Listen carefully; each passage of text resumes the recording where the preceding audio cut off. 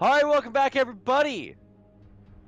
That was the most excited thing I could say. To the BSL, it's good to be back again. Yesterday's games were actually remarkably sick. So a big thank you to everybody who tuned in and caught those live. If you didn't, you can still watch the VOD. It's in the videos category, so just click that and watch that. And then, well, maybe watch this and then go back and watch that, because we do want you to watch this. This is Group F. I have to count through numbers, the letters, in order to get to where we are. Okay, so it's Group F, and today we've got, I guess, some really cool games coming up. I think the biggest thing for me is that after yesterday, we got a chance to watch a really cool concept race picking in Brood War. We had Kenzie advance first out of his group, and now here in this next group, we also have a race picker in Napoleon. So it's actually just kind of cool to see that style because you don't get a chance to see it very often. I think some people just function better in some matchups. Yeah, and we also have Dragon, who's a race picker. He plays Protoss versus Terran, Protoss versus Zerg, and Zerg versus Protoss. Well, so we got a fiesta of Protoss versus Zerg and Zerg versus Protoss most likely. I think if Napoleon ends up going against Baku Ryu, that'll be the only Terran versus Zerg we get, because Napoleon race picking Terran versus Zerg. So it's going to be an interesting group. Yeah, we also have DeWalt, my man, training out here in South Korea. I think he'll be out here for maybe another month or so, but he's already been here for like a month. This guy is like 2400 MMR on the Korean server. He's like beating like actual pro gamers and stuff. He's practicing and streaming for, I don't know, so many hours. It's like he's like, yeah, I'll just go to Korea and I'll just play like just a lot, just all the time. And it's actually so impressive to me to watch him both stream and practice so many hours a day, so consistently. This guy's a monster. He's a machine. He's also a super nice guy. I got a chance to hang out with him last week, and he's just so nice. I was hanging out with him, and let's see, there's like Sharp, all the Korean players that went to the Moscow LAN and kind of met him there are all still super good friends down here in Korea. So he also did play in the KCM Challenge on Trot's channel. If you got a chance to watch that, didn't go super well for him, but hey, he played in a South Korean offline tournament, and hopefully we'll see him try to qualify for some more of those while he's out here in Korea. But for now, he's playing in BSL in a group that should still be pretty difficult, but one that I definitely favor DeWalt to advance from. Yeah, I think everybody expects DeWalt to make it out of this group. Probably the clear favorite. Dragon also probably a favorite, but there could be some upsets. Napoleon and Baku Ryu, definitely good players. But yeah, DeWalt is a monster. When I've played him on the ladder a few times, the first 10 minutes I always think like I'm in a good spot, and then I don't know what happens. Just I don't even feel like I play bad. It's more like he does more things correct than I do, and it ends up snowballing, and he just wins the game. He's amazing, but Dragon also phenomenal. I have the same thoughts when I play versus him. I don't necessarily feel like I play bad versus him. He just does more things right. So I think those two players definitely most likely to make it out, but there could be upsets for sure. Yeah, and the only way to find out if there will be upsets is if we get into the games. So I hope you're ready. I'm ready to go with our first game. This is going to be on the map Benzene, and I guess we can actually just talk about the maps that are going to be coming up It's starting off on Benzene. There's also Sylphid and In the Way of an Eddy as our final map pool. And I guess our first matchup is DeWalt versus Bakuryu. And I know that Bakuryu is very highly regarded. I think at one point he was going to come out to South Korea to train a little bit too. But I still think, you know, DeWalt is maybe a clear favorite here. But I don't know what to expect. So let's see how it works out as we get into game number 1 on... Away we go. All right, let's try that again. All right, there we go. Away we go.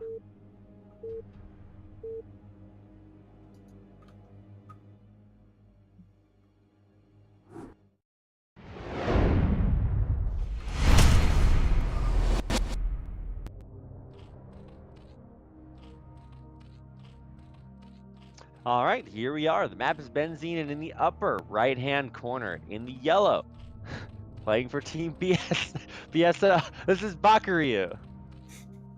And in the bottom left, we've got the big name Protoss. It is DeWalt. Yeah, so we are in agreement that DeWalt's probably the favorite in this matchup, but it is Benzene, and this is a pretty strong map for Zerg. I'm not sure if Bakuryu is a Zerg versus Protoss specialist, but this map definitely does favor the Zerg race. Yesterday, we had a really sick game between Kenzie and Bobo. Kenzie having a lot of opportunities to just, if he had Reavers with his unit comp, hold a bunch of his bases. Hopefully, if it gets to that point, DeWalt does not have the same issues as Kenzie. But regardless, that game was really epic, and I'm curious what DeWalt's going to go for. Unlike Kenzie, this looks like it's going to be a Forge expand. Yes, so Kenzie had this gateway expand style, and really stuck to that almost to a fault. But I think Forge expand is what I see out of most PvZ players right now. One downside is that I definitely see Protoss players lose to having too few cannons. We're in this age of the one cannon Protoss, man. It always makes me a little bit scared. So you're right. I think we are going to see that Forge come down.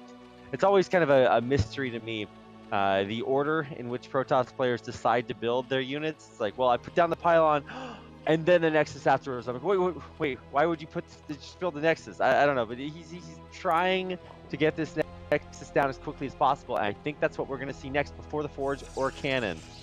Well, this is unreal greed from DeWalt. He must have a lot of experience versus Bakuryu, because Bakuryu went for an overpool, and I'm not sure if the Lings will get there in time before the cannons get up. Remember, this is Benzene. It is a 2-player map, but the rush distance is surprisingly long, and because of that, if this was any other map, maybe DeWalt would have had to get this Forge up before the Nexus.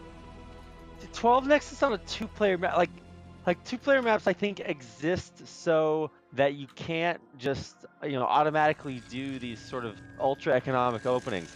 And I'm not sure either exactly what timing the Zerglings would hit, but what do you know? Once again, the greedy Protoss player is rewarded, DeWalt. And we are not going to see 6 Speedlings run across the map as fast as they can.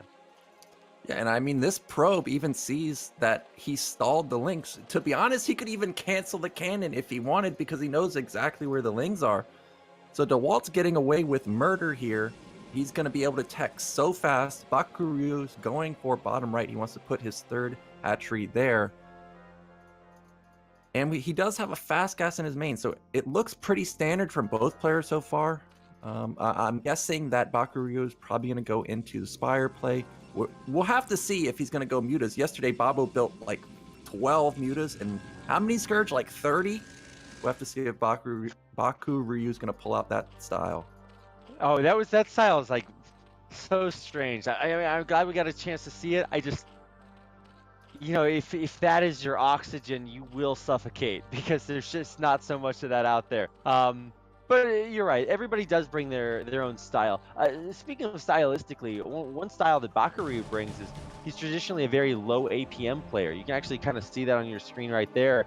He's like 100 APM below DeWalt, and that's not necessarily as bad as it looks. A lot of people are just like, well, APM is skill, and I'm just, well, no, that's not what that number means. But it does definitely help when you are in some high micro situations. You were referencing Pablo's games yesterday, and he was doing that sick Muta micro. Kid's hitting 300+ APM. And I'm just like, okay, well, that's where you need the APM when you're microing these complex units in these high-pressure situations. So we'll see if Bakuryu can live up to it. Yeah, so Lair is completing for Bakuryu. I don't see an Hydrogen anywhere, so it's most likely going to be Spire. There is the Spire, and there's the Stargate from DeWalt. DeWalt has kept this probe alive very long. He still is able to scout the main even. I think he's going to get back in there. He's also got a Citadel going at the same time. I don't think that Overlord saw it because it's a little behind the Stargate. So if DeWalt moves out with a fast Zealot timing, it's potentially going to catch Bakuryu off guard. Well, now that I'm looking at it, there's actually no Zealots out for DeWalt. We've seen a switch lately where there's not really a lot of 730 timings. They go into fast DT or fast Templar. So maybe that's what DeWalt's going for. We're doing that Bisu build. I forget it. Wait, does Bisu build have +1 Corsair weapons? It's been so long since he entered the military. I totally forgot what the exact build order is. Yeah, I'm pretty sure you get +1 weapon on your air. Yeah. But there is that Templar archive, so it is not going to be a bunch of Zealots. It is just going to be fast Templar or fast DT coming out for DeWalt. I'm guessing we're going to try to see that Corsair DT style that I was kind of referencing. I would say that we did see this yesterday. I'm not used to seeing this for sure. Usually you see like a +1 Zealot legs and go, and then you hit with like, I don't know, 5 to 8 Zealots, try to kill a hatchery, and then if that doesn't work, you try to get High Templar up to push off the 5-hatch Hydra coming up. So I think 5-hatch Hydra is definitely the meta slave way to play PVs or ZV now. And that is what we see coming out of Bakuryu. Yeah, and 5-hatch Hydra, it's just so strong. It's so standard. You're so safe. That's exactly what Bakuryu's going for. And I think Protosses are just having to switch it up. You can't just let Zerg know what's coming every single time. Like, oh, 730 timing, I'm just going to build Hydras at 7 minutes and be safe. So I like this DT switch. The DT has gotten out. There's no Overlord at the natural, so he doesn't know it's coming. And I'm trying to find, is there any opening to get some kills? Looks like the natural is a potential spot of vulnerability for this DT. Might be able to slip by these Hydras. There's not that many they're defending currently. Yep, I'm watching our dirty Cape boy run across the map. It does look like the Lings have pulled back. They sense a disturbance in the force. And it looks like, let's see where this DT goes down. Wow, actually just totally steers clear of the natural, maybe knowing it's too risky. But if he heads down here to this other base, I guess there are a lot of very vulnerable drones. Let's see, there's a couple of Hydras here. How many kills is this DT gonna get? Can he survive? Barely. Wow. No justice in this world. That was a nice reaction from Bakuryu. He knew that a DT was on the map somewhere. Instant pull, only losing 1 drone. That's not a big loss for him. But what is DeWalt's follow-up? He's got a couple Templar out already, slowly building up that energy. And now he's got 4 gateways out. So once he goes for an actual attack, even having only 2 Templars, they're probably going to have multiple storms. So the follow-up attack is going to be very deadly from DeWalt. It's even got 6 Sayers, so they're going to be sharking around, trying to find any Overlords. Yesterday, Bobo getting supply blocked for eternity. Whoa. Oh yeah, I remember that. That was a tragedy. And that was actually only to 2 to 3 Corsairs. So it's not like it was a high Corsair number that dove in and killed all the Overlords.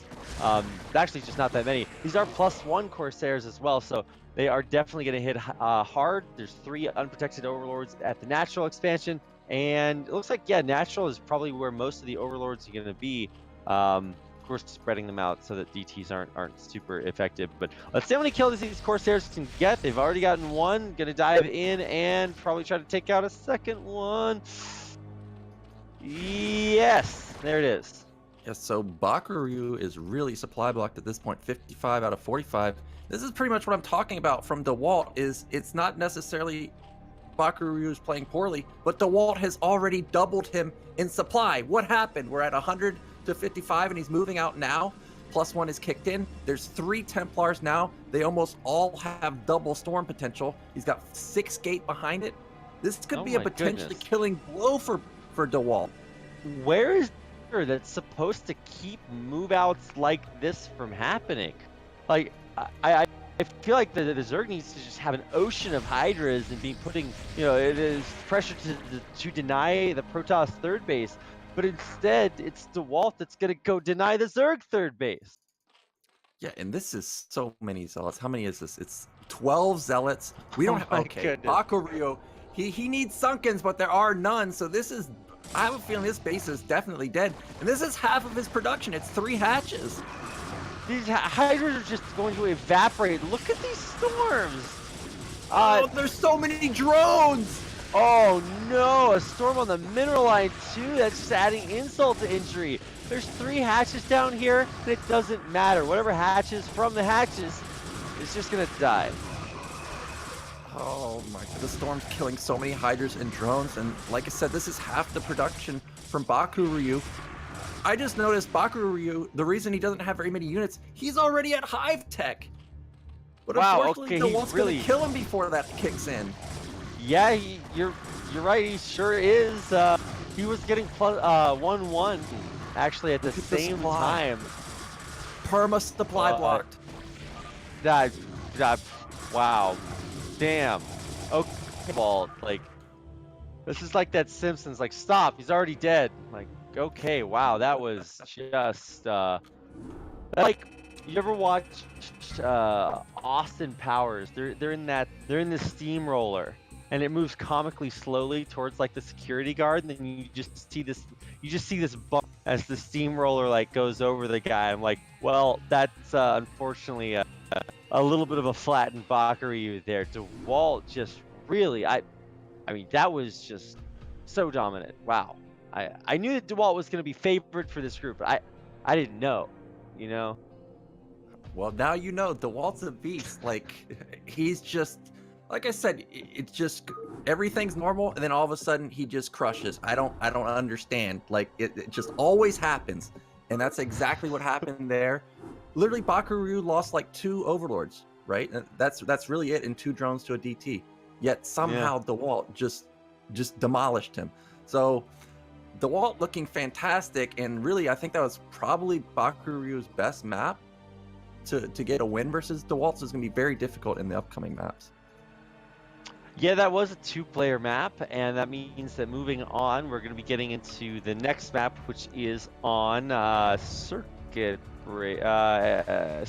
There we go. Got it. So we've moved from a 2-player map to a 3-player map, and the last map is Eddy, so a 4-player map there. So we're going to increase the number of players until we find a number that beats DeWalt. I don't know if increasing that's going to do it, but that's the trend. And for Bakuryu, you know,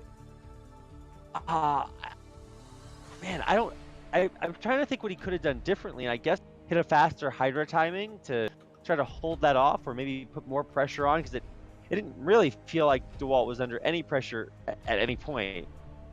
Yeah, I mean, he could have put on some pressure, possibly, but DeWalt had the Templar so fast, I'm not sure if that really worked. Really, I think Bakuryu just needed to get some Sunkens up. He was powering so hard, he had such low unit count, that he needed to just play a little bit more defensive. We don't even know what his ultimate goal was, because DeWalt just went and killed him, but he had +1 armor and +1 melee for Lings, so it looked like he was going for some type of very strong Ling, possibly ultra play afterwards. But yeah, DeWalt just striking at the perfect time and not letting Bakuryu get to his Hive Tech. Well, I'm just trying to think. I'm going to be going over that, because it's kind of rare you just see one player just like implode.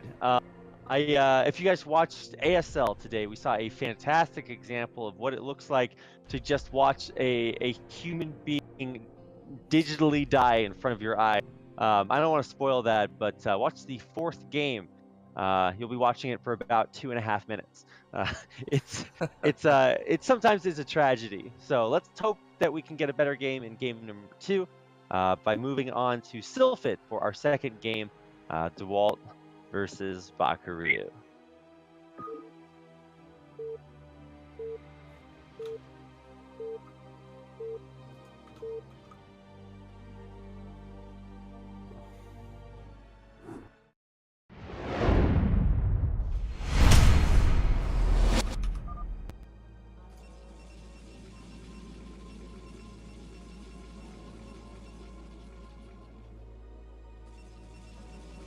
And here we are, the map of Sylphid spawning. In the 12 o'clock location, the Russian Protoss player, honorary Korean, while he's out here training in Korea.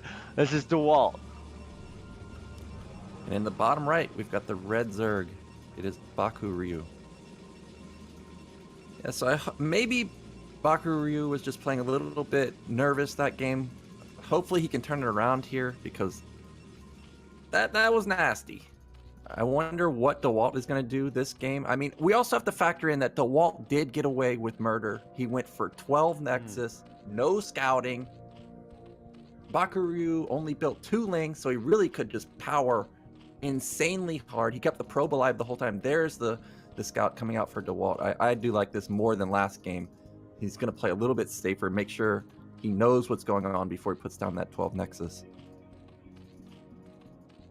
Well, that's the other thing. Like 12 Nexus, 14 CC, whatever you want to. Like, 3 hatch before pool. Like these are the builds that are just, man, I feel like they are irresponsible. But if you are just a good enough player to get the scouting information you need and know that you can hold on to it, then they are certainly a great way to get an early economic advantage. Although, man, every time I see players like this season of ASL has been filled with players going for these economic openings and just straight up dying to players they have no business losing to. We had Snow eliminated from ASL because he went for a 12 Nexus. You have Light, the best TBZ player, eliminated because he did 2 14 CCs against players he was clearly better than. And I'm just like, when does it stop? When does it stop? I don't know, but at least we're going to have a little bit more of a responsible expand with the Forge coming down before the Nexus. Yeah, and that's just the trend these days, is people want to get their macro going as powerful as possible because everybody can macro so well. So you need to find these little advantages. And I remember the Light games. I was like, dude, what are we doing? We're being so crazy greedy here. Even losing to like a 2-hatch Hydra Lurker. Oh my gosh, that was depressing to watch as a Terran player. But what is Bakuryu going for this game? He's got, it looks pretty much identical. He's got the fast gas. He's going to put down a 3rd hatch. DeWalt, a little safer this time. It's Forge with cannon before the Nexus. Curious to see what he goes for. There's the gate. I have a feeling, just like yesterday, we saw players continuing to do the same build over and over every time it works. So don't fix what's not broken. I expect to see the same build from DeWalt that we just saw. Yeah, I mean, like I said, I don't see +1 Corsair DT all that often. In the last game, the DT got like a drone kill, right? So it's not excessively strong, but if you do hit with the right timing, this from Corsairs early, so don't know exactly, like I said, what to expect. Hatch is just now popping here, so we're going to start to see what the play is, and it looks like it is going to be a 3-hatch lair timing. Lair morphed right in that probe's face. Yeah, Probe sees exactly what's going on. I mean, he could pretty much assume what's going on without even seeing the lair. He saw the gas. Of course, Zergs do have the chance to go for 3-hatch Hydra, but I'm not sure if that's really that's that often with that fast gas. But regardless, DeWalt sees it. The probe is still alive, and I have to point out, last game, Bakuryu did not get fast speed. His speed still seems pretty slow. I think maybe it kicks in around 430. So DeWalt's going to have this probe alive scouting for a long, long time. Yeah, he's pushed the probe out for now, but I mean, you can literally just turn around and walk back in. There's zero things stopping you from doing that. Maybe these 2 idle probes at the entrance will take or drones at the entrance will take the probe out. I don't know, but Overlords should be pretty well informed, seeing the Stargate go down, and know that it's nothing, super crazy trying to, skip that tech. And yeah, everything actually just looks pretty standard aside from that slightly slower speed that you were talking about. But Spire, all on the way down, and I'm curious to see. We actually did get a Muta ZVP once yesterday. And I always wonder what those look like. But with only one guest, it's just gonna keep looking very standard. Yep, and there is the Fast Citadel along with Fast Stargate. Now this Citadel is a little bit slower than last game, so it's more likely to be Zealots this time as opposed to DT. We also see DeWalt with 3 Zealots, or at least 3 Zealots coming out pretty soon compared to the 1 that he had last game. So we'll be looking to see that 7:30 timing possibly. The +1 looks like it's about 25% done, so that's going to line up almost perfectly at the 7:30 mark. And like I said, 5-hatch Hydra is so common that I feel like Baku Ryu will probably be more ready for this attack because it's such a more standard timing. If he even gets to attack, I mean, I saw the 5 hatches go up kind of around this time in game number 1, and Walt's like, no, this is when I kill you. And he just goes right into the belly of the beast and kills him. So, I don't know. I'm interested to find out what the actual plan is.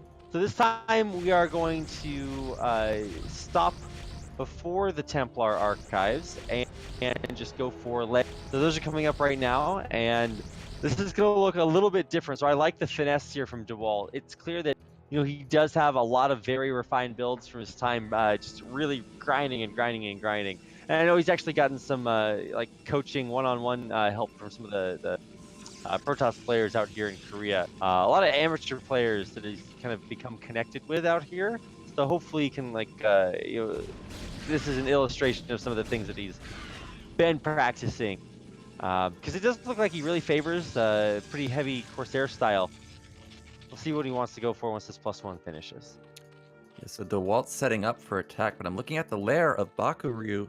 Speed for the Overlords is about halfway done. That makes me think that an attack will be coming pretty soon. He's even got +1 range attack coming in for the Hydras. So he'll play defensive on this initial attack coming in from DeWalt right now. But after that, I expect him to put on a lot of pressure. And the gateway count is really low for DeWalt. So if Baku Ryu can counterattack maybe within even 1 minute, there's really not a lot of production to help stop the Hydras. But here comes DeWalt. Great SimCity with the Hydras and Lings. DeWalt's not going to be able to get in here and deal any damage. That was a little bit of an anti-timing. He hit right before +1 finished. And I think he also recognized that even with +1, your stuff's going to die pretty quickly with that SimCity and Hydra. So he's going to try to hit the other side of the map even more well defended. All of a sudden, DeWalt's just been totally pushed back. And you're right, with a low gateway count, that's all the Zealots you get. Yeah, this is why I think we see a lot more Templar Tech DT play, even Reaver sometimes, because you see how solid Baku Ryu is at this 7:30 timing. He just shut it down so easily. And now Baku Ryu will be able to put on the pressure. But these Sayers, they've got +1 weapon. There's 5 Sayers going to be killing his Overlords very easily. And already Baku Ryu's supply blocked. I'm trying to check, does he have any Overlords producing? Does not look like it. So if he wanted to go for some type of a counterattack, that's kind of out the window right now. Yep. Supply blocker Ryu. There we go. He's not not protecting the Overlords. They're going to be an endangered species here. He did get Overlord speed, so that's theoretically a great way to deal with +1 Corsairs. Just kind of run away. It's a little bit comical. We're just watching the poor endangered Overlords try to survive against the mean old Corsair hunters trying to skin them for their pelts. I don't know. I think the rest of the Overlords should actually be pretty safe, but my confusion, I think, you pointed this out earlier, Nyoken, is like what do you do with Gateway Protoss versus, 5-hatch Hydra? Well, yeah, you need a couple more gates, so those are just finishing warping in. Yeah, he's got 6 gates now. I have to say that this robotics seems pretty fast, maybe about a minute faster than usual. We could potentially see some type of big attack combined with Reaver. But as I say that, DeWalt's taking a third base, and I find this pretty surprising because his Zealot attack did nothing. He really only killed one Overlord, and he's so vulnerable. Look at what he has to defend this third base. We have 1 Templar and 5 Zealots. Bakuryu's got so many Hydras.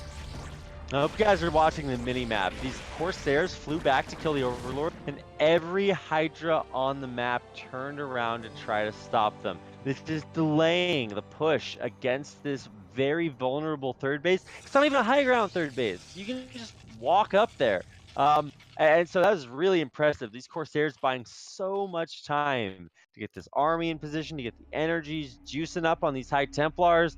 But now finally, the 5-hatch Hydra is going to come to bear. There's 7 Overlords being built at a time, so we're going to see a big swell behind this. And let's see how well this defense goes. Big storms, not that many dead Hydras.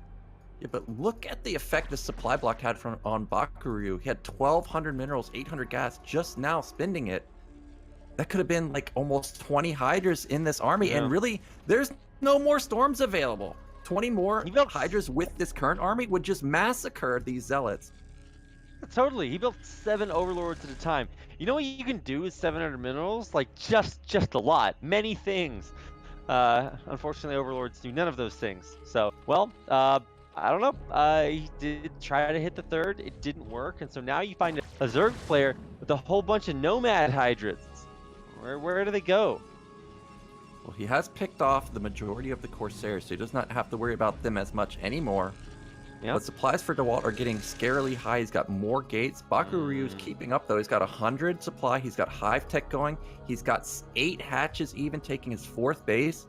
So his macro's kicking in really nicely. But I am worried that, geez, how many Zealots is this? We have like, holy moly, we have like 30 Zealots almost. And just now DeWalt's getting in those crucial 15 to 20 Dragoons.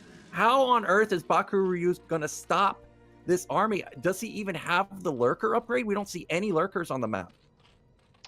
Yeah, these are +2 Zealots, by the way. So, like, also +3 on the ways. Just Gateway Man at his finest. And I mean, there are Lurkers out, so, you know, it's not like the Zealots are totally immortal. And, oh, wow, he actually just sniped all of the Observers. That's a great way to make your Lurkers effective. Yeah, popping all the Observers, and also he had a nice split on his Hydra, so dodged all of the storms. And look at supplies now; it's basically completely even. To Bakuryu even taking a 5th base, 5 base Zerg versus 3 base Protoss with Hive Tech with double evolution chamber. That's extremely scary. And this big Han Bong attack that DeWalt's going for, if he waits even just a minute or so, we could have Dark Swarm, and that attack's gonna go. I don't think that attack's going to work very much longer.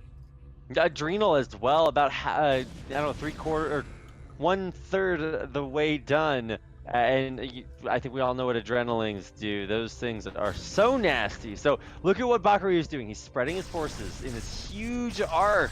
And I think that might just overwhelm what DeWalt has moving across the map. This is it's a very scary time to be Protoss. So DeWalt realizes that he's going to try to pull back maybe just a little bit.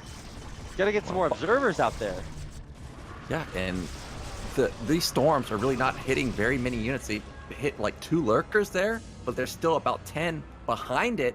Bakuryu also has insanely good upgrades. He's already got 2-1. He's ahead of the upgrades for Protoss.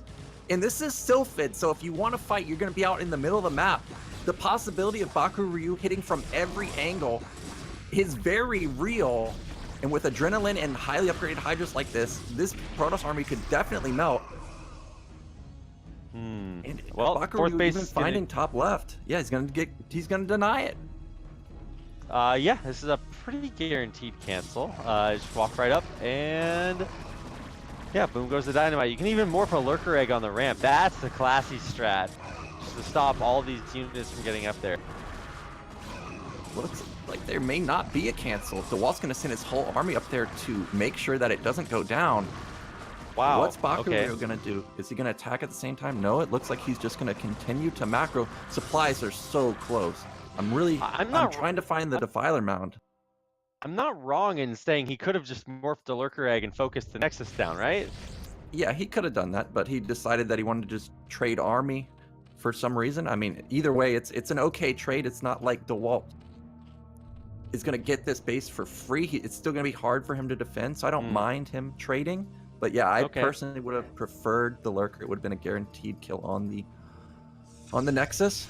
But Bakuryu has so many Lings, so many Hydras. Yeah, this is kind of a strange moment to see a Protoss player who really hasn't been tested at all still be super scared because the Zerg has just outgrown him. And Bakuryu's macro is like actually really kicking it into high gear here. This is a Zerg player with 5 bases and he's hitting 0 minerals. Like he's just pumping out massive amounts of units. We got so many links out on the maps and they're spread in such a way that if DeWalt pushes out anywhere, he's just gonna get wrapped up like a birthday present. Yeah, and look, DeWalt's gonna attack up this high ground. I don't know about this because the flood of Zerg can come from all angles, attacking into lurkers in a funnel. But now also Bakuryu is coming up from the high ground or from the low ground to the high ground, and he'll get funneled. There's a lot of Templar here. I don't know about this. This seems like not the greatest angle for Bakuryu to be attacking into. Yeah, the storm numbers are also kind of dwindling. He does have a couple more, and those are really good storms. Maybe you need another one. Gotta watch out for these observers. They are in a very vulnerable spot. If they go down, lurkers could absolutely destroy this army. Most of the zealots are also dead here, so it's just gonna be dragoons against cracklings and these hydras coming up. So we are starting to witness this Protoss army thin out. It does push in. It kills the first wave of defenses. Now it's going to have to run back, and he might actually, loses every single High Templar in that previous army. But he's getting a lot more where that comes from. Yeah, a huge reinforcement army coming in. About 10 Zealots, 6 Templar, but they got to not get picked off. First one going down. Second no! Storm! Storm anything! Okay, there we go. But Bakuryu just has so much production. I don't think DeWalt can keep pushing here. Sure, it looks like he's breaking through right now, but here comes those Defilers. There's so many Lings, so many Hydras coming out from Bakuryu, but he needs to save this base because it's going to be 4 base Zerg versus 4 base Protoss. And DeWalt break through. Oh, it's so close. These are +3 Zealots. They're killing a lot. They also have 1 armor, but the idea is that this base is not the only one, right? There's so many bases, so many hatcheries, mass-producing Lings. He's just shoving them out, cramming them down this Protoss army, and I mean, I guess this base is going to go down, but the army for DeWalt is so precious at this point. He's only working off 8 gates. Yeah, Bakuryu losing his 5th base, and that's a big loss for him because now we're even bases. But he still has so much army. I'm trying to check his upgrades. +3 is about to kick in for him. If the wall can save this army, he's going to be in a fantastic position. It looks like he will save it. But where does Bakuryu go from here? It seems like DeWalt's got map control at this point. I don't think Bakuryu can take left side of the map. There's already Zealots in position over there to deny bases. DeWalt even hasn't even taken the mineral only at the right side, so he potentially has a 5th base for free. You got mass DT coming out for DeWalt. Wonder if he's gonna morph these into Dark Archons and go for potentially some Maelstrom play. Ooh, that would actually be really sexy. I don't know. I feel like if you're a Dark Archon user, you're one of the Edgelord Protosses. You're just like, well, I'm gonna use this unit. All the other Protosses are like trying to like win in like normal Protoss ways, and you're just like, well, I just need to be like extra controversial. And actually, we did see a little bit of Dark Archon play today in ASL. It got 1 feedback off, and then we just left it there. Like, okay, well, I don't know if that's necessarily worth it. But in the end, I think the big moment for DeWalt is not going to come from like cute Dark Archon plays, but rather from really good positioning. I feel like if he can get great storms off on some of these clumped lurkers, roll that over, then finally you put like a big dent in the. Oh no! Oh, is he killing the lurkers fast enough? Barely, maybe? They're not all dead. I think he killed enough lurkers for that to be very cost efficient. He didn't really even lose that many Zealots. Sure, the Zealots are softened up now, but lurkers so expensive, and there goes that 5th base for DeWalt. He's really snowballing very hard now. Bakuryu doesn't have any place to take a 5th base. I feel like DeWalt's just got a stranglehold on this game at this point. Yeah, and DT is also really helping clear that army up, although thankfully the Overlords are coming in and making them a little bit less effective. But yeah, it might all be about this 5th base for DeWalt. If he can hold here, he'll be in a great spot. Well, DeWalt losing all of his Templars, but we see he's already got 5 more at his natural, banking up that energy. Already almost has double storm available. Supplies are pretty in favor of DeWalt at this point to be up 30 supply ahead in bases. It's be tough for Bakuryu to come back. When he built so many lurkers, it really looked like he was going to be going into that defensive posture, but to lose them all, now it feels like he's on the clock, and I think he feels obligated to get something done. He's going to go attack top right. There's only 4 cannons. He could potentially shut down this base pretty easily.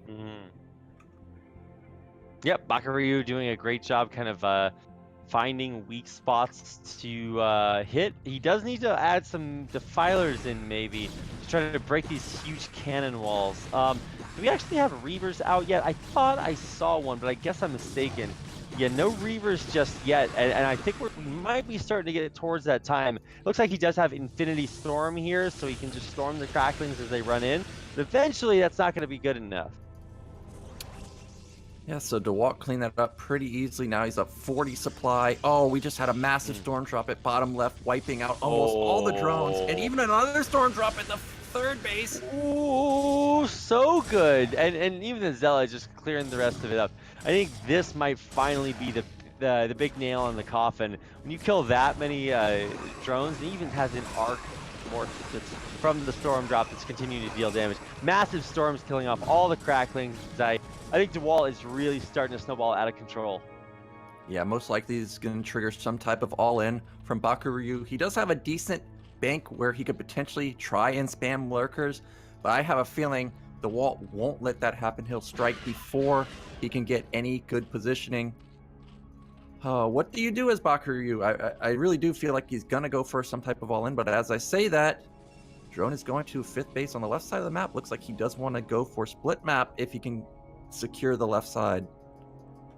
Yeah, that is a good reaction to say, okay, I'll just hold a bunch more bases, turtle up, and then get to that late game economy, and hope that that's good enough. I mean, Bakuryu is not that bad on upgrades. He's 3-2 right, or 2-3, 2 weapons, 3 carapace. He's trying to plague the Protoss army, and I guess that's one good way to get back up. He's not really storming, and he's not really stopping DeWalt from moving across the map, though. Yeah, DeWalt's just building up that super army. We see 3 Archons already in his army. He's got 2 more morphing at his natural. He's got so many Templars just coming out nonstop that he can build even more. Oh, there's the mass lurker spam, but storms aren't directly on top of 5 or 6 of them. They're all going to go down, and I think DeWalt's just going to bust through here. Oh, yeah, these storms are monstrous. DeWalt just crushes this army, and now he's almost doubling up Bakuryu in supply. Yeah, big push here by DeWalt. Not enough to stand in the way. DeWalt is really finally kind of broken the back of the Zerg army. Yeah, supplies are being doubled for DeWalt now. It's just a matter of time before Bakuryu taps out. There's just not enough for him. He's got amazing upgrades. He's got units coming from all directions, but these Archons are so strong at this point. They can start one-shotting Lings.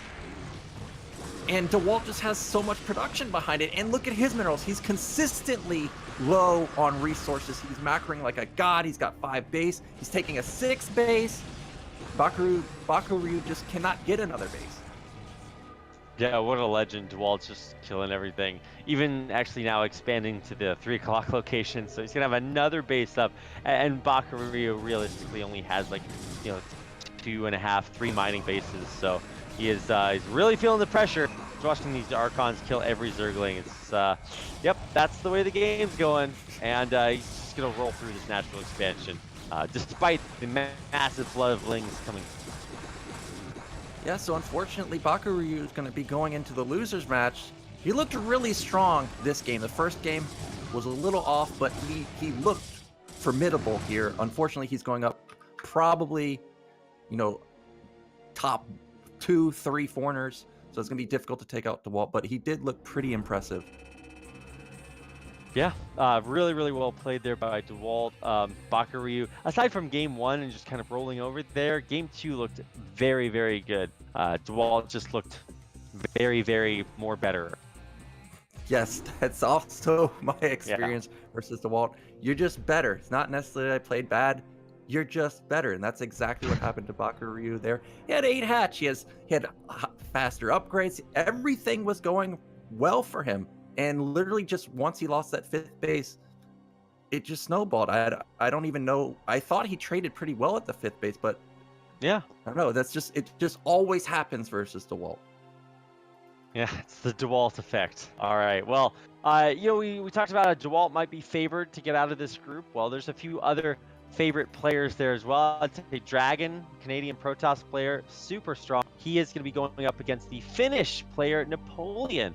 He does do a little bit of race picking, so we'll find out what he is playing when we get into our next match coming up. So don't go anywhere. There's plenty more BSL Season 6 coming up next.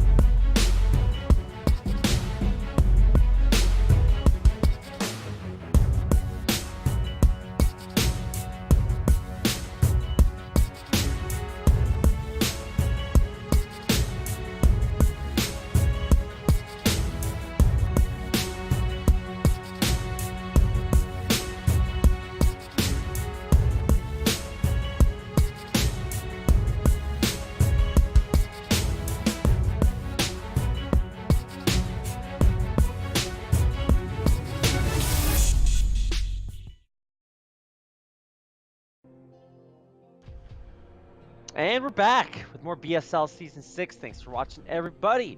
We're coming back with our second two players in the group. It's going to be our Finnish representative, Napoleon, who does do a little bit of race picking. And I was kind of Googling him a little bit, and apparently he race picks Zerg versus Terran and Protoss, and then Terran versus Zerg. So, he will be playing off against Dragon, who is a Protoss player. So theoretically, he'll be playing Zerg in that matchup.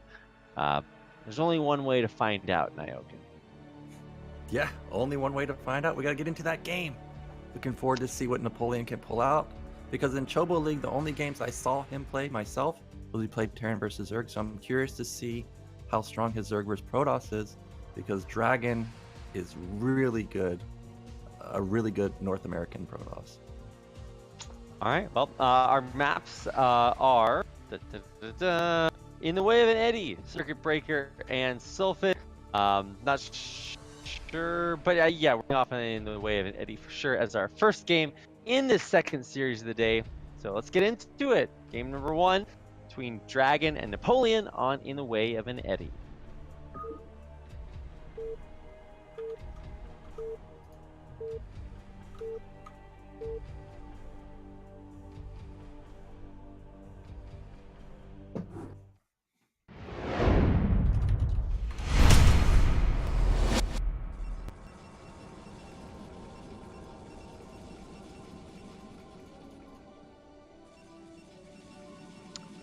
All right, welcome everybody to our second best of 3 of the night. In the upper right-hand corner in the red, playing Protoss, this is Alex Empey, aka Dragon.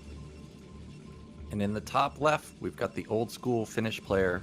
It is Napoleon.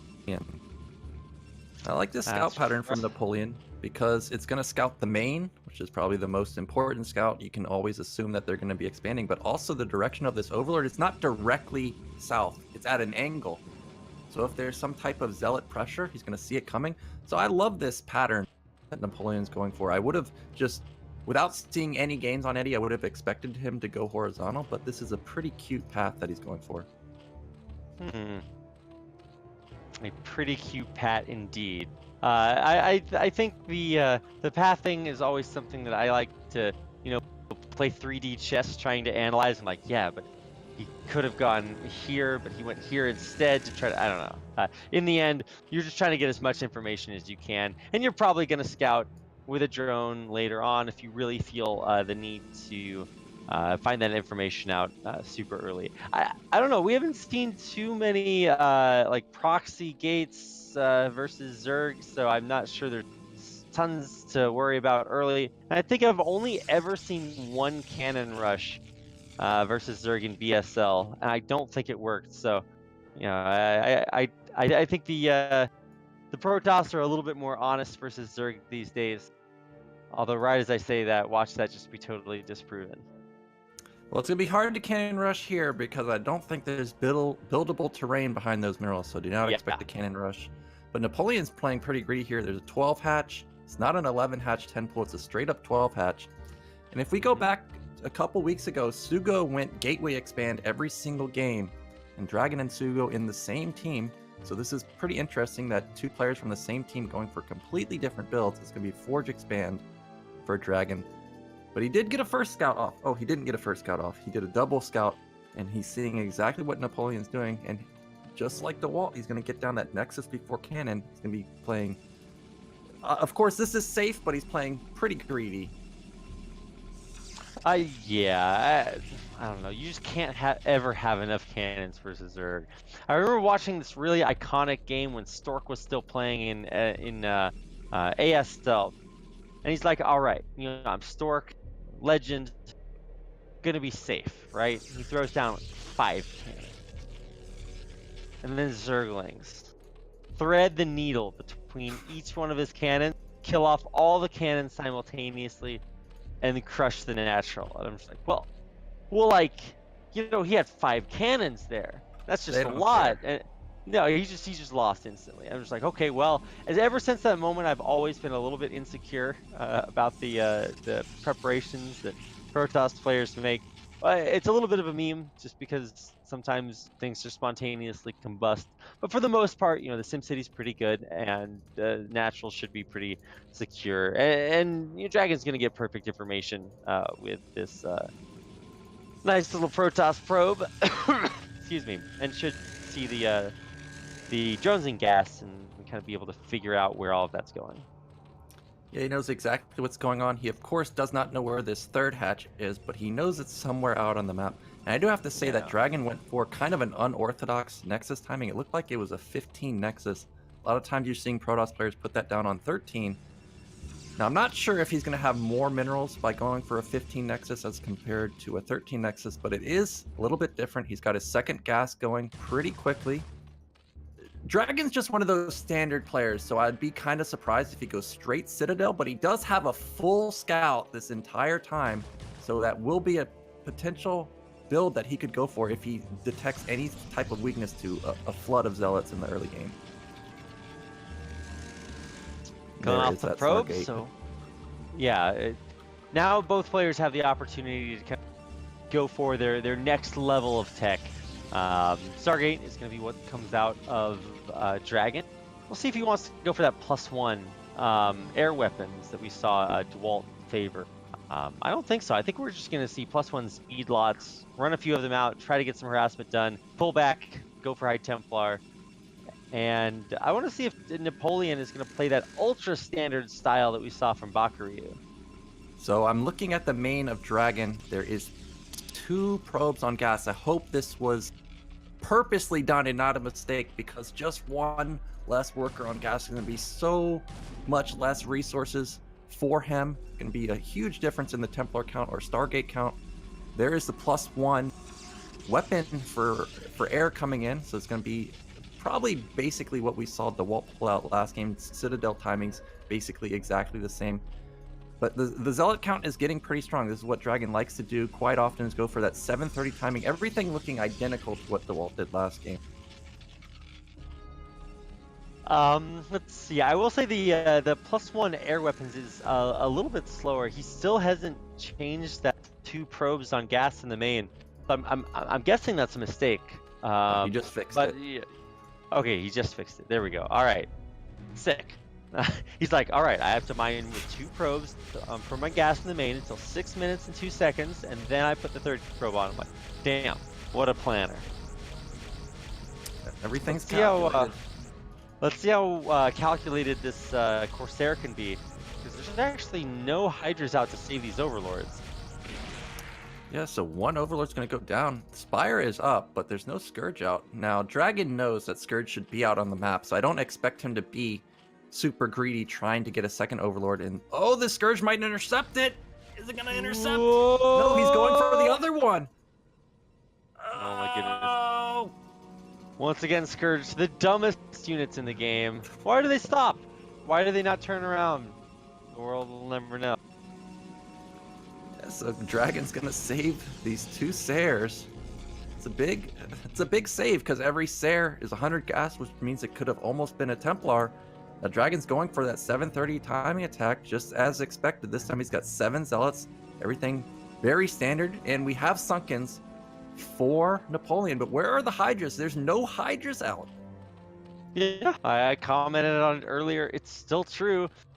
Where'd they go? Well, there's three or four on the way right now. Okay, finally the big flood of Hydras coming through, along with the +1 missiles.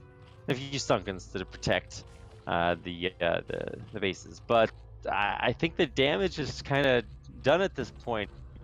Maybe not offensive damage, but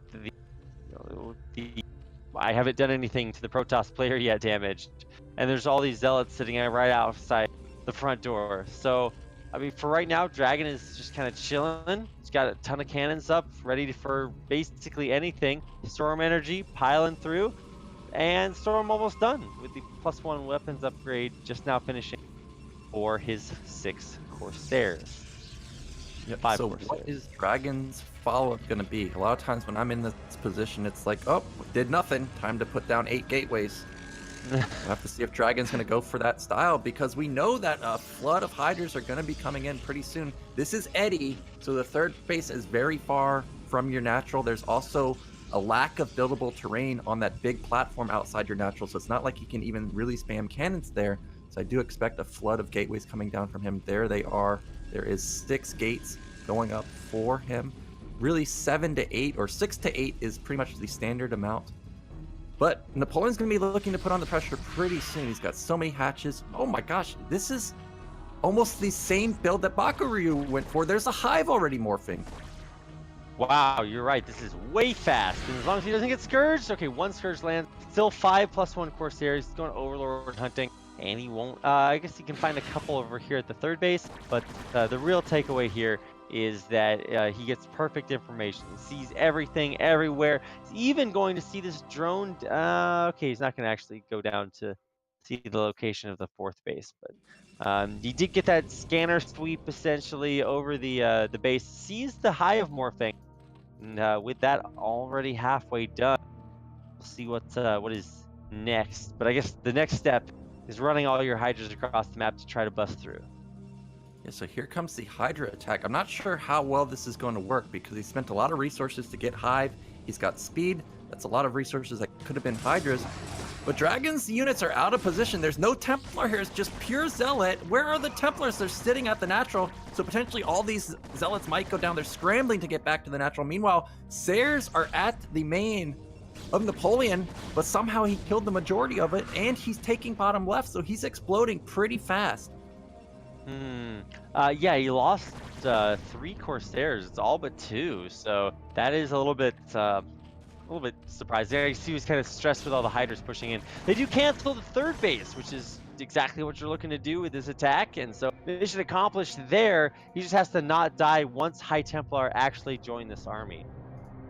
And Napoleon's supply is very high, 90 to 110. That's pretty damn good, especially when you're going for Hive Tech this fast.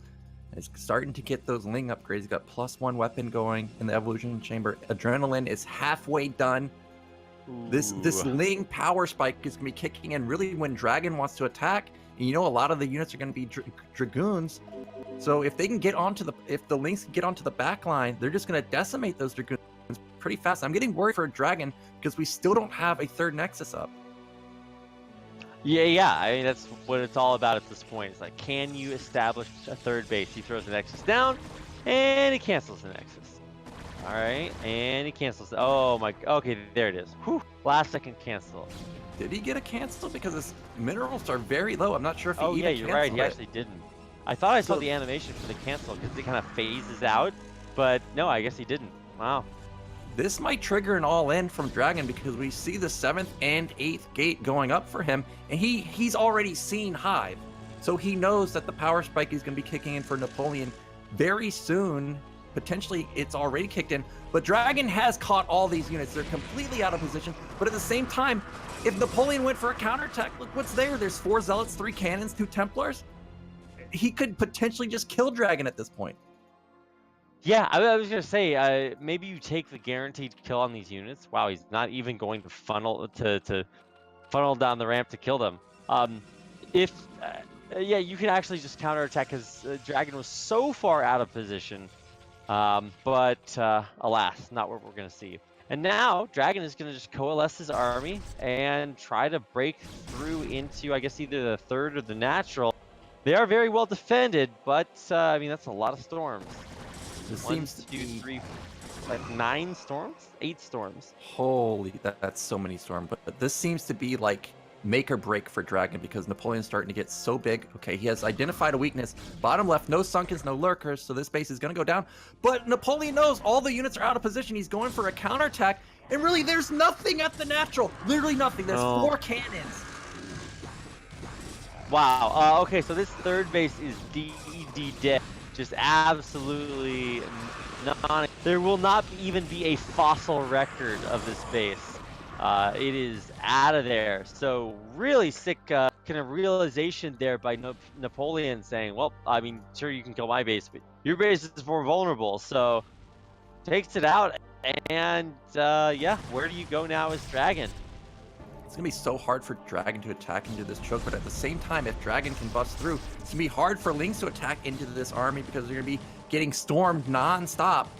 Looks like Dragon has identified that this is going to be near impossible to break. I like that move, but supplies are even at this point, and we've got 1-1 Zerg versus 2-0 Protoss. He's just starting +3.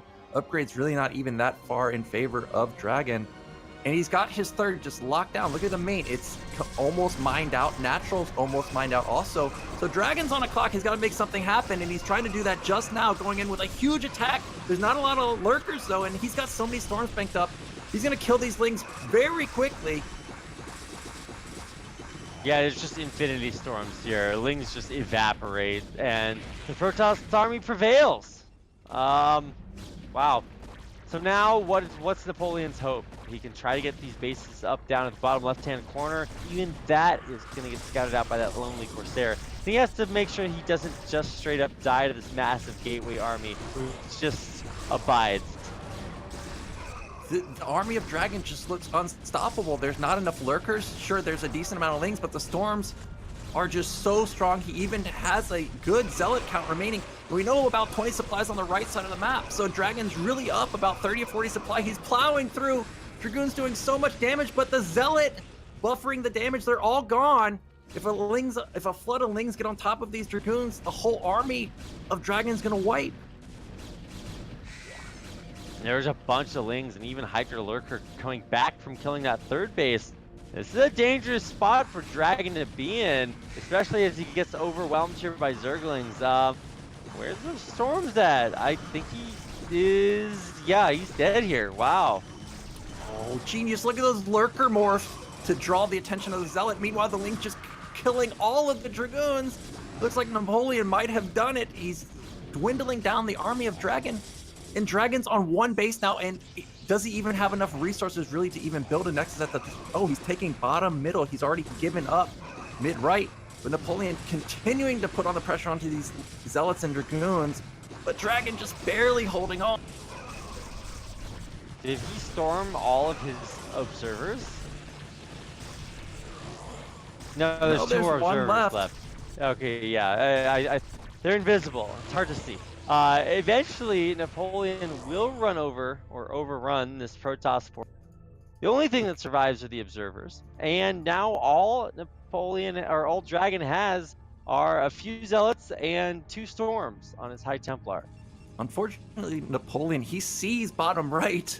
Oh, he doesn't see it. He's just barely out of range. He could have canceled this Nexus, but hilariously, he's taking a hatchery in the main that Dragon doesn't even know about. Oh my goodness. Ships passing in the night. They'll find out about each other later on. Yeah, finally these Zerglings gonna come through. A little bit too late there, and the Nexus will get up, so I mean that is sort of the last bastion, right? That is where Dragon needs to do or die.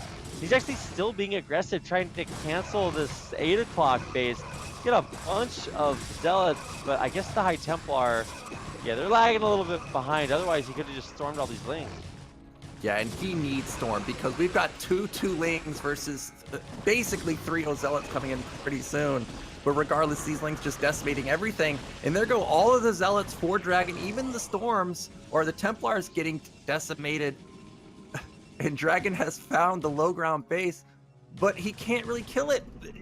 If he builds Lings here, or Sunkens even, this base is going to be denied from Dragon. Dragon was trying to cannon rush that bottom right-hand base, but Probe was unable to complete its dastardly deed. I think Napoleon's done it. Dragon just doesn't have the econ. He's on 2 base, but one's about to mine out. Look, Napoleon's even taking top middle pretty soon. There's the Defiler that I was looking for, so he'll be able to shut down these cannons pretty fast. There's 2 Templar. They'll probably be able to deal with the initial attack, but follow-up attacks, especially with this Sunken and Nidus coming down at bottom right, there's going to be no counter to that. Yeah, what are you supposed to do at that point? I think we are about to watch our Finnish Zerg player eliminate kind of the last hope of Dragon in this game. I mean, it's only game number 1, but the long-term effects of this 3-hatch Hive build really do seem to be kicking in a big way that the Dragon can't stop. The Knight is just completed, but he's not focusing it. All the Lings coming out, but there's so many cannons. I don't think this amount of Lings is enough. No, it is not. Wow. But it's opening up a hole at the entrance. There's Dark Swarm and Lings. Dragon can't be everywhere. Well, storms apparently can be. Yeah, storms are gonna actually kill everything. The Defiler dies to cannons in the mineral line. This Nidus is just barely out of range of the cannon, so he can still flood units in from that direction. He hasn't done it yet. The Dragon desperately trying to hold on. He's got this beefy Archon, just shredded those Lings. But I just have a feeling that Napoleon's too big at this point. He's got the entire left side. He's taking top middle. I saw the Ultralist Den already completed. He's got +3 coming in for the Lings pretty soon. It's just a matter of a time until Dragon eventually breaks. Yeah, so finally the Lurkers are going to go down. +3 Archons. Good. This is actually really strange because it looks like Dragon has totally secured this bottom base. But, you know, Napoleon's taking 12 o'clock. He's got these bottom left-hand bases totally up and running. This is just way too scary. Well, we've got the game changer out on the map. DT going to bottom left. There's no Overlord, but he needs to get about 50 kills to stabilize this game. He's going in now. How many kills will he get? There are no. The Speed Overlord flying in. 1, 2, and there we go. Well, unfortunately, I don't think that was enough, and Napoleon knows that Dragon's just defending bottom right the whole time. I'm surprised he hasn't gone for a counterattack to the main, because you know that's the point of contention. So now that he sees Dragon's army moving out, it could be a pretty smart move to just counterattack, but he's just decided that he's just going to swarm this army. There's so many units coming from all directions. I mean, there are a lot of Storms and Archons here, so like, it's not going to be easy to do by just flooding Lings in, and even controlling this many Lings late game can be hard in and of itself. He's also hitting the other base with Cracklings, and yeah, this is just going to do it. I mean, it's down to 79 supply here. Dragon just doesn't have a whole lot left. Yeah, Dragon's trying to take bottom right. He's got the Nexus building, but still the issue is Napoleon has the entire left side. He's got top middle. Dragon knows about it, but he can't do anything about it. The Archons still remain, though, and there's nothing to defend. Oh, sorry, Dark Swarm counters Archons. I forgot. Tell me more. Could have fooled me. I think finally Ultra Tech coming out. 5-3 Ultras, man. The MK Ultralists. These are just gonna roll through everything. I don't know if there's too much longer that Dragon has in this game. Yeah, really, just Napoleon needs to get a consolidated army. Maybe we need to lay off the Lings for now. They're just getting sure they're trading really well, but maybe a combination of the Hydras just popping units from. He's got so much gas, though, he may just go for Ultras. And once we get like 5-6 Ultras, there's going to be no counter. Sure, the Archons are heavily upgraded, but we don't have any more Archons at this point. I mean, what are you supposed to do? You're just going to be overrun by, like, maybe even more Ultras than Lings at this point. Well, I just watched the mini-map, guys. You're just going to see this river of yellow flow over. Yeah, this is what I was waiting for. Just go for the main. Now, unfortunately for Napoleon, the majority of the defense is at the main this time. But he just has so much. Like, look at this. It's just endless. Yeah, this does look like one of those campaign missions. Not a whole lot you can do against just rivers of Zergs, oceans pouring over you. And sure, Archons might be pretty good in this spot, but not good enough. Yeah, so Napoleon's going to go up 1-0. Really nicely done from Napoleon. Again, I have not seen his Zerg in years, so I was not sure what to expect. And Dragon's a monster, so to be able to put up play like this against Dragon, Napoleon's a real threat to get out of this group. I mean, DTs are really trying to hold on as long as they can, but you are correct. This is going to do it. So Man, Dragon just will not give up. Oh my goodness, he's being overrun by Lings. It's like, but if I storm right here, maybe. It's like, no, I am sorry. The natural is exploderated, and that means that it is time to reach all the way across to the middle of your keyboard. Hit that G button. Yeah, it's gonna be GG any moment now. All the production going down for Dragon. I mean, he's trying his hardest, but you're getting tripled in supply. There's no hope at this point. We even have a shuttle on the left side. Don't know what was in it, but not enough. So Napoleon's going to go up 1-0 with really impressive play.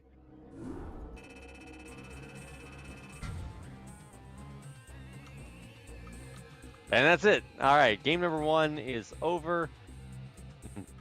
You know, I definitely expected a little bit more out of Dragon after he got his third base up. I'm just like, oh, wow, you know, if he can hold here, then he's going to be, you know, in a great spot. But a 3-hatch Hive, man, kicking in just in the last, just when he needed. And there were moments of strength where Dragon was like taking out some of the bases across the map, getting some pretty good trades in. But I think Napoleon just kind of outgrew him there towards the end.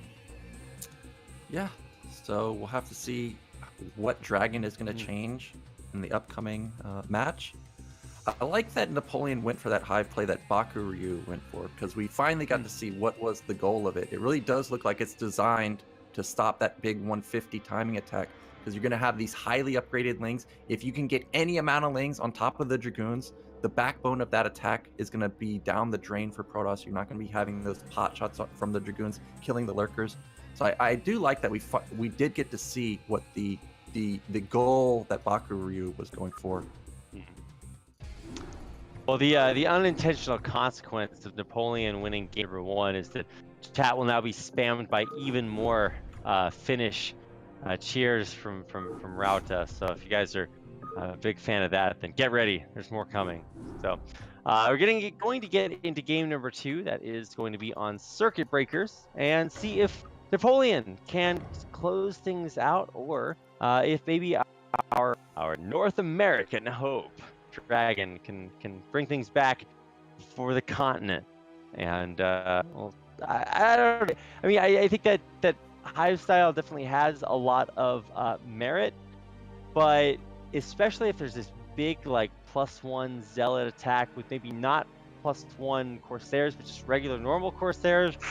That can still be really scary before that Hive gets a chance to really kick in. Yeah, the Hive really does look delicate, because there was Dragon was pushing through.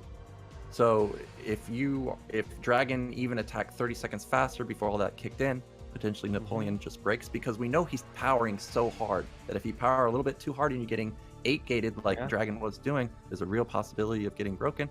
But I am curious to see how Dragon's going to adapt. And is Napoleon going to pull off the same style? Well, there's only one way to find out. Let's get into the next game. It's going to be on Circuit Breakers. Game number 2 is coming up right about now.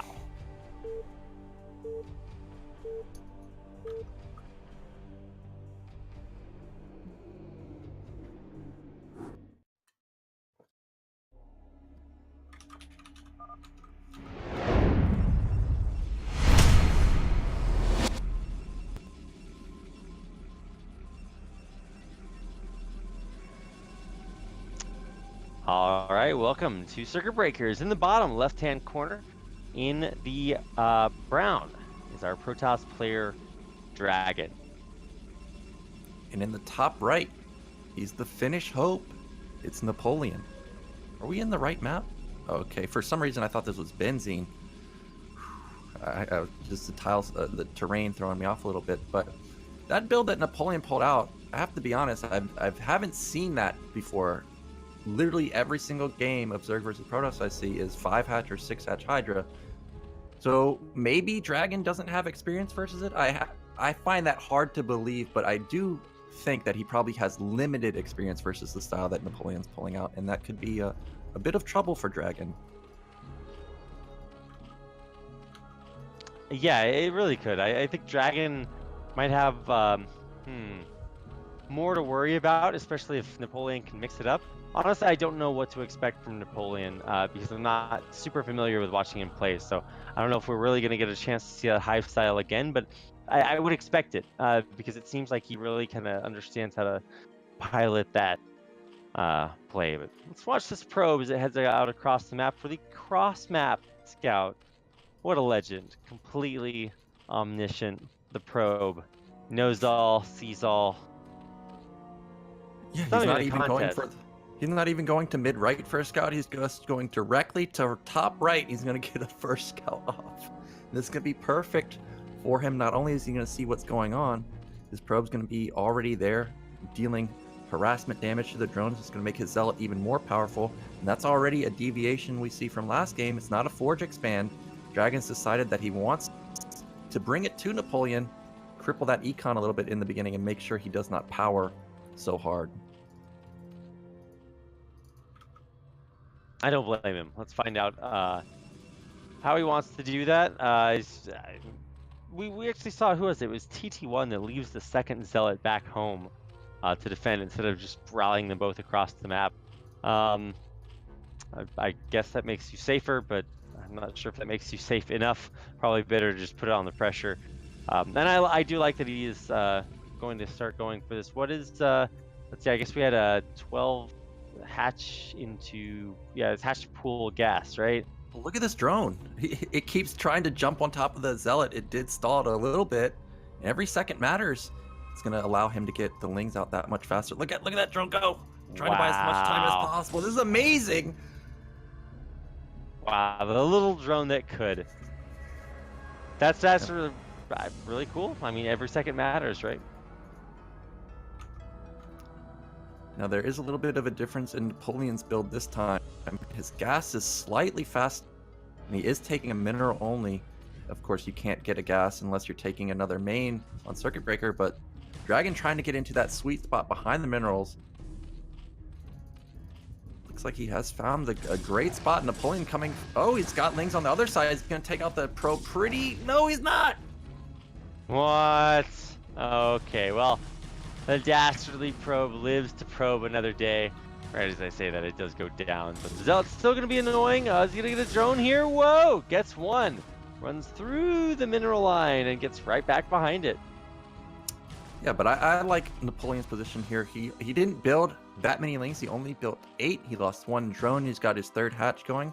But at the same time, Dragon's playing very safe. And he did a decent amount of damage. He's got a 2nd zealot. I'm surprised he didn't send this out because we know that Napoleon's likely to not see it. And if a 2nd zealot could get in while something is going on the map, the secondary zealot could definitely get a lot of kills. But Dragon is just playing standard from here. He's got his cybernetics going. He's got his nexus up. I do expect him to go for Stargate again. Also, this time his probe's dead, so he has no idea what Napoleon's going for. And speed is almost done for Napoleon. There's no lair. We're not mining gas. This looks like we're going to have a ling all in. Wow, well, sure is one way to put on pressure. I'm waiting to see exactly what pops out of these eggs. I guess there are some drones in production. Let's see. I mean, theoretically, you might. He's supply blocked, so that's one way to stop a ling all in. Yeah, the supply block definitely hurting. I did think it was going to be a ling all in, but because of the supply block, it's looking more like we're just going to go into standard 5 hatch play. But his econ is a bit crippled. Also, there's no lair, so because of that, we're seeing a 4th hatch coming up. That's where he's going to pour into his resources.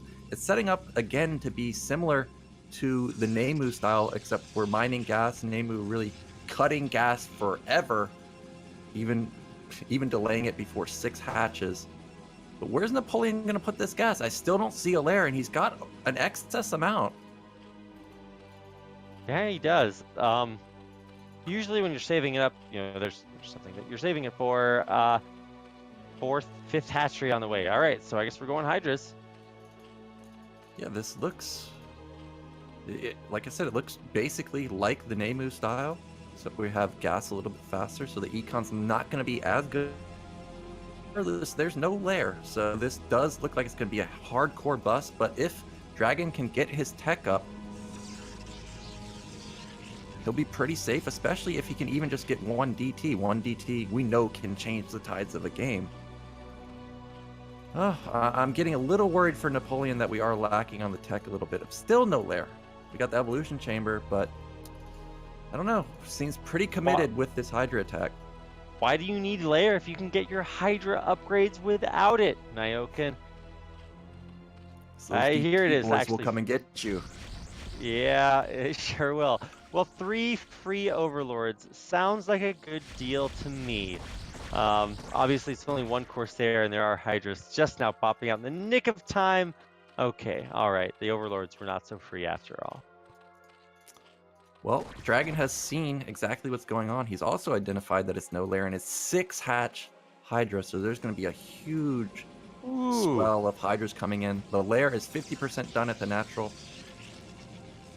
But I'm still looking at... Oh, I was going to say, I think that the Templar Archive might be in time, but now I see the Templar Archive just started. So really, there's a big opportunity for Napoleon. If he wants to go for a bust, he needs to go probably... He even has 2 minutes or so, but after that, the window's going to be gone. But Dragon, he wants to put on a little pressure of his own on. There's no sunken, so this could potentially deal a decent amount of damage. I was going to say, what is this 600 gas doing for Dragon? I guess that's supposed to be High Templar, but the archives are so late, so that's not going to help him out. Let's see, it's a big manlot attack with these Corsairs in the sky. They do not have +1, so this is kind of that older style.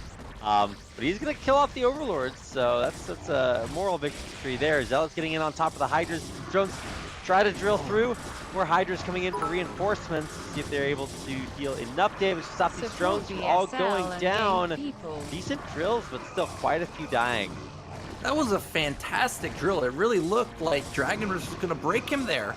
But with the drill combined with the Hydras in the back, really Napoleon didn't lose that much. He lost maybe like 5 Hydras and a couple drones. But when you're on 6 hatches like that, you'll be able to replenish those drones pretty fast. But the real damage that was done is Napoleon is supply blocked. So this big timing he wanted to go for, really he's only got 12 Hydras at this point. And Dragon, he's got 5-6 gate coming up. He's got his Templar Archive tech. He's going to have Storm pretty soon. So this Hydra bust that Napoleon was setting up for, really, it's not going to work out for him now. Yeah. Well, hard to build Hydras when you just don't have any supplies. So he does have to rebuild a lot of Overlords, but it's also hard to build Hydras if you just spent all your money building those Overlords and rebuilding the drones that died earlier. So, man, this is super scrappy early game, and it's cool to see that both players are capable of kind of going toe-to-toe with each other. Not really one player with a huge edge right now. If I had to give it to one player, it would be Dragon. It seems like he's built up a bunch of Storm energy on all of his High Templar, and might be ready to take a third base here in a second. Yeah, he's just going to get up that really solid army before even thinking about taking a third base. We saw what Napoleon was able to do with a small army, denying the third base for so long. Dragon does not want to make that mistake again. But Napoleon's keeping up pretty well in terms of Macquaries at 75 versus 90. He's taking his 4th base. That's going to be 7 hatches. It's just absurd production. He's got +1 range attack already kicking in. So his army's going to be very strong. The real threat, though, is these Templars. There's 5 of them. They're taking up so much energy. We know the Dragoon time is going to be coming in probably within the next minute and a half. I'm just not sure if Napoleon's going to have enough to deal with it. Okay, there is the Lurker aspect. It just finished. Probably going to go into a defensive posture, but Dragon just lost most of his Sayers. Well, with no Corsairs, certainly the Overlords are a lot safer, but more importantly, you're not going to get anything done with a Dark Templar anywhere. There's not going to be any real pressure, I guess, for now. Well, so what's the next step? Are we just going to try to see this third base and then try to cancel it? Yeah, here we go. Dragon throwing it down at the mineral only. Theoretically. Anytime now. Yeah, he's setting up to take that. Probably just going to get out on the map while taking it, so it gets a little frantic for Napoleon. He won't be able to counterattack. And Dragon, I'm not sure if he's going to have enough map control to go for a double expand. Napoleon's supply is so high, 95 to 110. He's doing a really good job keeping his resources down. The army, again, from Dragon, is just so strong. We've got the first Lurkers morphing for Napoleon. If Dragon waits any longer, Napoleon's going to be locked down on every basis. It's going to be hard to attack.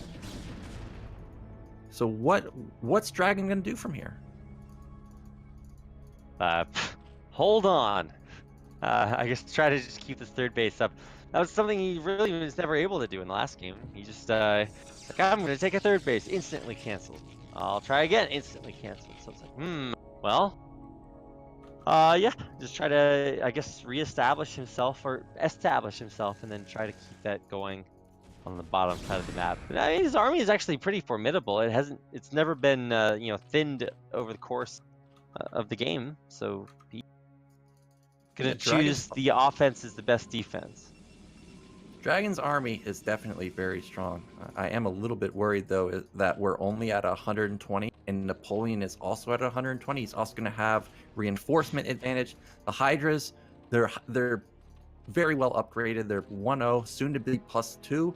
Also, potentially Dragon's attack move may get glitched going over these bridges like he looks like he's setting up to do.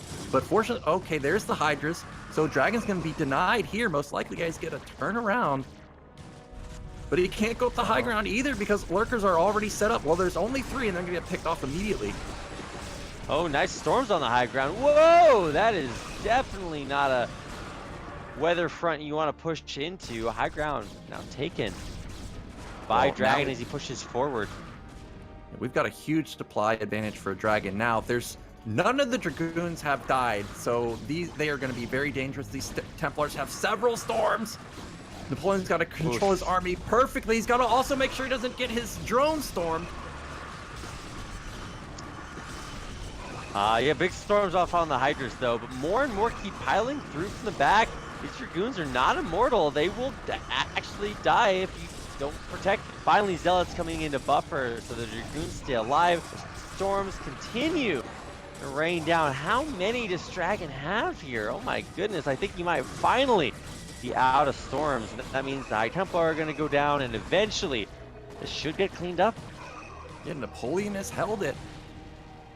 Somehow he was able to weather the storm here. All the Templars are gone. There's only Zealot and Dragoons. Another huge storm, getting so many Templar, but getting so many Hydras, but behind it, Dragon's also double expanding. He's taking bottom middle. They're going to be on even bases, but the real threat now is Hive Tech just completed for Napoleon, so his power spike is going to be kicking in, and Dragon's going to have to be on the defensive. Well, Dragon, if he wants to go offensive, he's going to have to find some way to build up an army that can fight together instead of just parading High Templar out across the map. One storm goes off, but the rest of the High Templar get picked. Now he has no storms in his army. Yeah, he has no storms. He's gas starved. As I say that, he's building 5 Templars out of his gateway, so he'll be able to replenish that Templar count pretty soon, but they don't have energy. In Napoleon, he's probably going to attack pretty soon. He may go for a split map. His army is not that big, so he may not attack just yet, but he does have 5 base. Dragon is still in a pretty good spot. He's got his 4th base up. Supplies are too close for comfort, though, if I was in Dragon's shoes. Yeah. Well, I mean, he does have the bases that he needs to continue to just max out from here on out. I think, honestly, if he just stays back and defends these bases, it's not the worst spot to be in. But obviously, he does want to be proactive. But if he loses his bases because of that, obviously not such a good trade. So Dragon's going to top left. He's probably going to get a cancel on this hatchery. There's just flat out too much Dragon. Oh, his army got split off, so he's not going to get a cancel. Napoleon with a great counterattack. These are crackling, so this Nexus is going to die very fast. A whiff of the storm. So Napoleon getting this for free, really losing nothing. And meanwhile, 5th base is up for him. Everything is going phenomenally for him. Man, Dragon, I thought he had a big scary army that he could use to just be really powerful, but he winds up dying to this tiny little attack at the 6 o'clock base. Looking a little bit more like Mushu and less like Shenlong. So you gotta really protect yourself if you want to put pressure out on the map to avoid just losing to a few cracklings. Well, Dragon's in desperation mode now because his main's about to mine out. Nat is getting extremely low. He's basically on 1.5 bases. He's taking mid left. Luckily for him, this Overlord is slightly out of position, does not see it. I don't know if Napoleon would be able to cancel it right now. But Dragon's got to get another base. And just like the games with Kenzie, I'm seeing a lack of Reavers. I see the support bay in the main, but we have no Reavers anywhere, not even being built currently. And yeah, Dragon cannot attack here. There's just so many lurkers and lings, and there's a Defiler out.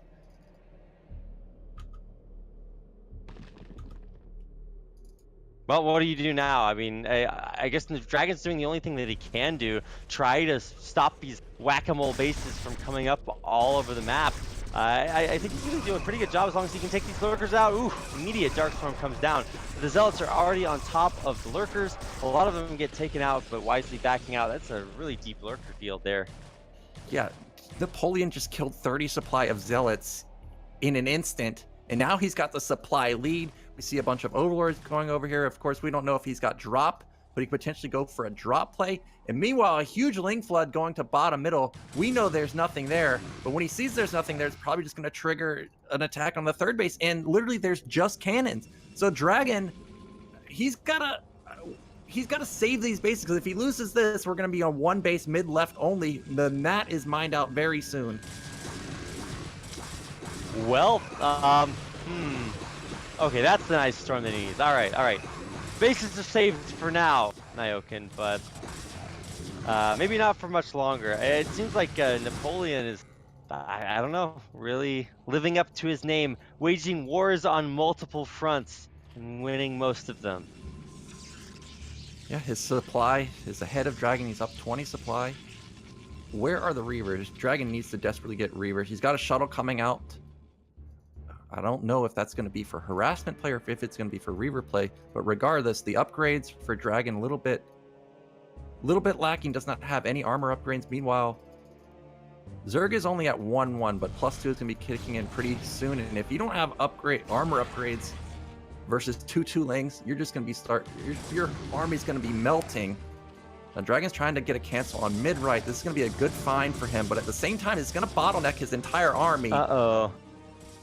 Yeah, if he winds up getting, I guess he got a little plague, but if he winds up getting a lot of plague, then obviously the units just kind of become useless as they try to run across the map. But actually, Napoleon was going for a little bit of a counterattack, decides to turn around now, see if this is the right decision. He's going to get a bigger plague off, but still only really hitting this big Archon in the middle.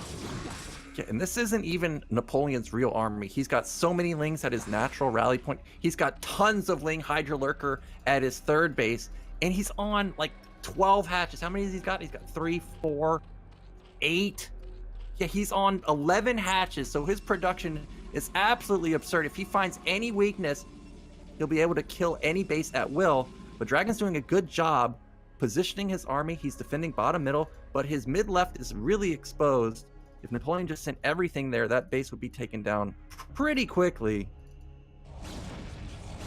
I think that's what Napoleon's going to do. He's identified the whole army as bottom right. Dragon, you've got to get to mid left, dude. Oh my god. Dude, if Dragon loses this base, this is like, I mean, he does have a Reaver there, right? But he has no Scarabs. So, that's pretty useless. I guess he does have Storms, so it's going to be hard to run down a ramp in a Storm, even with Dark Swarm. So, here we go. Where's available? Oh, is he not going to? Oh, no. Okay, finally does Storm, but there's Cracklings on top of the High Templar. Swarms everywhere. Oh my goodness. Has he started building Scarabs yet? Yes. But is it enough? Well, he's coming back, but there's already lurkers. The Zealots are just gonna... this base is dead. Dragon cannot save it, and if he tries to, he's going to lose all of his units. These are units running into Darkstorm with lurkers under it.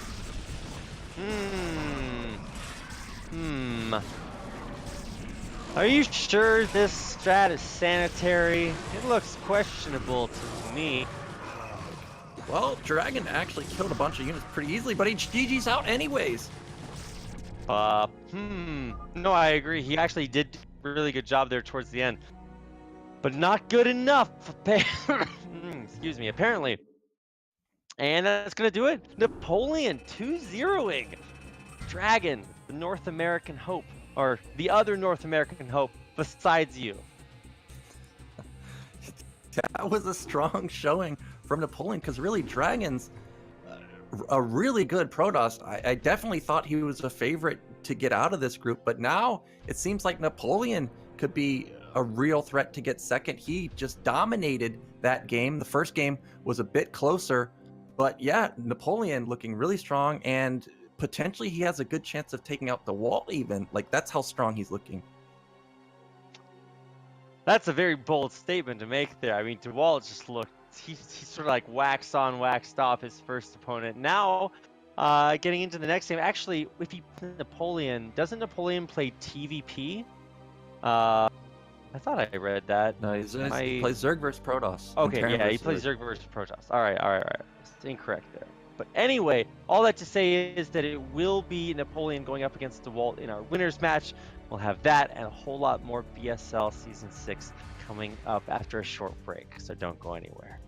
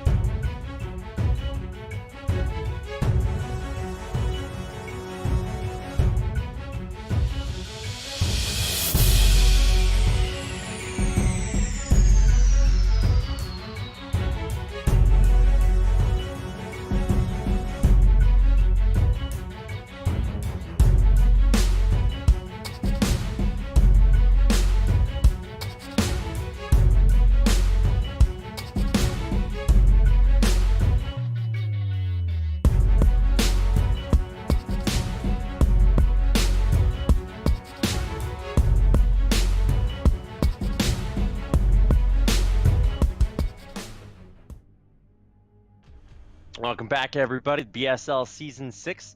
We are here in Group F.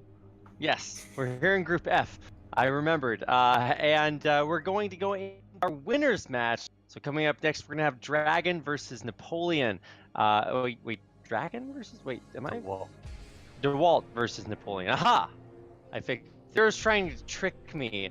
Actually, he's not. I just read the wrong map, so that's not my fault. I'm completely innocent in this regard. So DeWalt versus Napoleon as our next map. Sorry, it's a little late here. It's been a very long day, few days of StarCraft for me. So everything's all starting to blend together. This is why I have trusty Nyoken here to keep me pointed generally in the right direction. Yeah, well, we had a great series with Napoleon and Dragon, but Napoleon's going to have his work cut out for him versus DeWalt. But he did look strong, so I do think that he has a good chance taking out DeWalt. I have to say that we got new maps this time. Finally, somebody decided we're not going to have Eddie, Sylphid, Benzene, Circuit Breaker. Our second map is going to be Blockchain, and our third map is going to be Heartbeat. I so hope we get to the third map because we're going to have 2 new maps. And I have not seen a Zerg versus Protoss on Blockchain yet. I'm so looking forward to this matchup. I can count the number of Blockchain games I've seen in BSL on like the number, like on one hand, essentially, and maybe even less than that. And certainly Heartbeat is a true rarity. So I definitely hope we get all the way to 3 games, even though my body is telling me that I hope each game is about 2 minutes and 30 seconds long. So let's get into game number 1 without further ado. It's going to be on Eddie for game number 1 between our winners, DeWalt and Napoleon.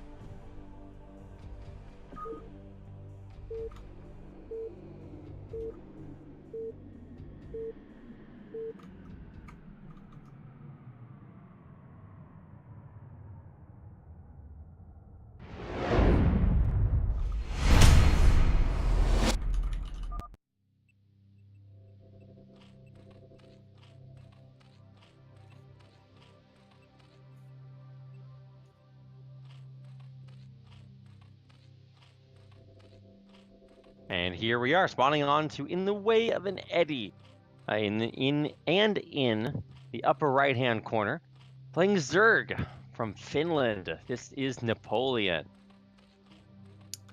And in the top left, we've got one of the few players to ever go to Korea. It is DeWalt. So what do you think we should expect here? Are we just going to have a similar game to Sylphid? Is it going to be like the Benzene game? What do you think we're going to see from DeWalt here? Well, DeWalt does like the +1 Corsair style. It's definitely something I was not super used to seeing before tonight.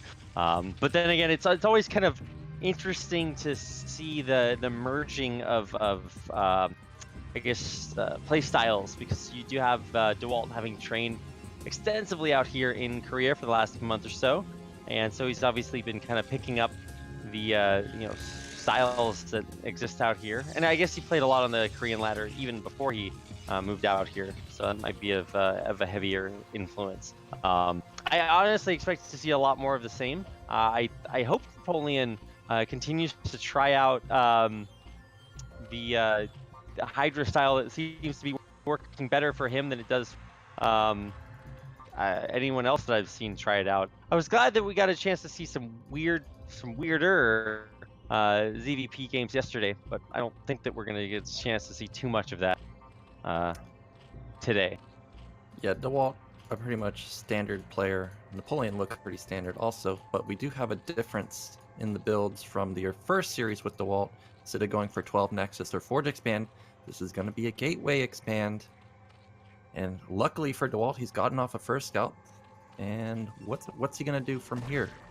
Is he going to go into more Zealots? Is he going to have a faster Nexus? I think Dragon just built 1 Zealot and then went for an expansion, but based on this pylon timing, looks like we're probably going to have multiple Zealots coming out from DeWalt, similar to what TT1 was going for in his series. Oh, yeah. As I say that, he's saving up minerals for 400 for that Nexus. No justice in the world. Yeah, there is only 1 Zealot out on the map. Honestly, yeah, I'm still a little bit upset that our other Canadian savior, besides Dragon, TT1 is no longer with us. He actually had some sick games and was so close to moving on, but alas, not meant to be. But you're right. This is just the dastardly duo, Zealot Batman and Probe Robin, terrorizing the drone mineral line. Let's see how much damage they can get done. Well, I have to say, he didn't have much larva to build these links, so he's only going to have 4 coming out. And this Zealot is doing a good job. Like, these drone pull. Oh, he's gonna get the probe. Didn't even get the probe. But these drone pulls, that's a lot of economic damage. How did Ooh. DeWalt get out? Also, how did he target down the one damaged drone after the drill? That's just like, okay, all right, we get it, you're good. You don't have to convince us. He does get only one drone killed, but he does force a lot of lost mining time, a lot of drills. Each one of those is not mining, so, but in the end, it's back to business as usual, so not really too much you can say about that. Yeah, so the Zealot did go down. Probe went down. That's the main issue. But that was a lot of economic damage dealt. He got a probe, he got a couple wings. And DeWalt's sending out another probe to see exactly what's going on. A 3-minute scout for the probe that's really, you're not really seeing anything important from the Zerg at this point. What is Napoleon going to go for? He's got his gas pretty quickly. He's got his third hatch going. The Lings are going to intercept this probe. This probe's so important for DeWalt. He must at least scout the third base, determine what's going on. And what's his follow-up going to be? Cybernetics just going down. DeWalt, just from what I see, he's just always so standard, really expecting that Stargate play. There's the Hydra Den for Napoleon, so we're going to have some 3-hatch Hydra play coming in. Spicy. Now, we have to keep an eye on our drone counts to figure out like what version this is supposed to be. But I actually really like this. I feel like it's definitely a rare. I think 5-hatch Hydra is by far the more common way to play. But especially if you can deny the information that this is coming for as long as possible, you absolutely kill your opponent. And there's also that weird or the opportunity to only send a few Hydras out and say, I'm gonna bust you with the Hydras, and then just pull back and make a ton of drones behind it and kind of fake out your Protoss opponent. Yeah, that's a common move that Zerg players do. We're already seeing the implication of this denial of the scout. A cannon has already been made for DeWalt. In comparison to the Benzene game, we had a probe in the base up until the 5-minute mark. He stayed on one cannon the entire time, but now he's on 2. But fortunately for him, having this extra cannon is going to work out because we see Napoleon's going for a bust. Well, well, well. What do you know? The Protoss player that builds more than just one cannon is better prepared for busts like this. Just trying to hammer home that certain Protoss players may have lost from only trying to get away with one. But here we go. Probe, luckily out on the map, or skillfully out on the map. We'll scout everything happening. I'm not sure if Napoleon was trying to like hide the Hydras there, but Probe does see everything coming. Yeah, an instant reaction from DeWalt. He's putting up 5 cannons. Now there are 6 Hydras here, but they don't have range, so they're going to be getting shot from these cannons in the back. I'm pretty sure. Well, maybe not initially, but I do think this is going to buy him enough time. Oh, he's going for it. He's trying to focus the cannons down, and this even triggered a full drone pull, a full probe pull from DeWalt. He knows the threat. Desperately trying to get these cannons up. Oh, a great drill. Oh, and it traps the Hydras within range of the cannons. Not all of them are done, only 3, but still several dead Hydras.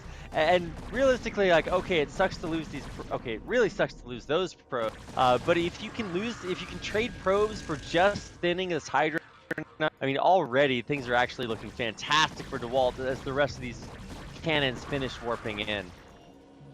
Yeah, Napoleon really not dealing any damage essentially. And DeWalt got a full scout. The probe is even alive in the base once he recognizes it. And he'll be able to see exactly what's going on. If he can just scout the third base, he knows it's an all-in. Napoleon still going hard on these Hydras. The Forge goes down. That's sort of a decent pick-off, but I don't think it's enough. Well, as double quotes all in or aggressive as you want to say that is, he's droning back behind it. So I think that is the correct reaction. Say, look, I forced out a ton of cannons, killed a bunch of probes. Let's just pull back after this. It's enough damage. But I guess sometimes it is hard to kind of figure out, okay, what is enough. But I think that's what it looks like. Yeah, it is hard to judge, especially when you don't have any scouting. Now, this time, DeWalt has this probe, so he does see exactly what's going on. He saw that drones were being made. But if that probe was not alive, he potentially could have had to keep his probes pulled. We saw a secondary pull because he didn't know exactly what's going on. But it looks like both of the players are just going to go into standard play. We've got Napoleon with a 4th hatch, 5th hatch even coming down. Looks like the game has just normalized at this point.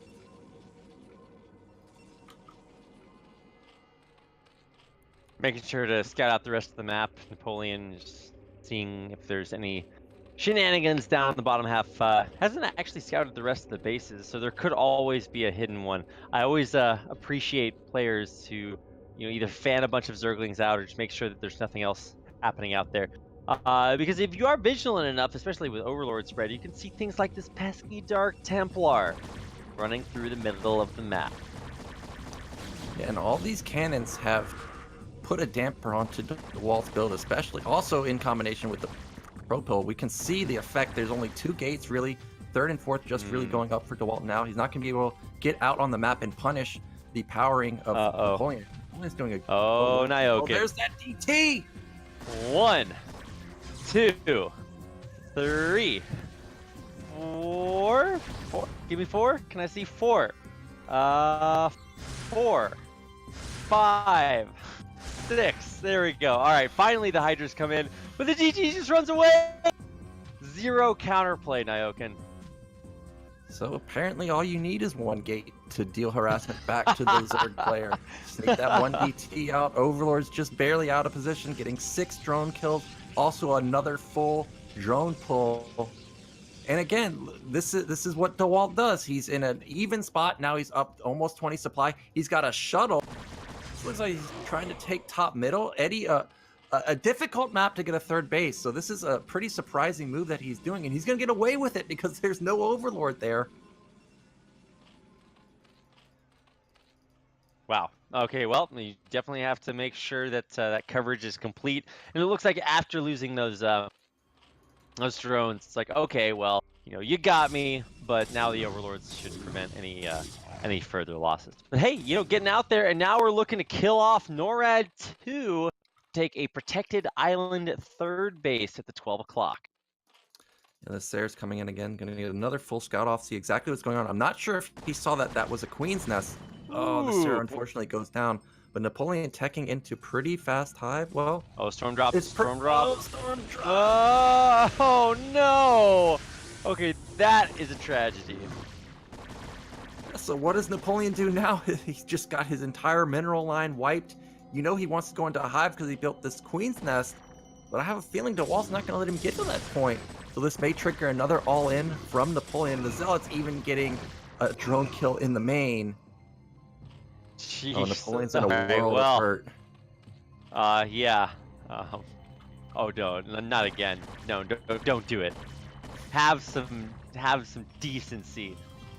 Okay, all right, he turns around. I was gonna say, like, if you can just run back in and storm the redrone, like, okay, well, get me out of here. Is he actually gonna keep trying for this? No. All right. Well, he doesn't have to worry about that Scourge because he knows there's no Spire, so he might as well just keep sharking around. It's not only is it potentially going to get drones, but it keeps Hydras back, which means he doesn't have to worry about getting countered. Yeah. So this is great for him. Wow. Well, DeWalt, what a mastermind. I mean, you could kind of look at this group and say, well, DeWalt is in a pretty good spot. And even though there he goes. Maybe some of his... Oh, no. Okay, he's just scaring the drones away. Scare the drones away. There's a copy pasta for that. But here we go. Oh, the humanity, or Zerg. I don't know. They're not humans. He get saved the idea. The Templar for now. Okay, yeah, get out of here. You gotta get out of here. Are you kidding me? No! I think he actually could have made it out by just running south, but anyway, mission accomplished. Yeah, well, this is about the time that DeWalt wants to attack. I'm looking at his army. He's got a decent Dragoon count. He's got more coming out.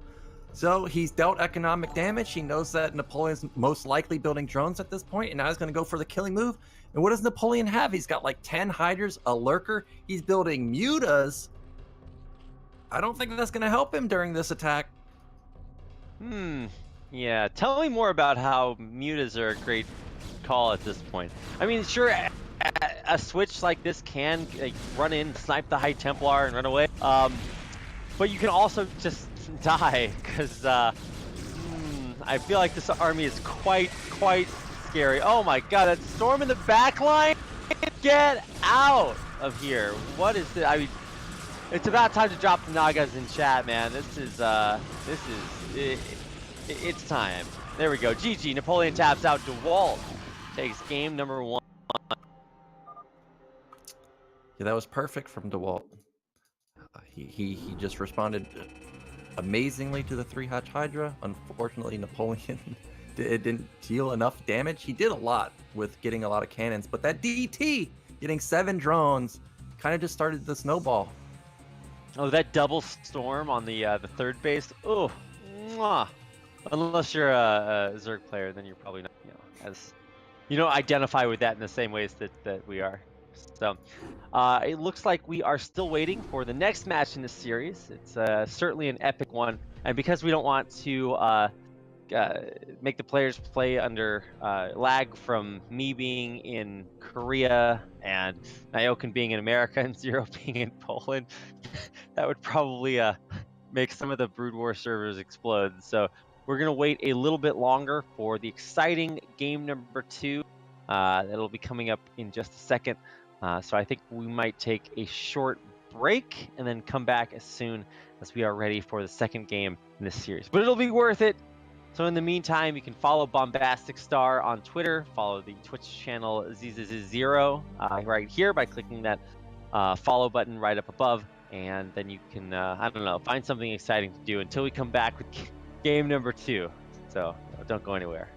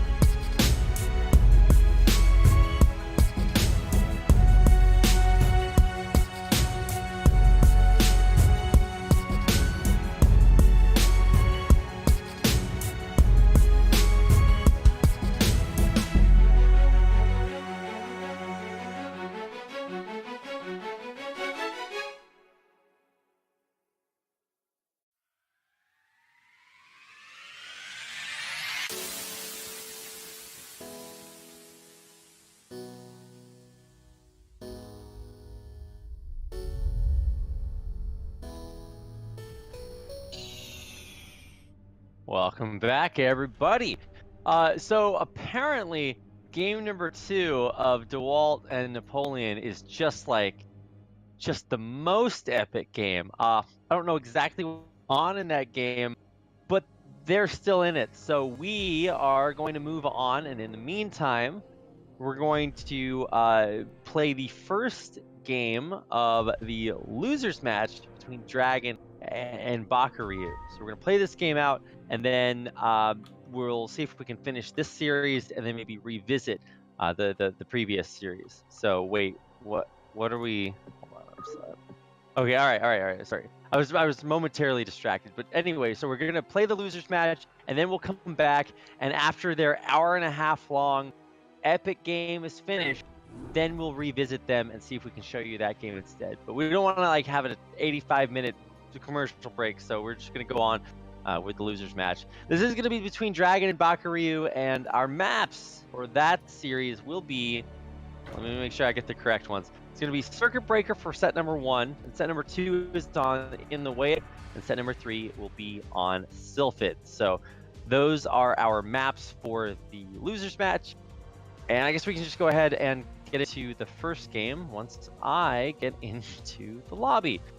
Sick. All right, I did it. And I have to use my slow Korean internet to download the replay. But here we are. All right, I'm ready. Yeah, I was gonna say, all right, we're really kicking it into high gear here. Okay, so let's go.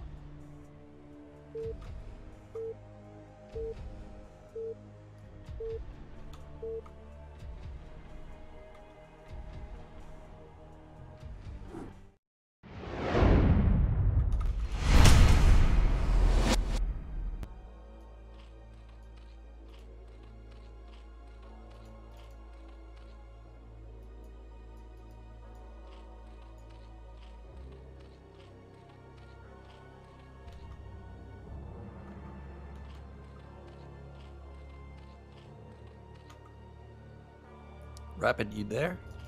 I am. I was watching the stream feed instead of the live feed, so I was a little bit delayed. But you are correct. I think the wait, what? Hold on. Sorry, my screen is black for some. All right, okay, we're back. All right, technical difficulties aside, we'll introduce the player in the bottom right-hand corner. This is our blue Zerg player, Bakuryu. And in the top right, we got the Canadian Protoss. It's Dragon. So Bakuryu, he looked pretty good in the Sylphid game versus DeWalt. I think he's got a good chance versus Dragon. And what's Dragon's going to pull out for us? He's going for a Forge Expand. This is already a different build. Last time we saw him versus Napoleon, he went for Gateway Expand. Mm-hmm. Yeah, we'll see if he decides to go for the Forge first or just throw down that early Nexus. I think when DeWalt played early Nexus, it didn't, there was basically no punish. So, wait, was it DeWalt that did that? Or was it Dragon in game 1? I think it was DeWalt, right?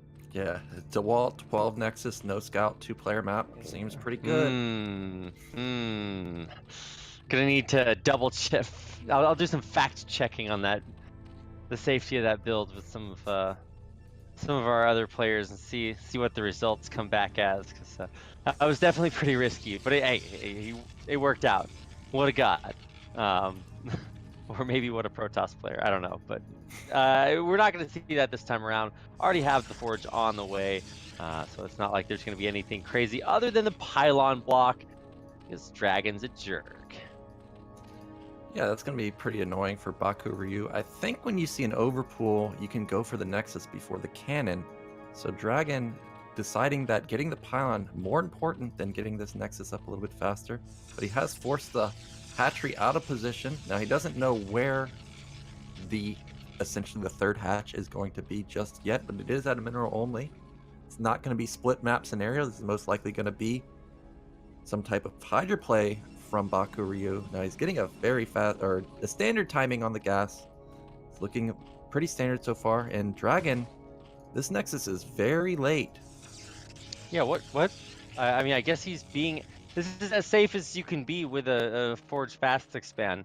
And actually keep in mind that this is still called a Forge Fast expand, right? Because back in the day, and I'm sure you can attest to this, Nyoken, the idea that you could do this against Zerg is like was still pretty crazy for a while. Forge Fast expand? Oh yeah, that was unreal. Back a long time ago, you wouldn't even think about expanding versus Zerg. It was suicide because people would just bust with Hydras. But Protoss players have gotten too good at the game. They found the optimizations to make it work. And if they hadn't done that, there would almost be no counterplay to the style we see from Zergs. They just explode in macro. You've got to get an expansion almost to keep up with them. Mm-hmm.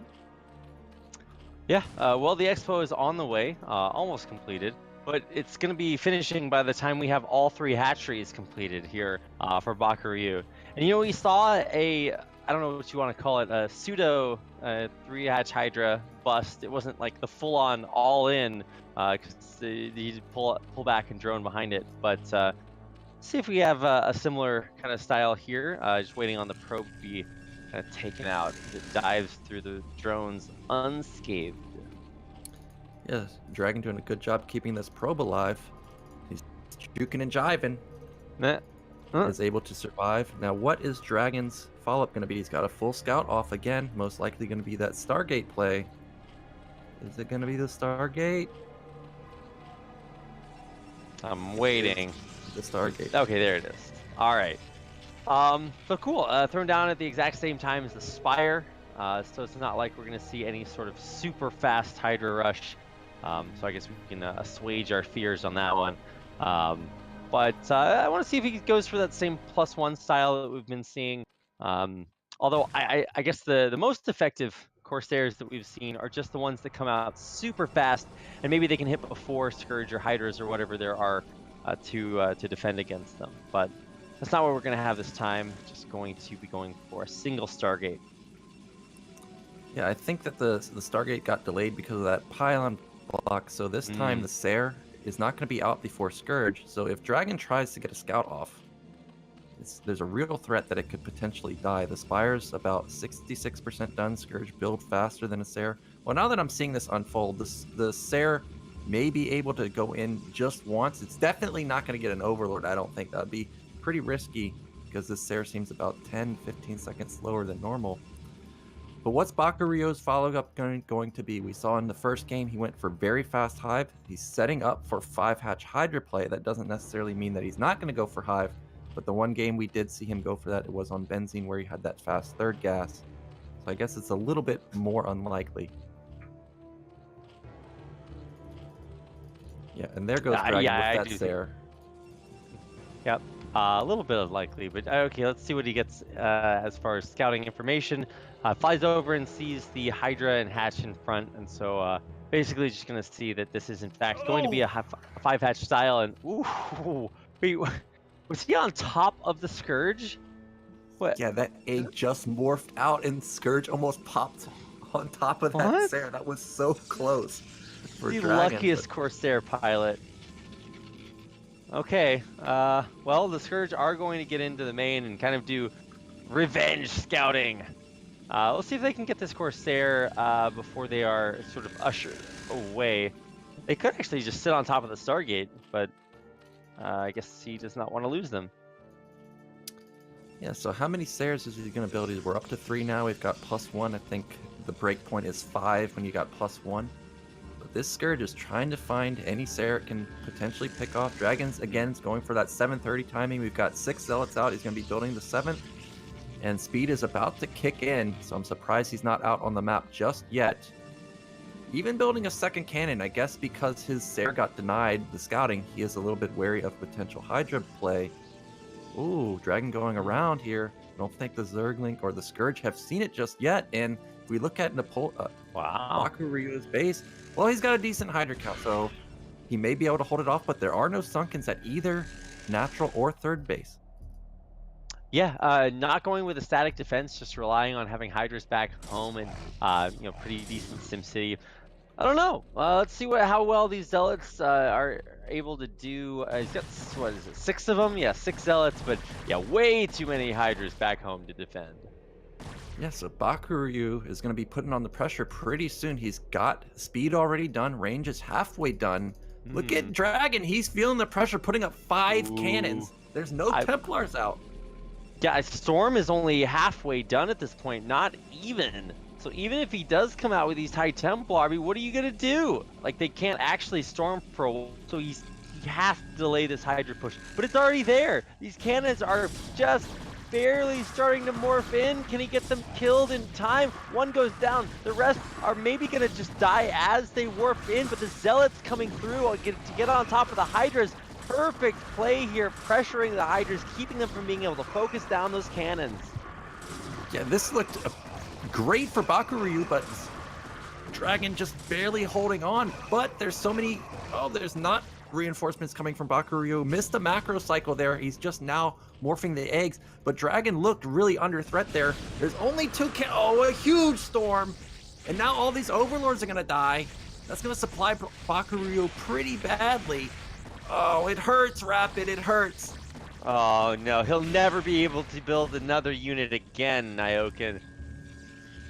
Oh, my gosh. I mean, Dragon has no units. He has only cannons. And if he didn't get supply blocked, that would be a lot of Hydras coming in. Yeah, he actually did get off a huge production round of Hydras right before he lost all the Overlords. So even in losing those, the Hydra count is still very high. Bakuryu losing even more of these Corsairs. Going to town, picking up one, another one. Gonna get taken out. He's still at 50 out of 37. I'm getting flashbacks to the Babo game where we're just permanent supply blocked. And this opportunity that Bakuryu has to attack is just going down the drain. It's letting Dragon get back into it. And you can't let a player like Dragon get back into it. He's got 6 gate now. He's got his robotics. He's got so many Templars built up. But Bakuryu's trying to transition out of it. He's taking his 4th base. He's got a 6th hatch and 7th hatch coming up. He's got his evolution chambers going. No hive tech. This is just going to be pure Hydra play. I hope he swoops back through these double bridges and finds these 3 overlords. That would just be total tragedy. He's hunting. He's looking. But I don't think he's going to find any more. Yeah, and Dragon just going for that standard 8-gate follow-up. Robotics is done. We've got the cybernetics almost done with range. We're going to see a huge Dragoon flood come out. And this time Dragon has a sizable supply lead compared to the game versus Napoleon. Napoleon always within about 10 supply. Dragon up 30 supply, so his attacks can be really strong. Bakuryu knows the threat of the incoming push. He's getting lurkers up. He's going to try and stall it out with a bunch of Sunken's lurker spores everywhere. But I don't know. This is going to be difficult for Bakuru. His name, I can't pronounce it. It's going to be so hard for him to defend after spending so many resources on these overlords. Yeah, pretend it's Japanese, and he's a dumb version of Ken's brother. Bakuryu. Close enough. Bakuryu, okay. Yeah, there you go. Alternatively, you could just pretend like he's from the capital of Azerbaijan, which is Bakuryu. But I'm not sure if he's like paying homage to that or not. He's actually from Germany, right? So probably none of those things. Yeah, probably. Yeah, I doubt it. But God, Dragon, he's just exploded in supply at this point. 130 to 80 now. We're seeing the real effects of those supply blocks really hurting Bakuryu really hard. And, that's a lot of lurkers. But unfortunately, he has shown his hand. If all those lurkers were a little bit to the left and the Dragoons came streaming down, that could be a big pickoff. But now, Dragon knows where they all are. And there's All of these Templars have almost full energy, so they can Oh my put a goodness. whooping on these lurkers. Yes, well said. What is that? 1, 2, 3, 4, 5, 6, 7, 8, 9, almost 10 storms. Okay, all right, we get it. You're gonna be good. Losing a couple of Corsairs there as they fly over. We'll actually get a scout off on this Zerg army, and all of a sudden you're gonna need all of those storms to protect this third base. Really kind of pivotal moment here. I almost wish Dragon would kind of just stay back and defend this third base, but you can't let the Zerg just power on 4 bases for free. Yeah, and Dragon's coming in now. He's got Sayers in combination with this army, so if he kills a bunch of Overlords while this is all going on, Bakuryu will not be able to reinforce. So many Lurkers and Hydras. A big storm. I think they're just flat out too many Dragoons. There's almost no Zealots, but it doesn't matter. Dragoon Templar, so cost efficient. Especially against Lurkers, and when you can just land all of your storms. Trying to get back and pick off some of these Templar, and he actually does kind of whittle the Templar count down to, I think, 1? Okay, I mean, not going to be any storms for the rest of this push coming up until he regens a little bit of that energy. This Dragoon count is just so high. Yeah, I don't think any Dragoons even died there. They're just being so deadly. But the reinforcements from Bakuryu is so strong. Remember, he's on 7 hatch, trying to push this back. But Dragon has 8 gate, another big storm, wiping so many Hydras. It's just snowballing a little bit too hard at this point. Supplies are doubled. Dragon taking 4th bases behind. He's playing this perfectly. I think he's busted him. Yeah, and Dragon has 3 Dragoons stopping the Hydra reinforcements from across the bridges, and yeah, GG, that's gonna do it. Bakuryu taps out, and Dragon takes game number 1. Yeah, so that was just great crisis control from Dragon, responding exactly how you should respond to a Hydra bust like that. He didn't get... what's the word? He didn't get frantic. He did exactly what you're supposed to do. It was also nice that those Zealots came in from the back instead of funneling in from the natural.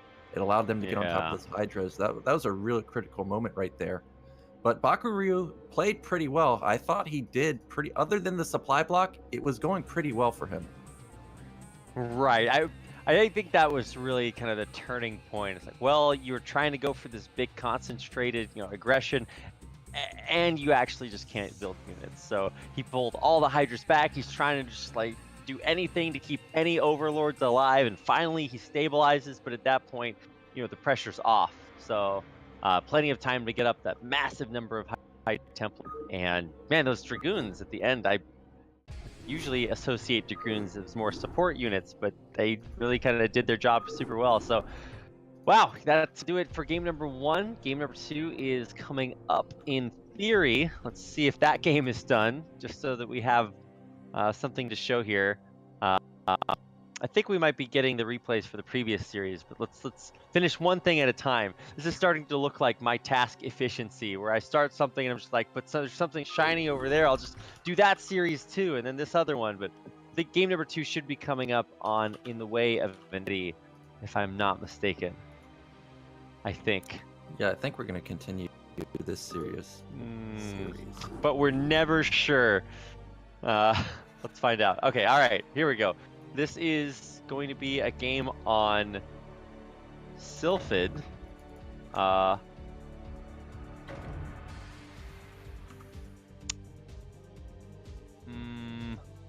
thought Sylphid was the last map in the series. Maybe I'm just dumb. How late is it? Okay, it's almost 6 a.m. here. Okay, all right. So it is going to be on Sylphid as our second game.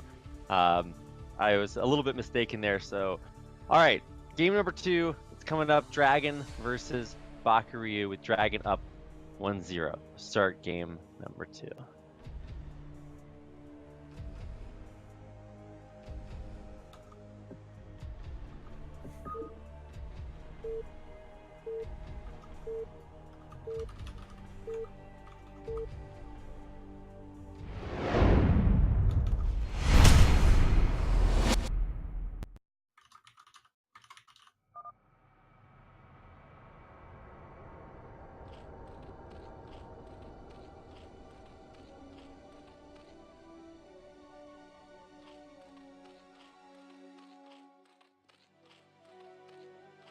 right, and here we are in game number 2. Our brown Zerg player on the left-hand side of your screen.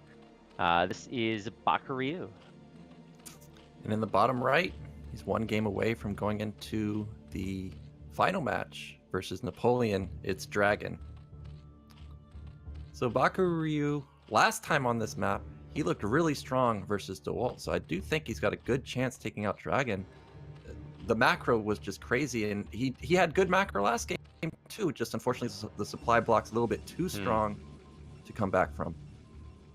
Honestly, I think if that supply block hadn't happened, you really would have seen just a crazy number of Hydras hit and not allow Dragon to get up those just High Templar that never had to use their storms because there just weren't that many Hydras coming across. So maybe we'll get a chance to see that different world this time around. But honestly, I don't expect to see anything different from either player. I think that Dragon is still going to go for that Forge Fast expand, and on the other hand, Bakuryu is not going to feel comfortable hitting an earlier timing than just 5-hatch Hydra.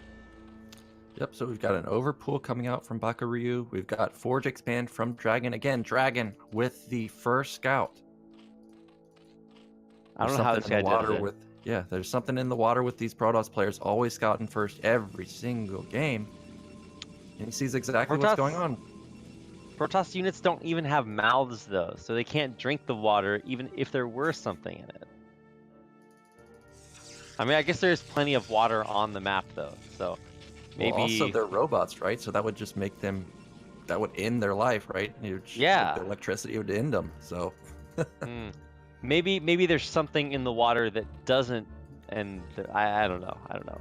The metaphor, I say the humanity when probes and drones die, and those aren't human either. So we're just going to allow ourselves some metaphorical liberty when it comes to our expressions to keep things interesting. So the first scout does see exactly what the build is, and it's going to get out here and see the natural expansion and everything else. Yeah, and with the third hatch going down pretty soon. Oh, okay, never mind. It's not actually that soon. This is still going to be no alarm bells going off in Dragon's head, so he should feel pretty safe with this expo. Yeah, everything standard from Bakuryu. I have to say again, Dragon has gone for a 15 Nexus. I know from a lot of VODs that 13 Nexus is pretty standard, but it seems like Dragon must have found some sort of optimization with this 15 Nexus because he's done it again. Bakuryu has the pretty fast gas. He's going 3-hatch. He's taking it at a base with the gas. I think almost all the bases on Sylphid have a gas. So now, I guess this is similar to the first game of Sylphid versus DeWalt, but if you remember the Circuit Breaker game, Bakuryu did go for that fast hive when he had access to the third gas, so we'll have to make sure to look out for that. Yeah, that fast hive style is a lot like some of the more innovative Zerg styles you were seeing pulled out yesterday. I'm just like, I really want to kind of explore that a little bit more, because I think a lot of times Protoss players are so worried about getting their third base up that they sort of take the pressure off. They're just like, okay, I just have to make this happen. But other times, depending on the player, they'll say, okay, well, I got to take a third base, so let me put on a ton of pressure right now and expand behind it. And obviously, if that's happening while you're trying to tech to hive, you're going to be in a little bit of trouble. Yeah, if you power a little bit too much, Protoss can definitely just go and kill you. You know how strong that 8-gate timing is. And Dragon has been doing it consistently every single game we've seen. We saw him try to take a third base on Eddie pretty quickly, and Napoleon punishing it pretty easily. And there is that fast Stargate for Dragon again. This time it's considerably faster than last game, so it's likely he's going to get an Overlord kill. And Bakuryu, just standard. Again, Spires going down, looking to be a 5-hatch or 6-hatch Hydra play, just like the first Sylphid game we saw. Yeah, I actually, so I'm a little bit less familiar with the 6-hatch variety, because I always just assumed that 5 was the number that you were supposed to get.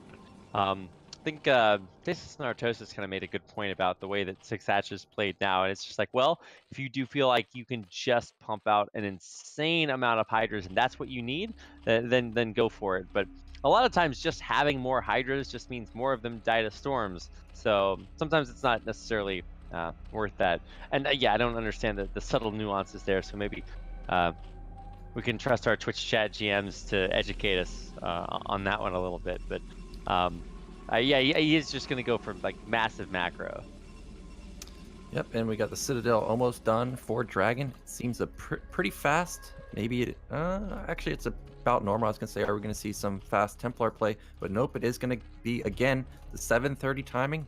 He's been doing almost every single game we've seen. And Bakuryu has just been so solid at this point in the game that I don't think Dragon's necessarily going to get any damage done. And there's the 4th and 5th hatch going down for Bakuryu. There's the Hydrogen Evolution Chamber. So yeah, it is just going to be 5 hatch Hydra play with +1.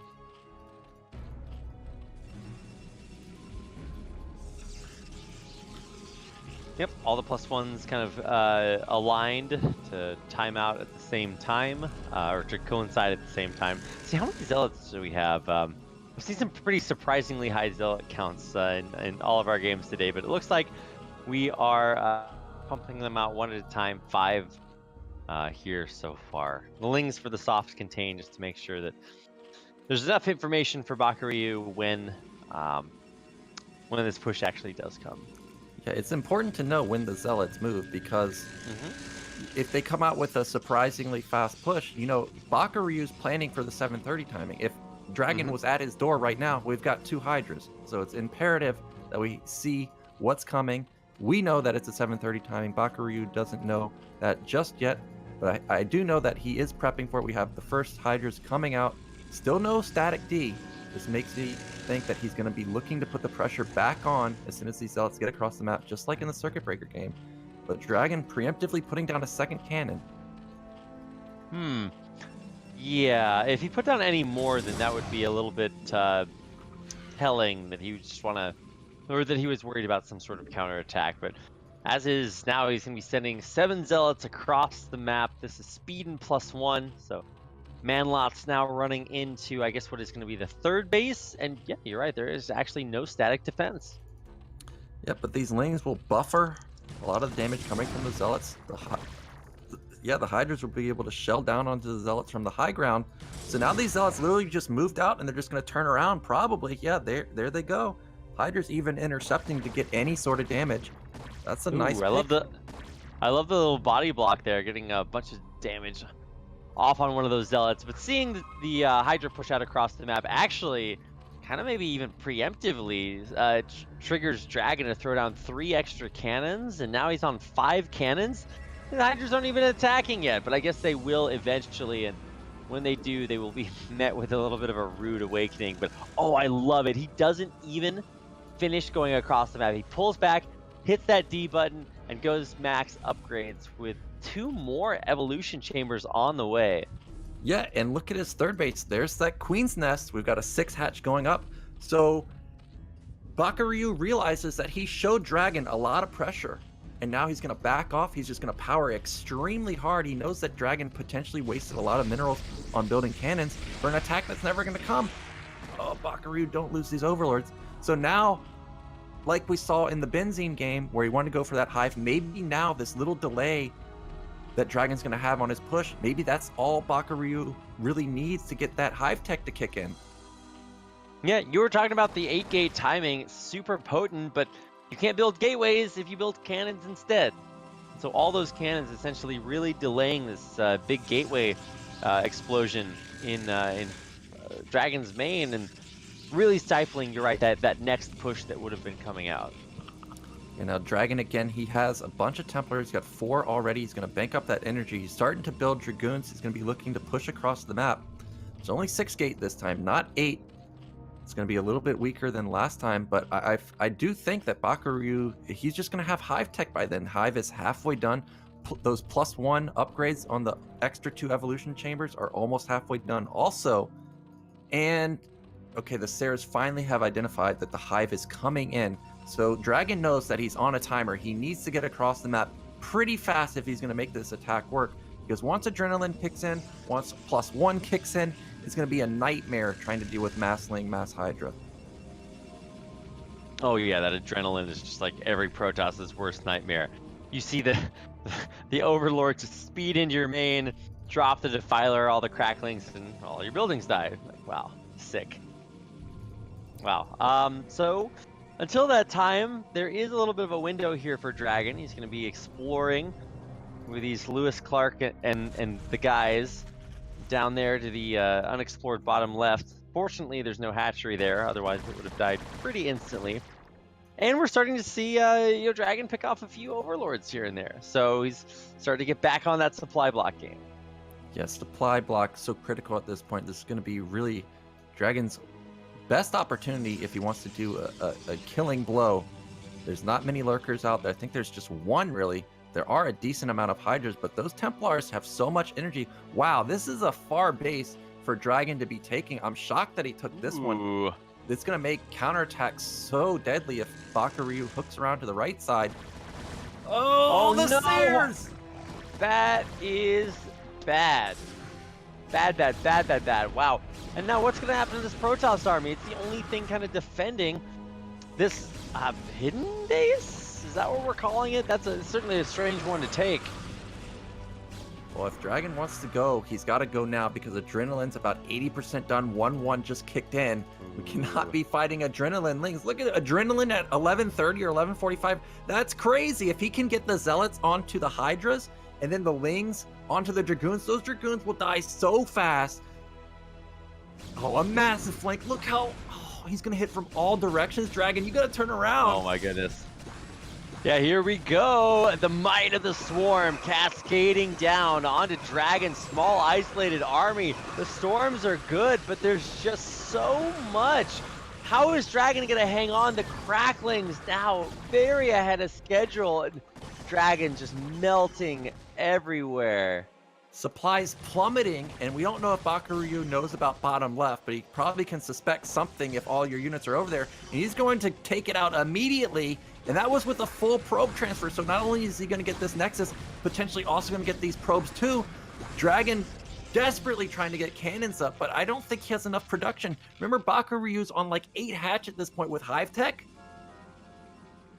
Wow, yeah, you're right. 8 hatcheries and spamming out Hydras and cracklings and really just everything that trades super well against that army that Dragon has. He also had his High Templar count reset, which is huge because that's one of the biggest ways that Protoss gain value over time by saving the High Templar and getting storm after storm after storm and trading that out for large numbers of Hydras. So, wow, I'm actually really surprised that what do you want to call that, 7 o'clock base actually survived, but I don't know how much longer that's going to last. Consume just now finished.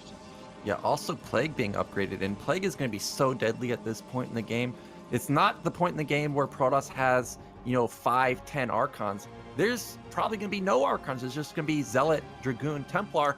And if we get a Plague off onto an army, it's going to be dealing catastrophic damage. But Bakuryu doesn't even need to wait for Plague. He's going in for the kill right now. Hydralings just decimating everything. Oh my god. All right, well... Yep, that's, okay, well, he actually does need a Defiler to do a thing this game, so eventually those things will come out. But I think when they do, certainly like Plague, Dark Swarm, I think those are going to really kind of spell the death knell here for Dragon in Game 2. Yeah, and Bakuryu relentless here, even building Lurkers, so if there was any hope of Dragon trying to plow through Hydraling Lurker, he's not gonna allow it. He's just gonna set up a massive contain, and that's gonna isolate his third base. There's no Templar here, it's just mass cannons, and once Dark Swarm goes down, there's gonna be absolutely no counter to that. Oh, this is so devastating for Dragon. 10 Lurkers set up at your entrance, and you have a Nexus essentially on the other side of the map. Yeah, that's gonna be rough. GG. Oh wow, he sees the contain and just can't break out. That's a little bit of anticlimactic GG timing there, but I don't blame him. Dragon just in such a rough spot, and Bakuryu takes game number 2. Yeah, Bakuryu definitely knows how to play Sylphid because he had a good game versus DeWalt, and now he had a dominating game against Dragon. So he's playing very well. What is our last map? It is Circuit Breaker. Yeah, okay, so I sort of misread the map order there, but yeah, our last map is going to be Circuit Breaker, kind of a standard map to We I just think had it's circuit that was the breaker. first game. Eddie's gonna be the last map. I'm so confused here. Oh my god. All right. Why are we doing this to me at 6 a.m.? I'm like, there's no justice. So it's going to be Eddie for our final map in this losers best of 3.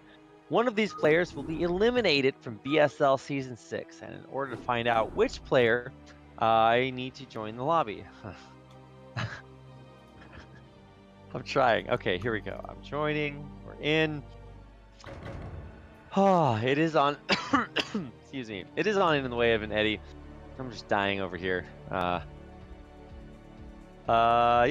And after this, we'll resume the exciting conclusion to the previous series of DeWalt versus Napoleon. So don't forget about that game. It still happened. We're just gonna catch up with that series in a little bit after we finish this one on In the Way of an Eddie. So let's get into game number 3 and find out which one of our players will be the first player to be eliminated in the BSL Season 6.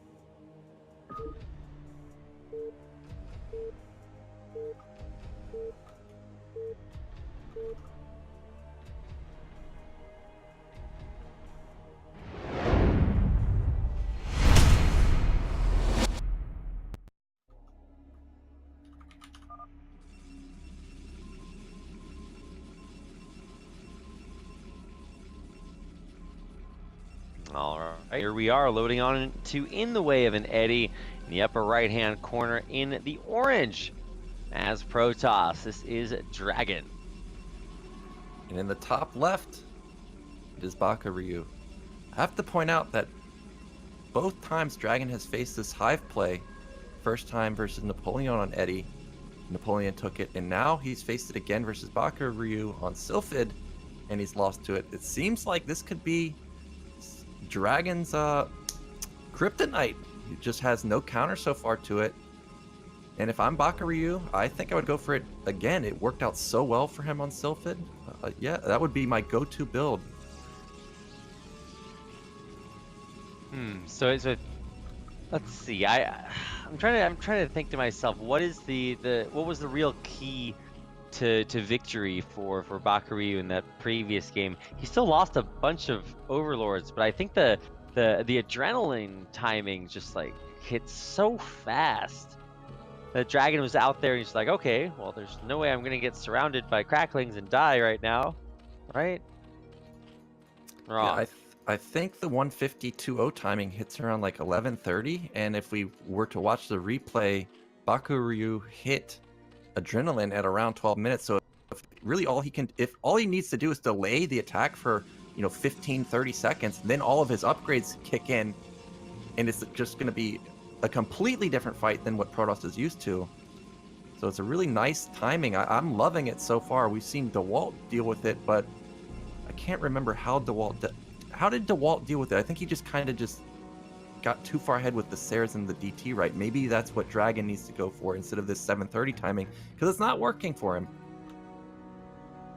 Yeah, no, you definitely have to deal with that. Well, okay, you figured it out. It's not working. So, how are you gonna fix that? Looks like we are gonna have the Forge and Cannon before Nexus.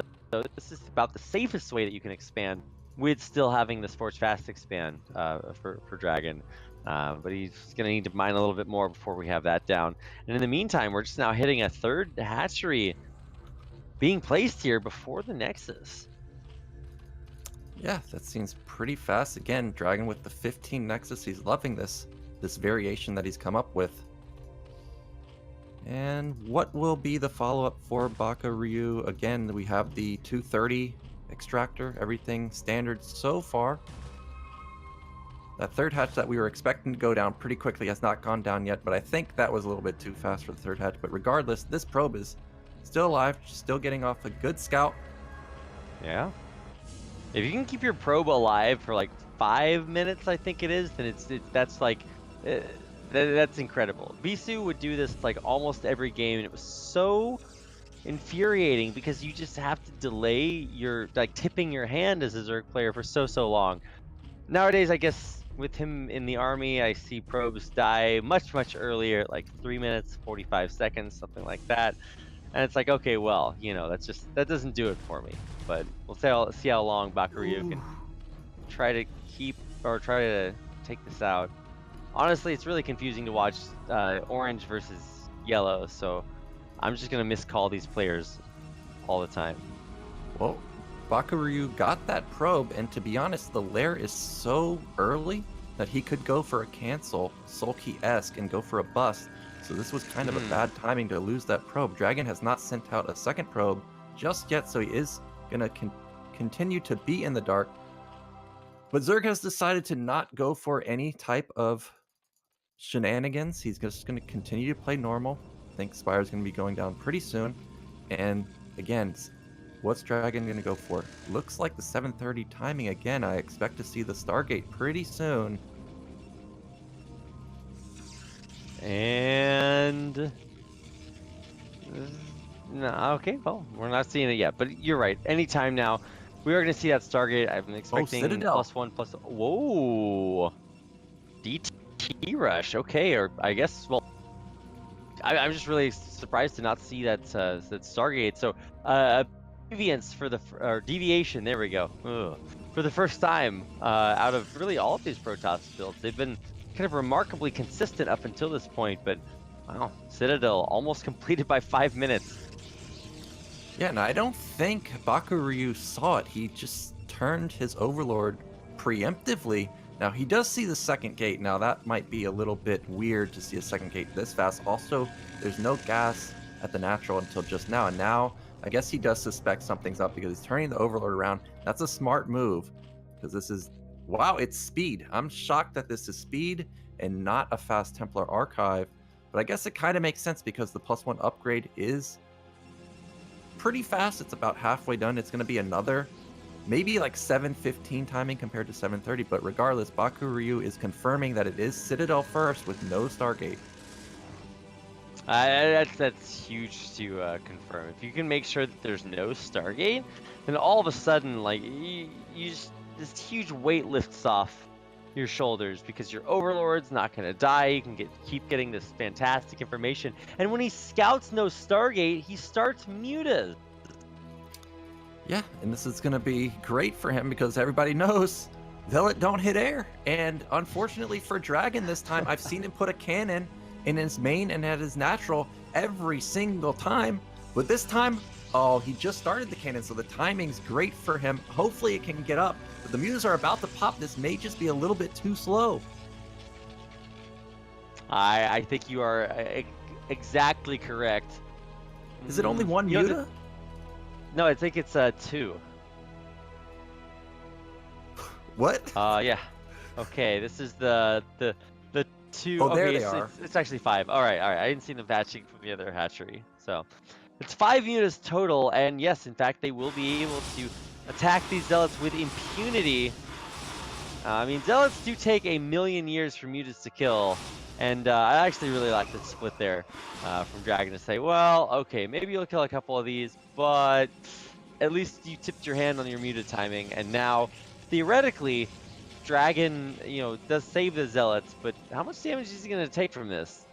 Yeah, I think this is a win for Bakuryu, though, because he's damaged all the Zealots. There's 2 cannons in the main. There's 2 cannons at the natural. The gates are a little bit delayed. Well, they're not delayed because there's a Stargate, but regardless, now he's got to make an Archon instead of Storm. Mutas are going to deny this gateway even.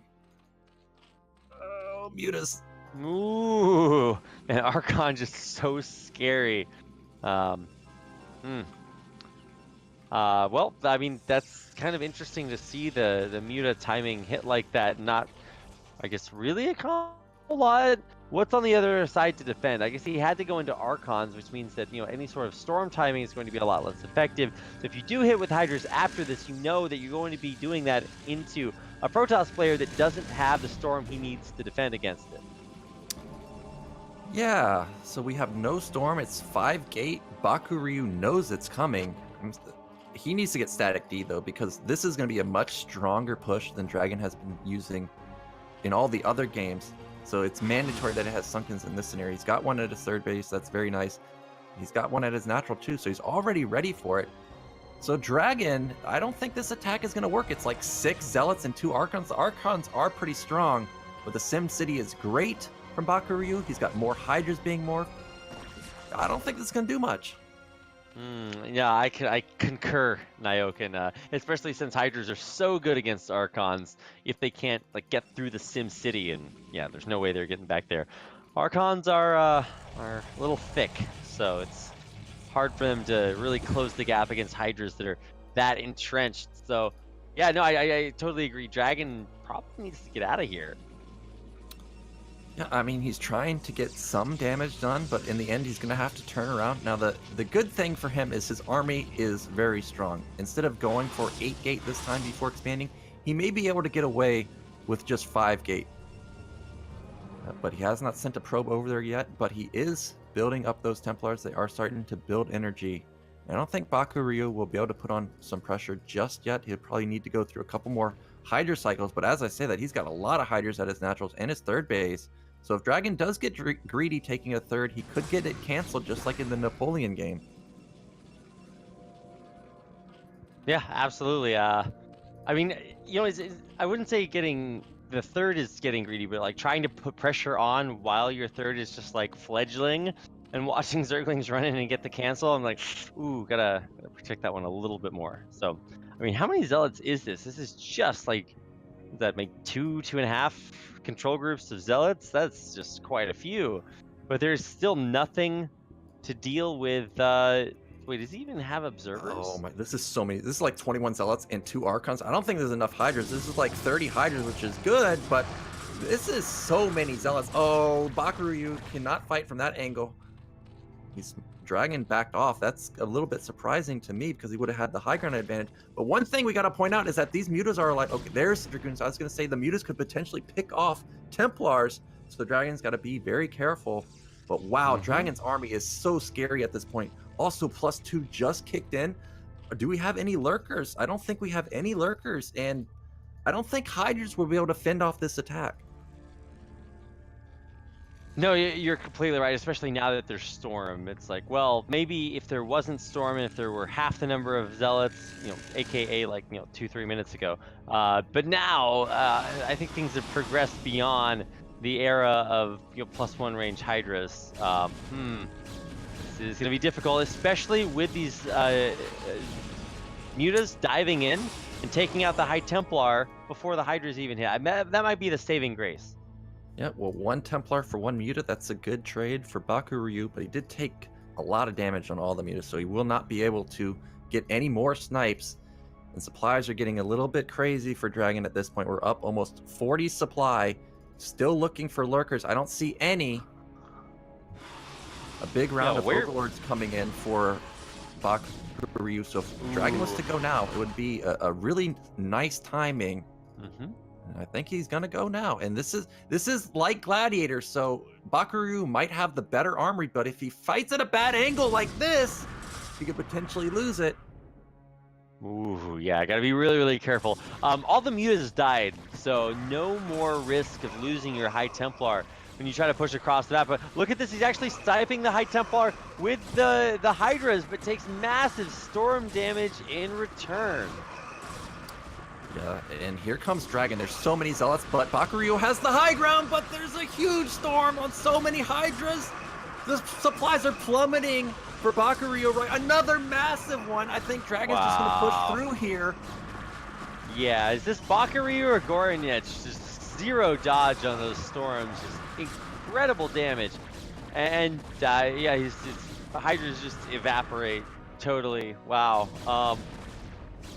Definitely don't want to funnel Hydras into this army after that for sure. So time to pull back, time to kind of hunker down and see if you can hold on against this push. So good, that fight for Dragon, and he can just keep pushing across the map.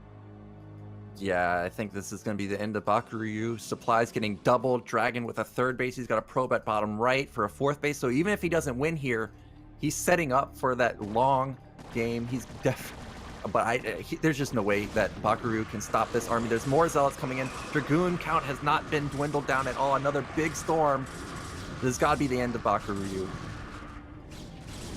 Oh, man. I mean, Bakary just fought so valiantly to come back into the series, and I'm just like, well, was all that just for this? I mean, the game is not over, but Dragon's doubling up his supply. I mean, I'm trying to think of the ways that maybe Baku could come back, but I mean, what? Yeah, there's just really no hope at this point. If he had mass lurkers and maybe Dragon suicide, well, not suicide, but attacked, and we got all his observer sniped, maybe. Or if Bakuryu had Hive Tech with upgrades going, he could potentially get a really cost-efficient fight. But he doesn't have anything like that. He's still on Lair. He's going to lose one of his productions. This Templar's trying to get in the storm. Well, not meant to be. The storm kills like 3 Hydras, but in the end, the bigger story is that let's watch these Hydras kind of trying to flank in from the back. They are met immediately with Zealots. Oh man, Dragon crushing it at this point. He still has quite a few storms. Let's see, 1, almost 2. Yeah, and then a bunch more High Templar behind that. So get ready, it's coming. Dragon heading into the natural. Yeah, and the ball is just massive, and you're all clumped up together. That means Storm is just going to hit everything. It sure is. Oh my god, it's so terrible. Oh, nothing can stand up to this. Zealot's just wreaking havoc over this base, and yeah, nothing stands in the way. Yeah, so unfortunately, Bakuryu's gonna be eliminated. I thought he played pretty well today. The Hive build, pretty interesting, but Dragon a little bit too strong. I like how Dragon changed up his build this time. Did not go for that standard play. It really looked like Bakuryu was just too solid versus it.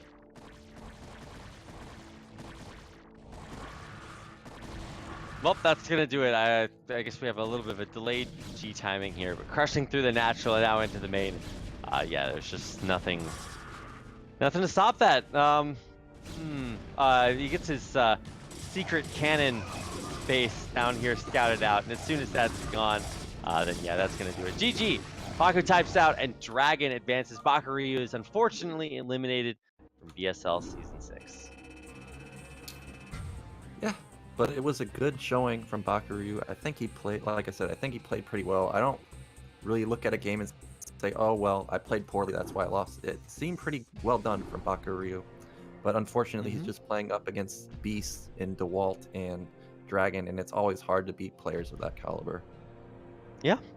Well, that's going to do it for our losers match. We're going to take a brief break, and then we'll come back with the winners, with the exciting conclusion of the winners match coming up. So don't want to go anywhere. DeWalt versus Napoleon. Game 2 is coming up. DeWalt up 1-0 in that series.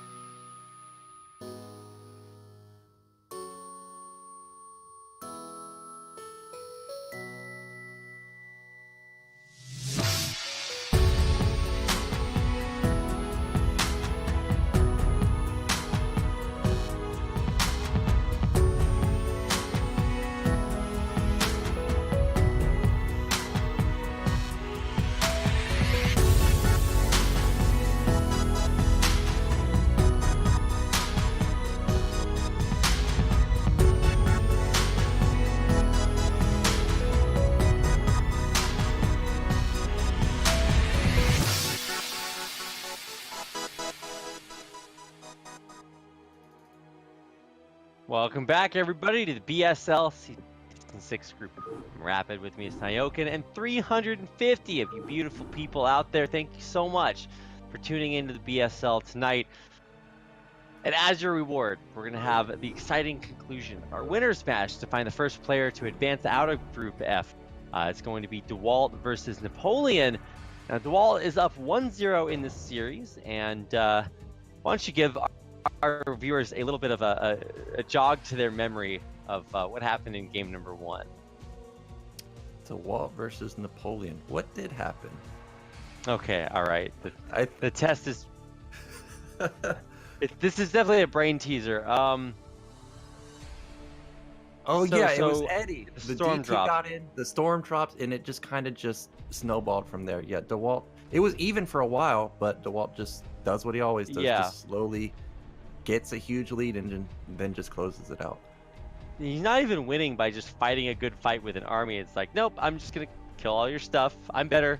And he was better. A big thanks to Zero for kind of jogging our memories. We're just sitting here trying desperately to put two words, like one word after another, and Zero's like, well, just kind of knowing everything and doing everything behind the scenes. So big thanks to the brain, the mastermind behind BSL.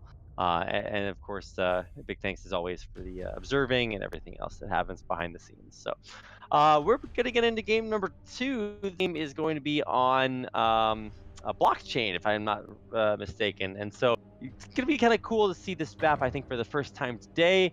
And always a pleasure to see one of the newer maps that's being played in the pro scene as well. Yeah, I'm really excited to see this because, like I said, I don't think I've seen any Zerg vs Protoss on here, so it's going to be cool to see what both of these players come out. This map is so unorthodox that 100% this cannot be Gateway Man. I know it. It cannot be Gateway Man. So I'm really hyped to see what we see DeWalt pull out. Well, there's only one way to see that. So without further ado, let's get into game number 2 of our winners match to see if DeWalt can close it out 2-0 in advance, or if Napoleon can pull it back and take us to our ace match on RAPiD.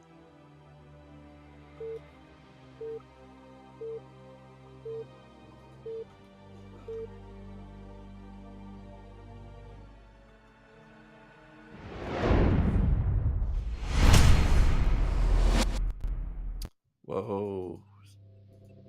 So this replay is corrupted for me because I see myself versus a computer. Yes, well, this is the surprise, Nyoken. We're just gonna have you play the second map. Okay, so I guess we're gonna have to do a quick restart Areno over here.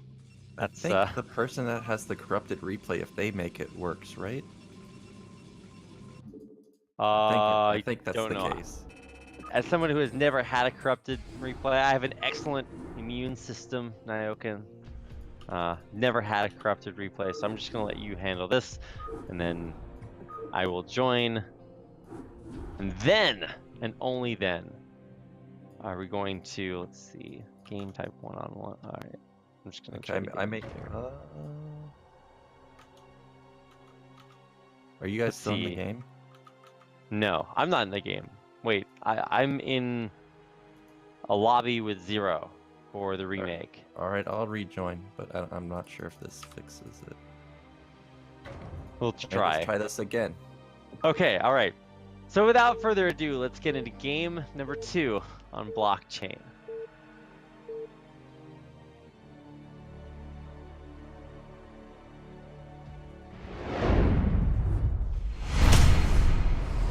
Oh, it worked. Success! All right, esports is saved once again. No matter how hard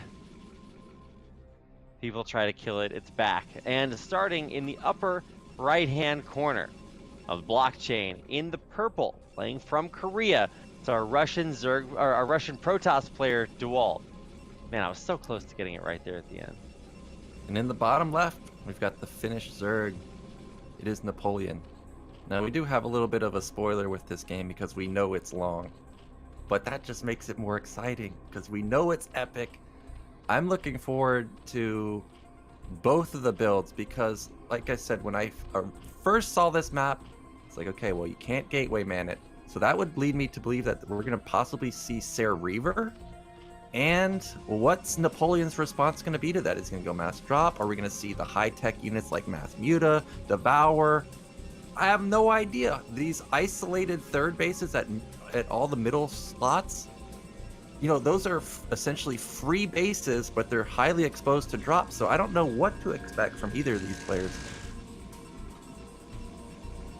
Yeah, what is going on in PvZ today? I guess we're getting plenty of opportunity to watch this matchup just over and over and over again.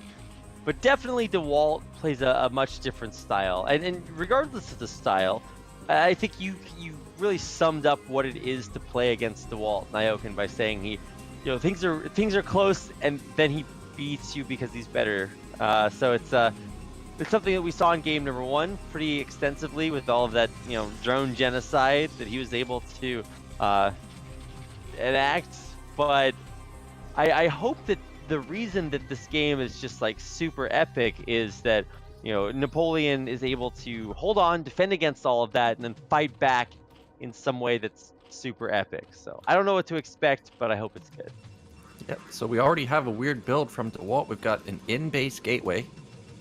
His probe moved up like he was going to build a gas, but that's a pylon, so that's going to be multiple zealots probably just going to block the ramp, and this probe is going to the left side, so he's going to be taking top middle probably as his first nexus, but the probe is so fast that he may even use it to scout. Is it going to go scout? No, it is looking like it's going to set up a nexus here. So this is already going to be a pretty safe base for DeWalt to take. But again, because of how the map is laid out, there's those eggs, there's those assimilators. You got to kill the eggs to reinforce. So if a drop comes in or mutas come in, it's going to take a long time for you to get to the nexus. But at the same time, if the assimilators die, I think that completes a complete wall, so units like Dragoons will not be able to fit through there. You're going to have to rely on shuttles or Sares. So that's what makes this map so interesting, is that one moment you can defend a certain way, and then the other moment you can't. Yeah, it's very dynamic, and I like it a little bit better than maps like Troy or something, where it's a little bit more, I don't know, monolithic, a little bit less binary. There we go. Ugh. I don't know how to describe what I'm trying to get across. The idea is that it's a little bit harder to just straight up say, okay, well, I should get out there and break through so that I can, traverse that terrain. It's like, well, not always. And so you can play aggressively by killing the eggs, or defensively by killing the assimilator. Yeah, so this one zealot and probe got in and dealt a pretty good amount of damage to Napoleon, but the probe did go down, and I think the DeWalt saw bottom right, and look at this. We've got a hidden pylon down here. This is most likely going to be some type of gate. He's not going to put cannons on the ledge or something, and I don't think Napoleon saw it because there's no lings coming over. The Overlord I also don't think was in position. So this is really sneaky. I love it. Yeah. A lot of times you would see like a proxy DT, but it's so early in the game that that's not really viable at this point. But DeWalt's got to be careful, because really he doesn't have any way to defend this nexus. We see lings going to the side right now to kill these eggs, but his zealots are sitting in the front of his base to make sure no lings come through the front. So it's going to take him a while to kill the eggs also, and maybe by then lings are already into the nexus dealing damage to the probe line. Yep, Ling is just right now hitting the eggs. Yeah. And once those get broken through, I mean, wow. Tragedy can strike. I mean, this is one of the ways that we saw light dies. You can't defend long enough. Look at the vision of DeWalt. Look at the eggs. The pylon sees the egg, but it can't see the lings. And this egg is already halfway dead. And like I said, these zealots are going to take a while to kill the eggs. So these lings might get in. This is actually crazy. I can't believe we're watching something like this. The probe is going to get over there and reveal that, uh-oh, this is a little bit difficult. And with an egg that's about to die, this cannon, no way that warps in. Yeah, I'm not sure if lings can fit through. I think that they got to go through the second egg also. And if they got to go through the second egg, well, then this cannon will be up. But the cannon, to be honest, may not be able to range these two lings at the back of the egg. Yeah, I didn't realize that one Zergling couldn't fit through with one egg being taken out, but I guess they are staggered a little bit. So, wow, I'm learning a lot, and we'll find out which lings this cannon can hit. So not the first one. It probably actually could hit the rest of them. So, man, up just in time. Yeah, and look at DeWalt at bottom right. He's got 2 gates going up, so this is a pretty big commitment. And those are exposed gateways. He has 1 gate in his main, so if Napoleon finds these gates, they're all going to go down. Zealots coming in now, trying to get some damage done, but they're not in a great position. The drone drill is phenomenal. Let's see if he even loses a drone. This is actually spectacular. Wow. Nice drill. That was perfect from Napoleon, but still he has no idea about these gates at bottom left. That's unfortunate. There we go. I was just saying how a lot of times you build a proxy DT and that's what's coming out. There's no defense here. There is the Overlord, but there's no way he's expecting a DT coming from the back. Oh yeah, and he's actually going to send out all of his lings at the same time. So there's 0 to defend this base down in the bottom right. You know, sure, the lings might be able to put on a little bit of pressure, but there are zealots blocking this narrow ramp. And here comes our first Dark Templar. Oh, it's actually going... Wait, where's this DeWalt's going? on the next level. He knows that these haven't been scouted, so if he can send even the second or third DT, it's probably going to deal equal amounts of damage as the first one. So he's just going to use these... Oh, he's even going to send 2. He's going to use his first couple DTs to break the eggs and get into the main, and probably while Napoleon deals with the main DTs, he's going to send the third DT to the third base and take that out once it starts getting chaotic. This is so crazy. DeWalt is on like some galaxy brain next level. This is so sick. I love watching stuff like this, but this drone does not scout the gateways. Well, here goes that first DT to the third base. I guess he's going to just send it in now. Unfortunately, the Sunken just came up. This is a bit of an anti-timing. Gets 2 drones regardless. Now, we don't know if Napoleon saw it, but if you did see those DTs come from the back, that would be a little bit suspicious. Napoleon taking the 4th hatchery at bottom right. This is very exposed. DT could kill it whenever he wants. But these 3 DTs are into the main now. Oh, man. This Overlord's moving out of position. Oh, well, you know, if I didn't know ahead of time that this was a super epic replay, I would be a little bit scared. Oh, wow, immediate pull, even without the vision, but they're just going to target down the lair. Can they actually get this? I don't think so. That's a lot of Hydras. Yeah, they're going to try, yeah, no way, so. And DTs are not cheap. 125 minerals, 100 gas. And he's built 6 of them, and really all he's forced is a cancel on the 4th base. But now Napoleon knows that these gates are here, or I think he does. Does he not? The Overlord's just barely out of position, so he doesn't know just yet. But yeah, that's half the production for DeWalt. So it's gonna be hard for him to get out on the map and deny anything else if these 2 gateways go down. Yeah, I mean, he's going to see them now, obviously, but yeah, what is going to happen here? A lot of DTs. Maybe the DTs can just straight up fight the Hydras, but okay, yeah, DTs are pretty good. But yeah, with only 1 surviving, eventually all of this will get taken out. So, all right, DeWalt, you had your fun. Now it's time to play for reals. Yeah, but DeWalt's in a bit of trouble because if we look at Napoleon, he's got even 5 hatches just at his left side of the map, and he's got 6, 7 at bottom right. He'll be taking the 4th base pretty soon as he clears these gates. And what does DeWalt have? He has 2 gates. He's floating a bunch of minerals. He's trying to take his 3rd base, but this is so risky when you have literally no production. I feel like if Napoleon just kills these gates, goes and attacks top right, how does DeWalt defend it? Well, not with gateways. He's got his 3rd one in production right now. And he starts taking his natural expansion. What a crazy way to start this game. Even Zealot's still killing off Hydras. I think he might get 1 more. No, just barely not. This is actually just so interesting. Man, blockchain really delivering, I gotta say. It allows the Protoss to get this super fast base, makes it really kind of touch and go early on, and then, yeah, of course, if you sneak a pylon in, anything's possible. But now the shoe is on the other foot, as they say. Napoleon finally pushing out with a massive amount of Hydras. all the way across the map. And these 4 gateways have not warped in yet. Yeah, DeWalt's in trouble because Napoleon's already ahead in supply. A lot of times you're seeing, Protoss up 30 supply at this point, and Napoleon, he knows how far ahead he is. He's double expanding, taking bottom middle and bottom right. Oh, getting the Templar! Doesn't have enough energy for Storm anyways. And yeah, Napoleon's most likely going to deny this base. Oh, that was a great Storm. Ooh, okay, well, I mean, with storms like that, then yeah, that's going to make the hold quite a bit easier, but it's not going to push Napoleon all the way back, although there are a bunch more cannons warping in, so maybe that'll do it. Ooh, donating a free Overlord, don't want to do that. DeWalt, look at this gateway at bottom. Oh no. Somehow the probe survived. He's built another gate. More DTs are coming down. Is there no justice in the world? I honestly expected him to cannon rush with that probe. Like what hasn't that probe done? Also, there's a sneaky DT that was like killing a bunch of Hydras as they tried to come across the map. Whoa, 6 Storm!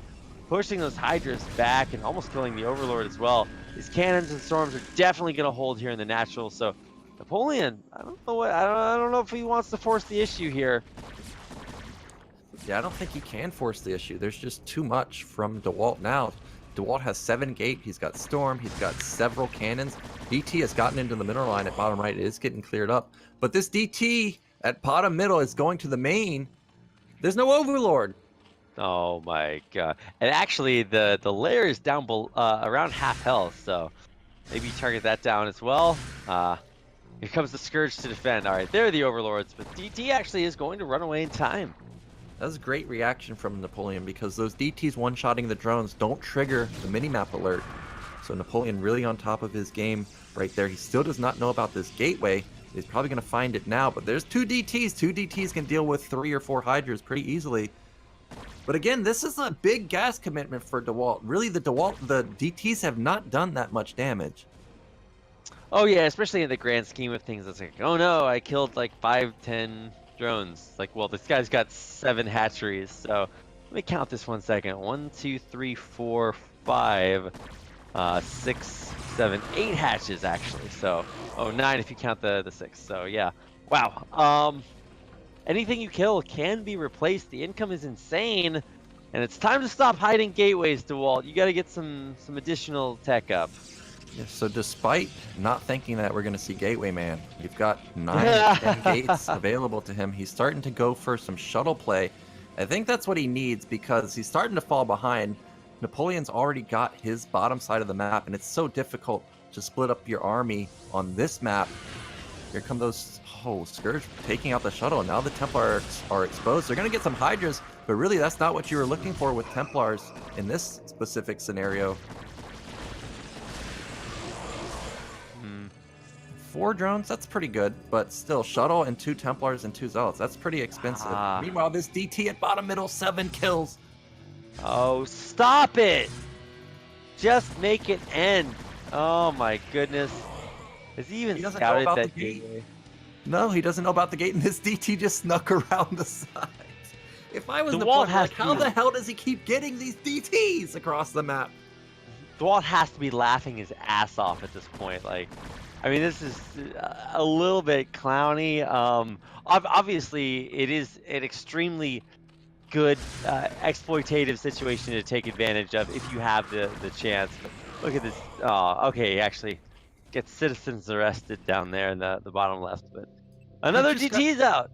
Yeah, he's just got him queued up nonstop, and 1 DT versus, well, 3 Hydras might be a little bit too much, but look, he's queued up 2 more. These DTs are buying a lot of time, because now DeWalt all of a sudden is out on the map with 150 supply versus 150, and this is blockchain. A lot of the supply of Napoleon is split up. There's a lot on the left side. There's about 10 supply of Hydras at bottom middle. Now this DT is going to bottom right, so he's going to get split up some more. And this is going to draw all the units at bottom right, most likely out of position, but that's a lot of lurkers. So I don't know if DeWalt will be able to bust through right here. I think actually maybe he's got a pretty good shot. Let's see how good the storms are once they come into bear. There's a bunch of Hydras coming in from the rear. He's going to need the storm to keep them off the back of his army. Where are those storms? I'm waiting. There's a pretty good one. Running the Hydras forward into another storm. That's one way to stop the Hydras from hitting, and now the Zealots breaking all the way through onto this mineral line. So many dead drones. He just ransacked Napoleon there. The DT is still at bottom middle. It killed a lot of drones at bottom right. Also that storm hit lurkers and drones at the same time. These DTs are so annoying. They were useless in the beginning, but now look at the supply, 150 to 110. He's taking top left. How does Napoleon stop this army? It's just huge. Yeah, and how does he stop the bases coming up behind this? Honestly, DeWalt could double expand at this point, and he's just like, he's crushing it. And by it, I mean crushing the bottom right-hand base. He is going to get cleaned up in the end, but he should be able to extend the longevity of these units maybe a little bit longer, trying to run them away. But everything is going to get cleared up down here, so that'll, help out with the supply disparity that you were talking about. Now, down to about 20 instead of 50. Bottom middle. We still got DT's still coming. Now DeWalt's decided that, hey, he's probably scouted it. I better build this cannon to make sure I can get another DT out. But I think there's too many Hydras. But DeWalt did lose his whole army. And look, we were at 150 to 110 a minute ago. Now we're at 130 to 110. So it's not that bad for Napoleon. He's done a good job to keep his drone count very high despite losing so many to DTs. He's got good saturation at all of bottom left. Bottom middle is great. Bottom right is great. He's got a lot of hatches. He did lose 3 hatches there, though, at his third base. So that's a decent amount of production. But DeWalt, it just feels like he's slowly but surely getting back into this game. He's going to get top left now. What do you do from this point as Zerg? Well, I mean, I think at this point you really just have to try to put on any amount of pressure. And that's what Napoleon is going to do. He's like, okay, well, I gotta go do something. So he heads out in the middle of the map and it's like, wait a second, that's just quite a bit of Protoss. So I mean, flanks are great opportunities. The Scourge see everything, and so it's going to allow him to engage in the best way possible. Lots of lurkers burrowing, but the storms are so good. Yeah, the storms are just fantastic, shredding through the lurkers, but there's just a little bit too much Napoleon right now. DeWalt's going to have to turn around. But it's still a pretty good scenario for DeWalt. He's going to be splitting the map. Now, I feel like the point of contention if both players go for splitting the map is these middle bases. So DeWalt maybe needs to start thinking about getting some Reaver play because it's going to be very difficult to defend the mid bases, especially when you know that the opponent can kill the assimilators, and then definitely none of the gateway units can come in to defend. I mean, that's a good way to... I guess one of the reasons you were saying, well, hey, Gateway Man is just not as viable on this map as others, because you just kill the assimilators and like, oh, well, I just can't go anywhere. Yeah, and it can definitely catch you off guard because you think you can, and then all of a sudden you can't. Now, this might be a little bit of a blunder from Napoleon right here, bleeding a few units. And yeah, DeWalt is recognizing that this is most likely going to be a split map. We see Probe going into the middle, already building a pylon. He's probably going to just spam a ton of cannons. This is a little risky, no cannons at all. The supplies are so even that I don't know if he can get away with this, but he's going to try to. I mean, he's gonna try. I don't know how successful that will be. At the end of the day, something has to stand up to DeWalt. He can't keep getting away with it. But what does Napoleon have to stand up to it? He's got Hydras. That's it. All of his units are on the right side of the map. Now, he will have a massive flank once they finally get here. But the army of DeWalt is huge. There was a shuttle drop to bottom right, but it got picked off. It had 4 Templar in there, so there's actually not that many storms available for DeWalt. I think there's 3. That's a lot of Hydras. DeWalt getting sandwiched here. He's going to lose his whole army. Yeah, I mean, nothing's going to survive here. I mean, the storms are fantastic, but not fantastic enough. And so finally, Napoleon finds the answer. The question he's been asking all game long is like, how do I survive the onslaught? And that's how you do it. Sick flank, but now it's time for round 2. We're going to have shuttle speed, massive amounts of gateway units, and probably drops everywhere Napoleon or DeWalt can get his hands on. And DeWalt canceled his middle nexus. He knows there's no way he can defend that after losing his entire army. And that was actually his entire army. He had like 2 zealots at his natural. So he's got to completely rebuild it. Meanwhile, Napoleon, all of his tech is kicked in. He's got good upgrades. He's got Defiler Mount coming in. He's got Adrenaline. He's got Hive.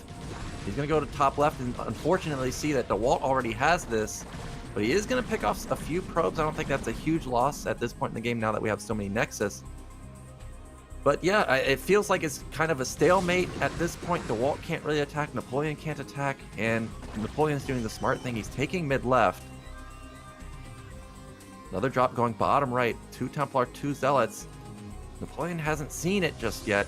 And there's a lot of econ on this side of the map for Napoleon. Oh, I'm waiting. I'm waiting. Here we go.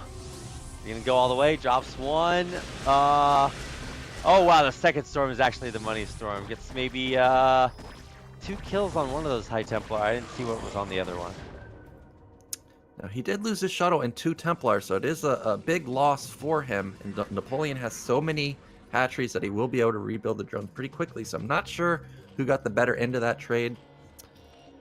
But yeah, it seems like the game has stabilized at this point. Napoleon taking mid left. DeWalt trying.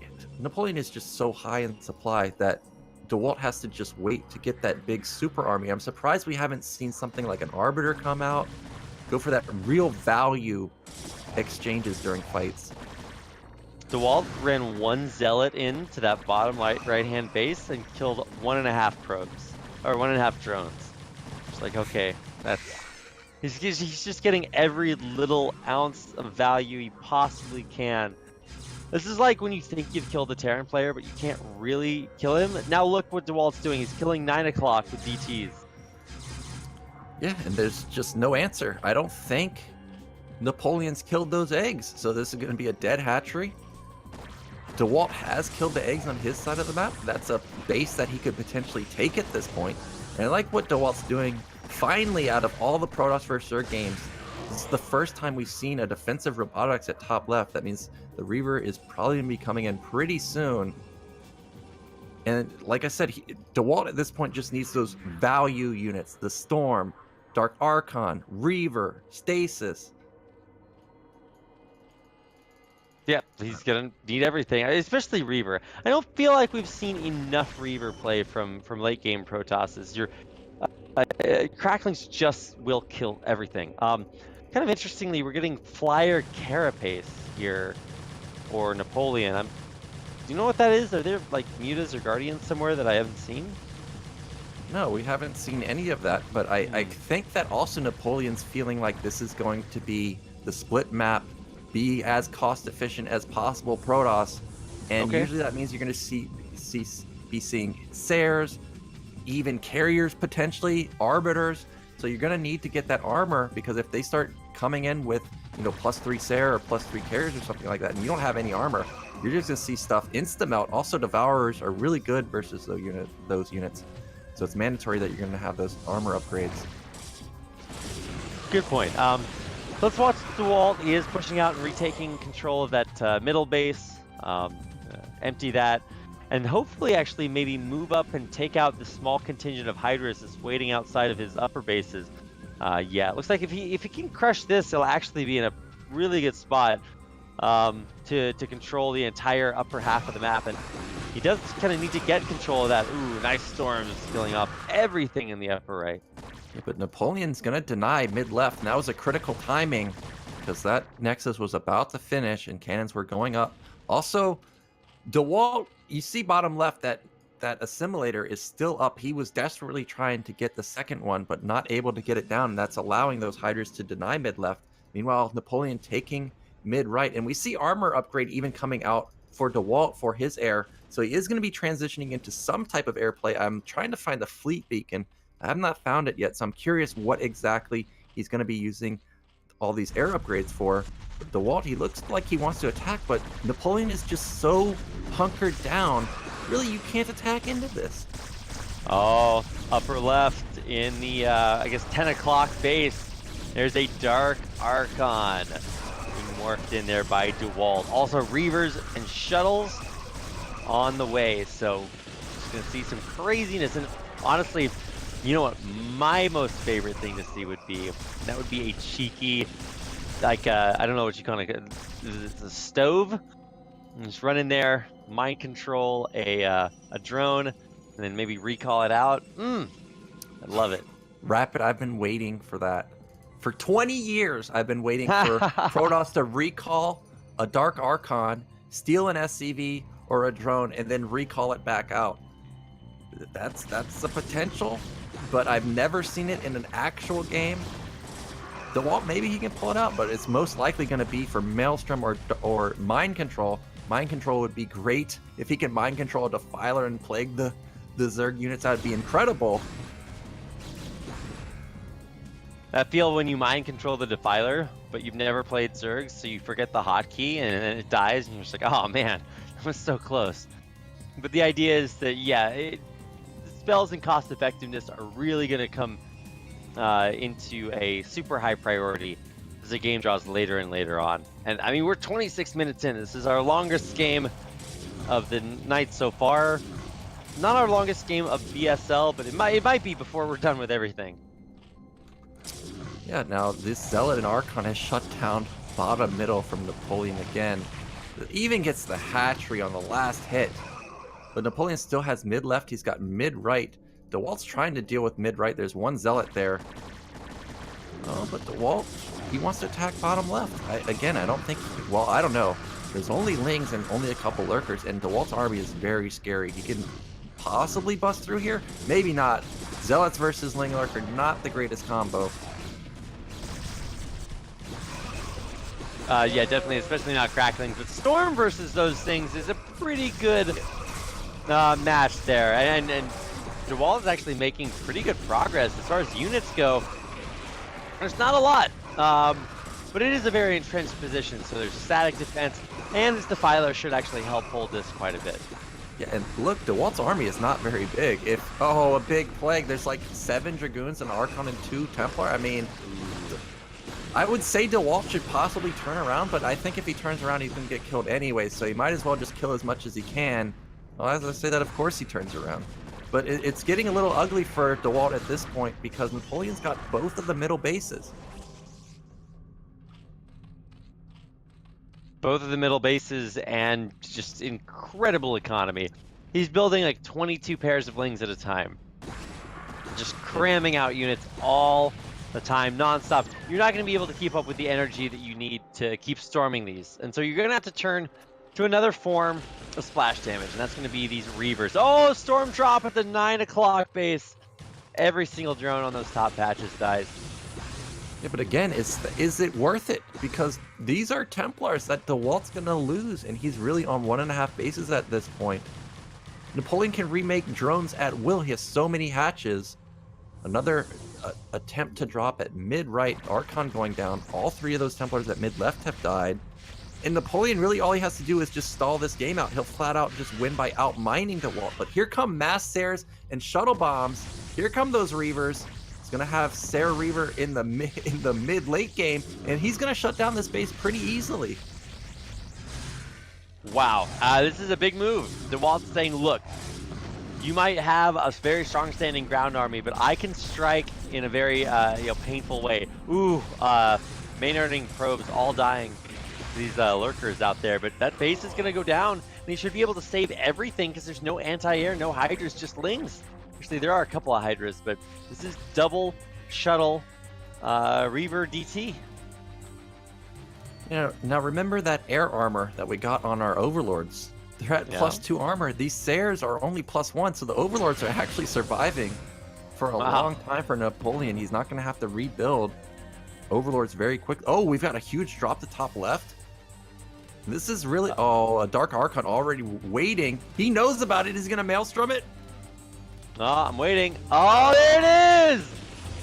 Beautiful. Oh, a double Maelstrom all the way across the sky. Whoa. Oh my god. Double Maelstrom.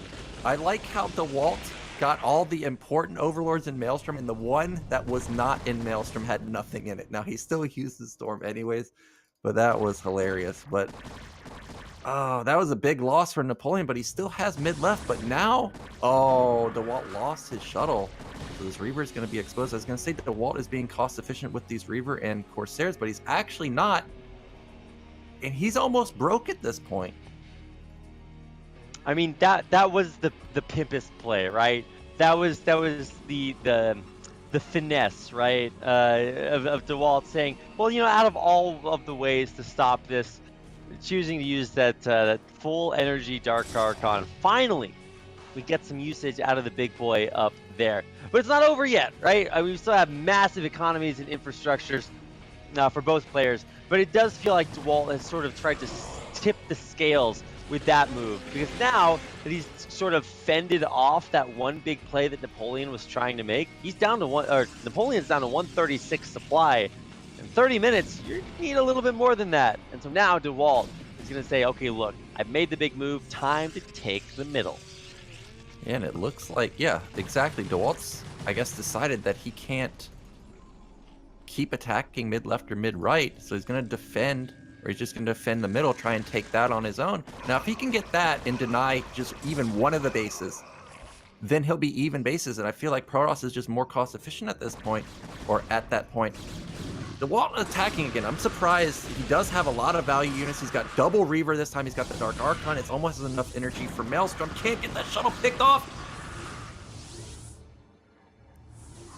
So close. Is DeWalt going to bust through here? His army's very strong. It's a bottleneck. We have so many storms available. Oh no, Napoleon, he's getting choked up. Big storm on top of the Hydra's. Defiler's even going down.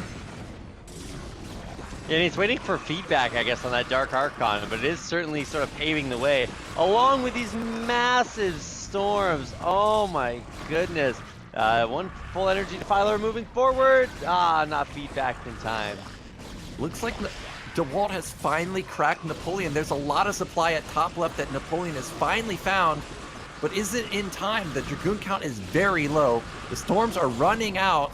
I think that it will just be enough for Napoleon to hold on. He's even coming from behind with a ton of Lings and Hydras. This is going to be another Reavers. Full army loss from DeWalt, and now this mid base is really exposed. I don't know if Napoleon knows about it, but if he does, he's probably just going to swoop around there and kill that too. Well, DeWalt is going to lose everything in the end. I don't know. I mean, I guess there are situations where, yeah, you're just going to have to trade your army away, but now, how the tides of battle have turned. Look at DeWalt's army. We have 6 Templar, 1 Zealot, and there's 4 Templar in this shuttle. But he cannot afford to lose these Templar. Oh man, he needs to get some type of buffer for these Templar. You can't cast Storm from all of them. Here comes Napoleon trying to deny the middle. There's just so many storms though. Oh, the probes moving in at the worst time. Get those out of here. Oh my goodness, he's gonna lose so many probes. He lost all of his probes. He's also going to lose all the Templar. That's what I'm saying. You have so many Templar, but you can't cast Storm on all of them. And DeWalt's going to get this base denied. Napoleon taking mid-right again. He's still got mid-left. The top left base is really the only mining base left for DeWalt. Well, I feel like DeWalt was actually in an amazing position there, right? I think if he had more Zealots in combination with the Templar, maybe 5 Templar and like 6 Zealots, then he would have been better. But you can't cast Storm on 12 Templar. It's like impossible to do. But DeWalt, he's still fighting. He's trying to deny mid-right. He does another DT drop, so he is going to deny it. But he is running dry. Top left is down to 400 minerals each. Well, I think the ultimate victor of this series, being forced to drop the High Templar out of the shuttle, and I think he might actually just lose it here. These DTs aren't going to town, though. The drones were Maynarded over a little bit early, or I guess transferred over. I think Maynard is specifically the first transfer of drones to your expo. But anyway, the idea is DeWalt's doing the utmost, but I do think he needs a little bit more cost effectiveness. Although another big drop at the 9 o'clock does kill every drone there too. Yeah, and if we look at Napoleon's income, it's non-existent. Bottom right is mined out. He has bottom middle going. Wow. But really, the issue for him is he has all these drones at bottom right. They're all on gas, though. He needs to transfer them to top left because he's not mining at all there. And DeWalt all of a sudden is ahead in supply. He's still on a timer, though. If he does not get another base, he will starve out. Oh, what a nail biter here. Oh, this is so crazy. I'm so glad that we, hit the pause button on this series and then came back later on. The exciting conclusion. Um, I agree. I think the toll has finally been taken. Another huge storm drop, just devastating the space again. The 9 o'clock. And yeah, at this point, I think DeWalt is kind of playing with his food. He's like, look, you have to keep these bases up, and I can just keep storm dropping them. So. Yeah, immaculate the way that he's playing this. But I mean, both players are just on their last vestiges of resources. We're basically mining out this gigantic map. And DeWalt has massed up a sizable army at this point. He's got several Dragoons, several Templar, and Zealots. Now if he can just get it over to the left side, that Assimilator is still alive for now. The Ling is trying to take it down, but he could potentially go through the high ground on the left side, kill mid-left. I think the Assimilators are busted on the right side, so he doesn't have any opportunity there. But that chance is out the window now because the Assimilator just went down. So where does DeWalt attack with his army? It's so strong, but it can't attack anywhere of importance. I think the biggest thing might be just to secure the center of the map. If you know that your opponent is running out of resources, just force a bunch of cost-effective trades. I'm waiting. Oh, look at this Reaver. Oh. He just stormed all the drones again, but he did lose a Reaver, he did lose a Templar. Those are expensive units. Also, I noticed that the shuttle's gone, so that probably died. And DeWalt, like I said, he's got a good ground army, but he can't do anything with it. Even if he kills bottom right, that's not really important at this point. Napoleon doesn't have the econ to support the 10 hatches he has, so losing this doesn't matter. Look at Napoleon scrambling to get this Assimilator down. He's trying it, gets down. So again, can't attack mid-right. Wow, really great, I guess, timing on that. Redroning both sides of the map, starting to get that econ coming back in. But, DeWalt is sort of finishing things off down here in the bottom right. And, eventually every base that he is able to take out will be, one less than he needs to worry about. So let's see if he can both kill this base and escape, live to tell the tale. Yeah, every time DeWalt has pushed this far in, he's gotten surrounded from all angles. This time, I think he's going to get away with it. Napoleon has recognized that this base doesn't matter. It's not like he's losing his hive and all of his tech buildings. Just losing hatches, he can't necessarily even use them anyways. So DeWalt will get that kill, but again, it doesn't matter. He needs to get the middle. Another big drop to mid-left, killing a lot of Lings. But again, he lost all of his Templars again. Yeah, I mean, Napoleon's got a 5k gas bank, 4.5k. Napoleon's is at 1k, but it's not infinite, especially since we are dealing with finite resources left on this map, most of them in the middle. So I think DeWalt might finally decide to say, look, this is where I'm going to take my stand to live or die by the middle of the map. He wants to do it. Here comes that probe. It's going to be putting down the Nexus now. He needs to keep everything consolidated there. He just doesn't have any entry path into mid-left or mid-right unless he's just going to keep shuttling in. I don't think you're going to be elevatoring Dragoon Zealot. And even if he wanted to, he can't. Napoleon has Hydras already set up on the left side. He's got Sunken set up on the right side. So really, this is DeWalt's last hope. If he doesn't get the middle, he's going to be out of resources. He's down to about 5 patches at top left. This is it for DeWalt. And this game is so sick. Can he? Oh, look at that plague! Oh, disgusting! Hits almost half the units in this final final ball of units from DeWalt. So it's just that's all he had, and now it's half as good. Yeah, this is the point in the game where spellcasters are just so incredible. Storm, Plague, Queens could be even good for Napoleon. Start broodlinging anything, doesn't really matter. And DeWalt, where's the Dark Archon? He's got Reavers. Okay, he lost the last one, but I'm waiting for the next few.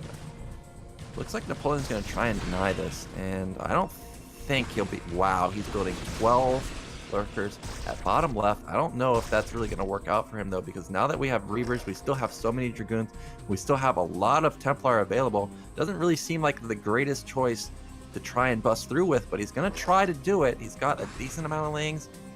He's got more Defilers. They just got enough energy for another Plague. Look at him come in. Oh, the catch-up. Oh my goodness! Wow, there's so annoying to deal with because there's no counterplay. Now, on the other side, the Storm is actually very good, storming the Defiler. So he gets under the Dark Swarm, now storming the Lurkers and taking out quite a few of them. Zealots running underneath. Even still, big army to trade. I don't know how much longer our players can keep doing this. Napoleon's used up half of his bank, and DeWalt has very little resources left, but he is mining from the center. Yeah, well, Napoleon still has a very big army. He's got Ling, Lurker, but you saw how many Lurkers died there. That was a huge investment. The Reavers are still alive, and Reavers are just going to mow through these Lings. Oh, is he going to Their DPS is very low. He was unable to scourge the shuttle. Reavers to take out the Lings and the Defiler, but the Dark Swarms get off, and that means that Lings will be able to run underneath and start to put some damage on. One of these Reavers does go down. The next one is about to fall. Sick pickup to save it at the last possible second. Yeah, now really there's not much counter to this Dark Swarm. We have like 2 Zealots, a Dark Templar, and there's Storm energy, but there's only 1 Storm available. Oh, there's a bunch of Templar coming in from the back, but the Reaver has not been unloaded. He needs to get down. Look at these Lings just go. They were dealing a decent amount of damage. I don't know. Napoleon looks like he's getting desperate. He's kind of not trading that well anymore. Yeah, he's just funneling in Lings one by one, or Hydras just little bit by little bit, and there is just barely enough to keep holding on. Now, we're down to our last Reaver that I think we're going to see for maybe the rest of the game here. And I think it is going to come down to, can Napoleon take this base out? I think inevitably that will be a yes. Wait, does he have any detection here? This DT could actually just be a really big savior, although with this Reaver getting lower and lower. Oh my god, this is so tense. Reaver goes down. It might just be a little bit too much Napoleon. More lanes coming in, more Hydras. There's not enough Storm to be everywhere. There's no supporting cast, no Zealots. There's only 1 DT. It just got stormed to death. No Reaver. Even storms all his probes. So I think Napoleon's going to take it right here. This is all the mining for DeWalt. Oh my god. Oh my goodness. These 4 hero Hydras. And I mean, I guess all the Lings funneling back in. But yeah, DeWalt doesn't have anything left. He's got a Storm, maybe an Archon. DeWalt is not giving up, but damn, Napoleon finally able to win in the end. GG. DeWalt taps out Napoleon, brings it back in game number 2 after 43 minutes. Yeah, that was a sick game. That's one of the best Protoss vs. I've seen in a long time. And yeah, blockchain, that's what it does. It just creates these crazy ass games. We had Proxy Gate from the 3-minute mark. We had a second Proxy Gate. We had oh my goodness, assimilators dying, just barely preventing DeWalt to deny mid left and mid right. Like, that was ridiculous. You had everything. You had double Maelstrom at the end.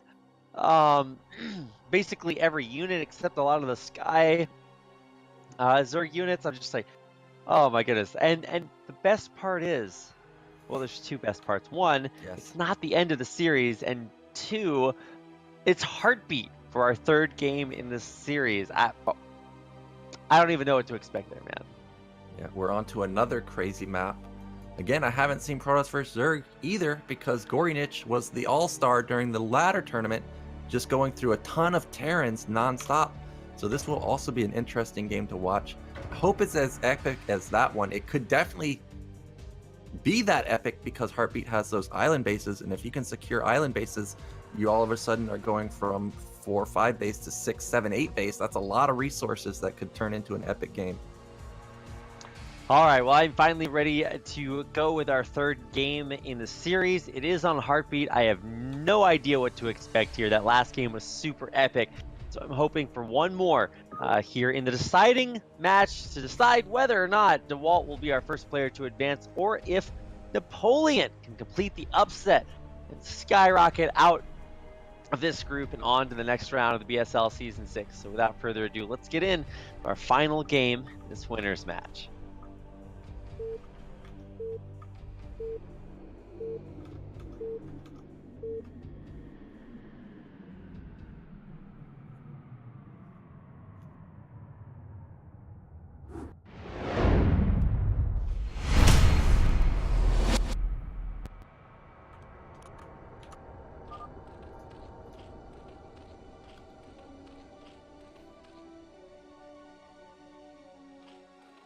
All right, let's go ahead and get things started. In the bottom right-hand corner, in the brown as Zerg from Finland, it is Napoleon. And in the bottom left, we've got the Protoss powerhouse. It's DeWalt. Yeah, so I don't know what to expect here. Again, the map is not like Blockchain, but it's the similar experience for me where I'm not sure what to expect. I think this is going to be more gateway based. I found it surprising that we went gateway man on Blockchain, but DeWalt made it work. So if he's not going to pull out Sarah Reaver there, I find it hard to believe he'll pull out anything other than gateway man on this particular map. But yeah, we're going to have to wait and see. DeWalt going for a fast scout. Or is he? Wow. Okay. Someone check DeWalt. Is he stream cheating? Who goes to the top? Is like, nah, Zerg's not there, and goes directly for the first scout at bottom right. It's that star sense, man. When you play enough on the Korean, I keep telling people, you start training in Korea, you get that Gosu star sense. It's like we've got a monopoly on. I'm just making things up. It's just really cool to see.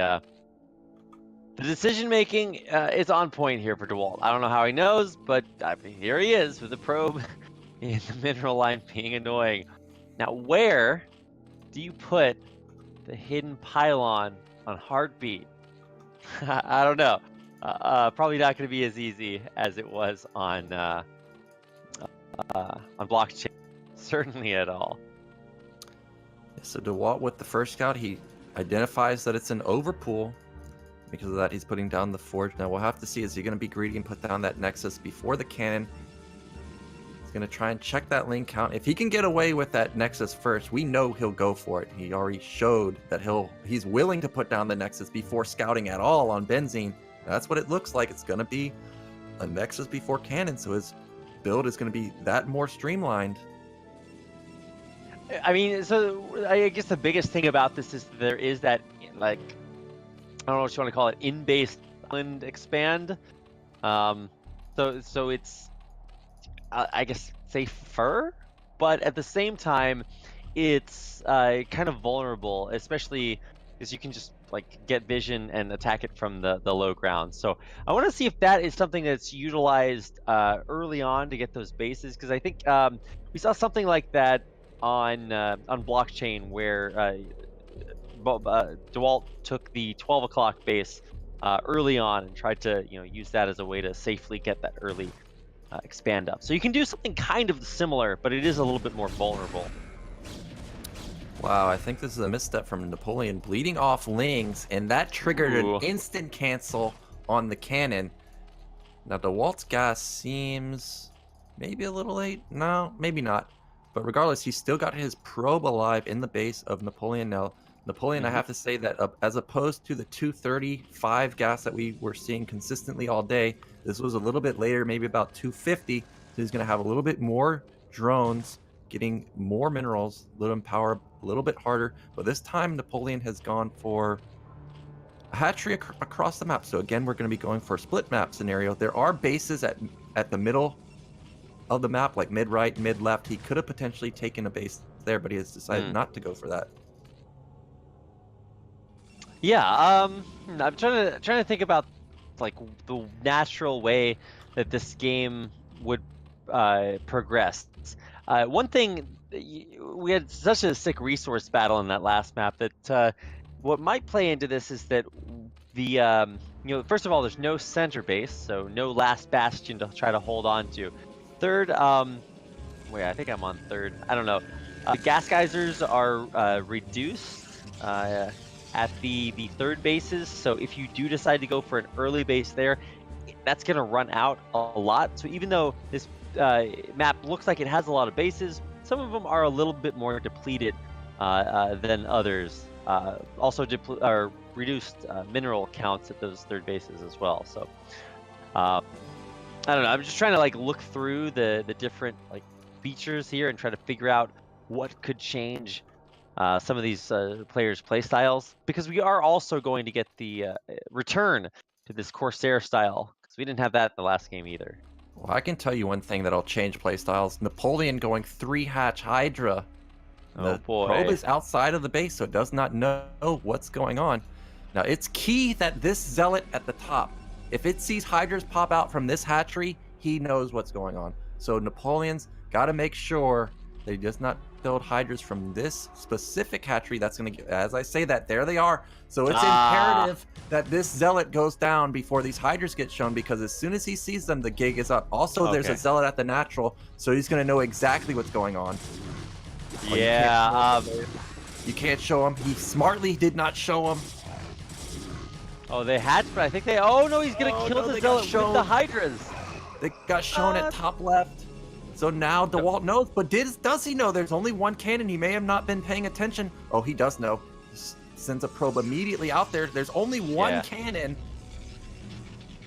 He's definitely gonna need a few more than that. Gotta start spamming. Oh, he's gonna lose the Corsair. No. There's no Zealot either. Oh my god, what? Is this gonna be the shortest game? Is Napoleon going to advance out in first place? He's got to go though. Like, he's got the Hydras, but he's not going. He can range that cannon. He can't wait for these 4 cannons to get up. The Walt's gonna survive. You gotta go. Why? What's the hesitation? Like, what are you scared of? You have actual units. Your opponent does not. Okay, well, the gateway's gonna go down. He's gonna try to dive through onto the cannons, but look at the probe block. Oh, 6 probes, put the pro in probe. Keeping those Hydras off these precious cannons, giving them the seconds they need to complete. Oh my gosh, this was perfect defense from DeWalt. The probe control also to get back that surface area that he lost from the gateway. Just immaculate. And now, sure, he's even gonna kill a Hydra with probes. No. What can't he do? What can't DeWalt do? And Napoleon's all in. He's continuing to build Lings, more Hydras, putting down a 4th hatch. He has no drone saturation at top left. This is make or break for him. And meanwhile, behind it, DeWalt has tech, but he has no gateway, so he's only only relying on these cannons. Wow. I mean, if this was a snow map tile set, guaranteed the Finnish Zerg player would have the advantage. But uh-oh, it's not. We're playing on even footing here, and for DeWalt to hold so immaculately, what a god! His probes are like flash SCVs. Like, they just do things other workers can't. You got that right. There are games I watch of Flash, and I'm like, how do you do that with SCVs? He just makes it look effortless. He's like talking to his chat while doing it. I'm like, how do you do it? But that was amazing from DeWalt. The real threat, though, is that Napoleon still has a strong army. If DeWalt had even just one gate, he does have one gate, and that sneaky DT is coming out. So Napoleon, I think he lost his window. There's just flat out too many cannons now. The DT is going to be out there also, but he's going to go for it. But I just think there's too many cannons at this point. There's 9. He's trying to desperately bust through, but the Lings and Hydras are dying so fast. And the probes drill through again. Keep in mind these +1 Corsairs are also being very useful at the same time, picking up a bunch of Overlords, but he does lose all of them in the end. All but one that's on 2 HP. So yeah, but actually it's not even just that. That Sair, have you been wondering the whole time, how does DeWalt drill on something? There's nothing to drill on. It's because this Sair is getting vision of a resource, allowing him to drill. So these Sairs not only killing Overlords, they've been crucial for the defense for DeWalt. And now DeWalt is in a great spot to take this game. He's got enough gateways up. He can actually start putting on pressure to Napoleon if he wants to. But I think Napoleon isn't even thinking about transitioning. He knows he has to end it here or it's going to be over. And the DT's going to kill the third base single-handedly. So that is super critical damage. There's no Overlords, there's no defense, there's no chance for that third. So you got to go now, because you're never going to beat him on 2 bases, and you're certainly not going to beat him if you give him more time to get these cannons up. Yeah, here comes Napoleon. He's trying to bust through. There's just flat out too many cannons. This is most likely to be his last stand. There's no storm, no zealots, but oh, the cannons are dwindling. Oh, a big storm. Oh my god, he has Sight Storm. What? Okay, well, yeah, there you go. That's one way to stop it. So a 3-hatch Hydra becomes a now 2-hatch Hydra that is fighting a Protoss with 2 storms, maybe more, there to defend, and 5 cannons. So that saved the 3rd hatchery just barely. So that's pretty impressive. Yeah, it's safe for now, but you know that DT's going to come back. Oh, get he's that coming hatchery. back.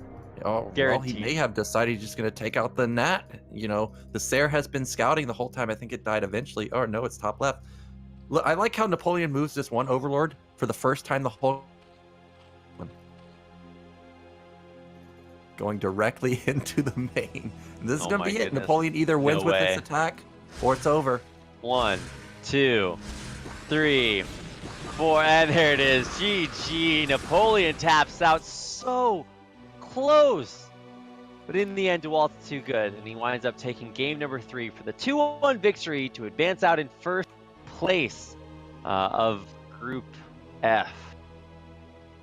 Yeah, I think everybody expected DeWalt to get out. Of course, he's just on another level in comparison to everyone else. But Napoleon, he put up a really good showing, and I'm shocked he didn't jump on the cannon. He saw it was one cannon. He also saw there's no zealot, so I don't know what he was waiting for. It is true that he killed the gateway, which opened up a bigger surface area. But the drilling from DeWalt was like, what? That was incredible. It was so good. I'm glad you pointed out the Corsair enabling that.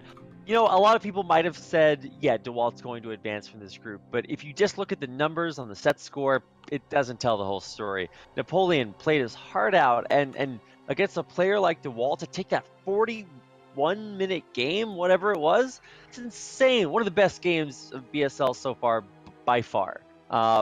Yeah, just really incredible match between those two players. You know, I've been casting for, what is this, 4.5 hours now. It's 7:30 a.m. and normally I would be hoping for these, like, 2.5-minute series. But I'm just so happy that we got such amazing games. And congratulations once again to DeWalt for advancing out of his group in BSL. Yeah, but now we're going to be going into another epic series. It's going to be Dragon versus Napoleon. I think Napoleon took out Dragon earlier, so it's going to be a rematch. And he looks pretty dominant. Yeah, I would say that Napoleon might be maybe a little bit frustrated after losing against DeWalt, but if it's that close against DeWalt, and you're going up against Dragon next, he's going to be pretty warmed up. So we're going to get warmed up after a quick break, so don't go anywhere. Hit the follow button while you can. Subscribe or donate if you feel so led. But at the very least, stick around, and we'll be right back with our final series of the night.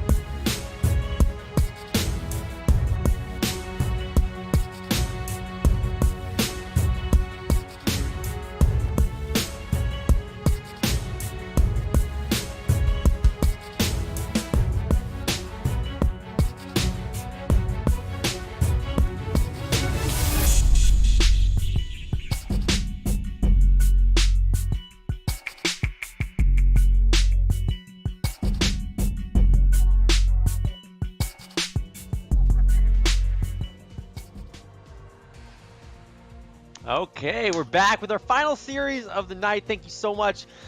If you've been with us here this this entire time, then I'm surprised you're surviving, because I'm definitely these games have taken a toll on my body physically, mentally, emotionally. I'm a husk of my former casting self, but I cannot wait to get into our final series of the night to find out who will be our last player to advance out of Group F. It's going to be between Dragon and Napoleon, and if Napoleon can put up that strong of a fight versus DeWalt, I'm excited to see what he has to bring here against Dragon, and if Dragon can hold on and maybe have a chance at advancing out himself. So our map pool is going to be In the Way of an Eddy, Circuit Breaker, and Benzene.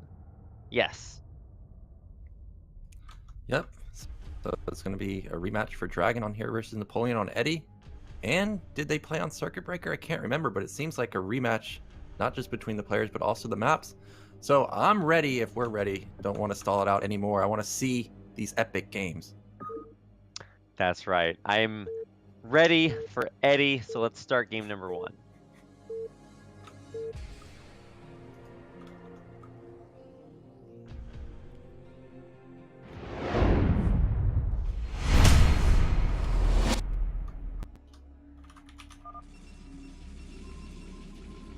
All right, welcome, ladies and gentlemen, to the final series of the night.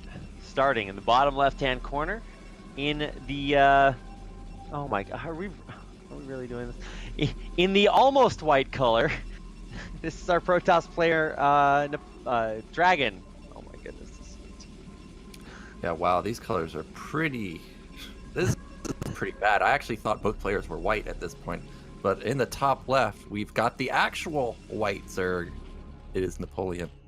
Hey, at least they're a different race. I'll never forget casting an ASL game. It was a PvP between orange and yellow, and they just built lots of Archons. And I'm just like, well, I'm doing the best I can. There's only so much I can do with this, so I'm just really going to be learning a lot from looking at the minimap this game. That's for sure.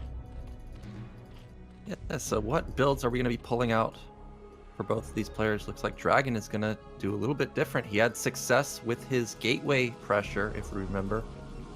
And now he's going to go into another gateway build. Now, what will the follow-up be? We saw him go Stargate the majority of the games. The one game he did go Citadel, it worked out very nicely for him.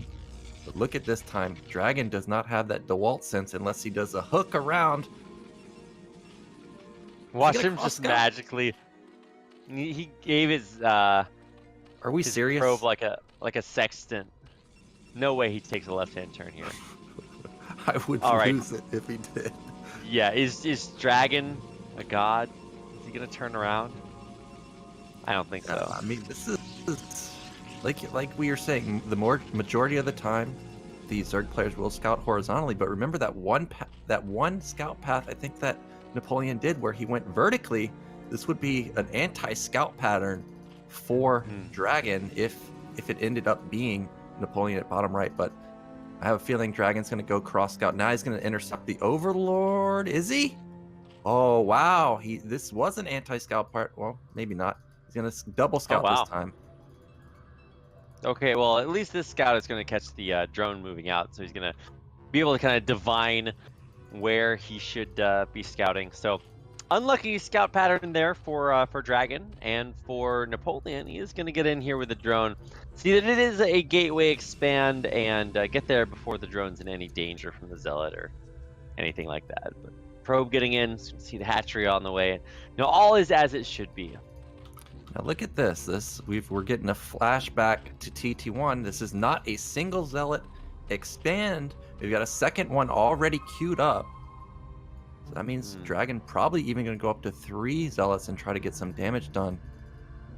Even another pylon. So yes, this is most definitely, I would assume, going to be a third Zealot at this point. The first one's already halfway across the map. Oh, it's more than halfway across the map.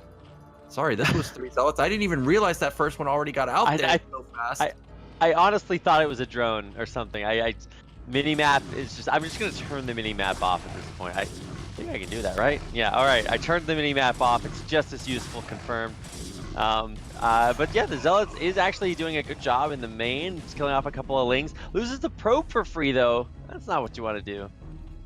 I think in this scenario, it's not that bad because we know we have multiple Zealots coming in. He's already got one at the natural.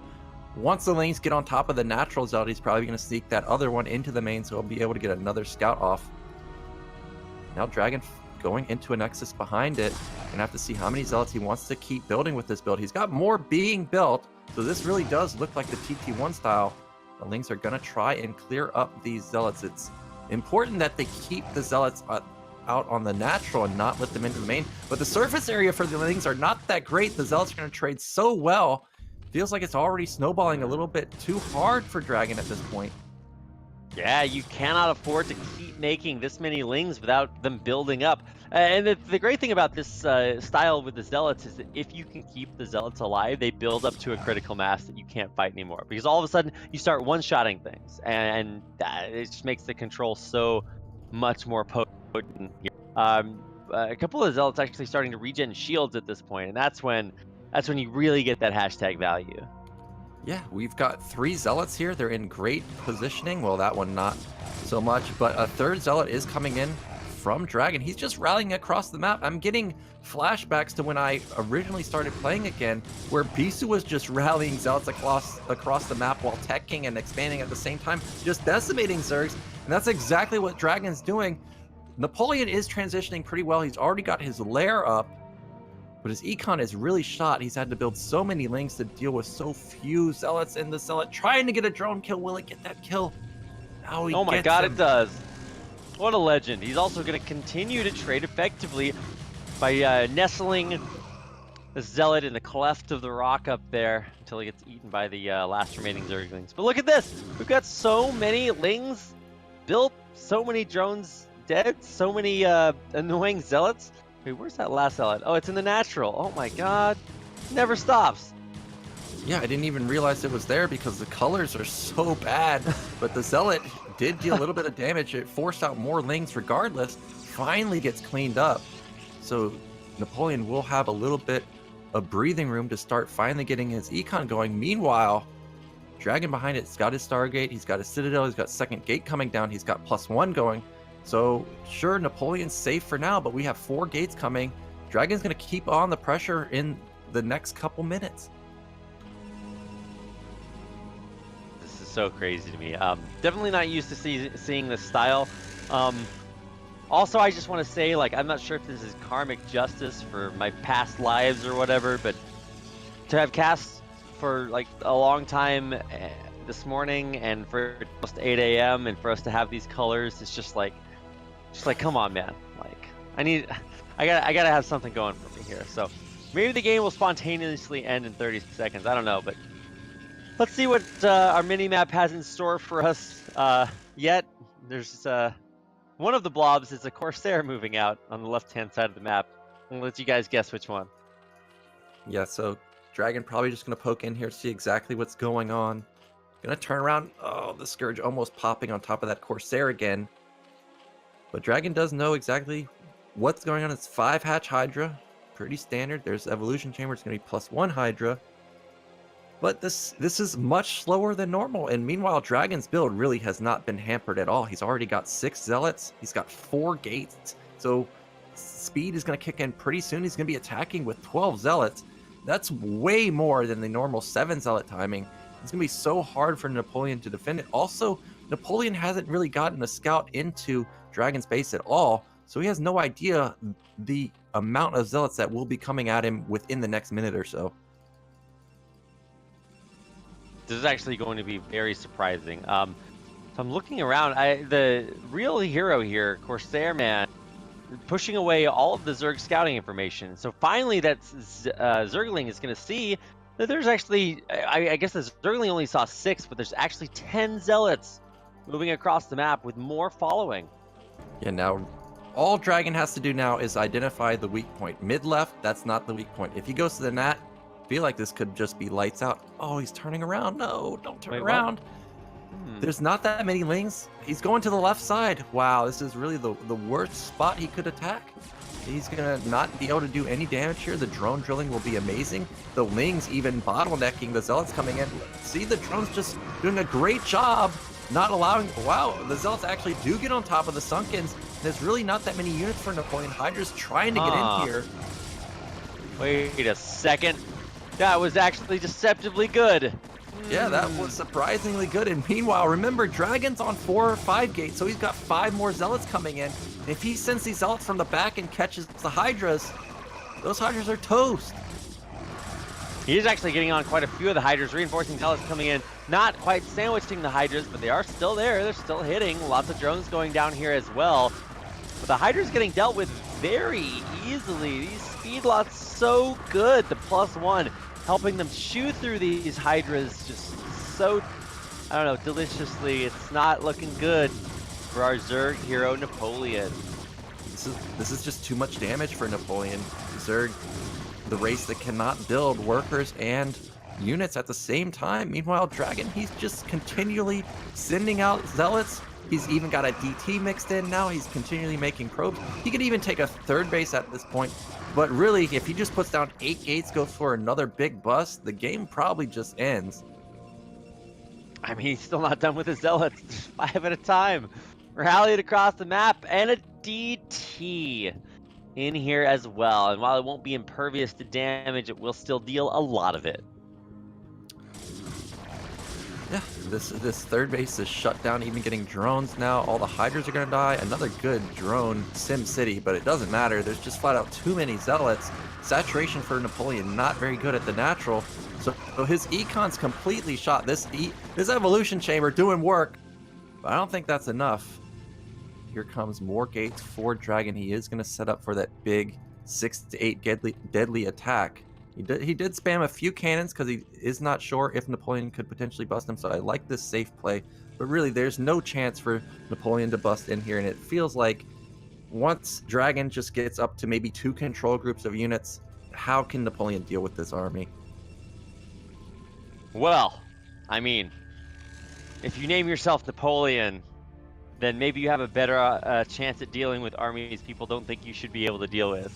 But historical memes aside, I don't think so. How many there's also Templar like Dragon even has? He's got 7. Oh my, he's got seven. That's just quite a few there, Nyoken. Wow. Well, I mean, there's almost that many Hydras. So as long as he kills like 2 Hydras with each storm, he'll be okay.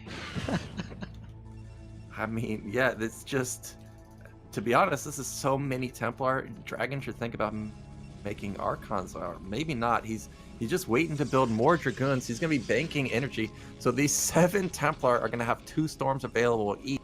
Oh, Napoleon's army is highly clumped. Luckily, he moves them just in time because those Templars were about to pounce on him. Oh no, they still might pounce. Or does he? Does he have storm? Okay, that's like the worst storm of the perfect ones available. Okay, well, I mean, I guess he's got Infinity Storms, so like, yeah, just throw him out there, man. All right. I mean, look at the Hydra count for Napoleon. It's pretty scary, but then you look at the actual supply, 55, so that's definitely not going to be enough. The storms are just endless.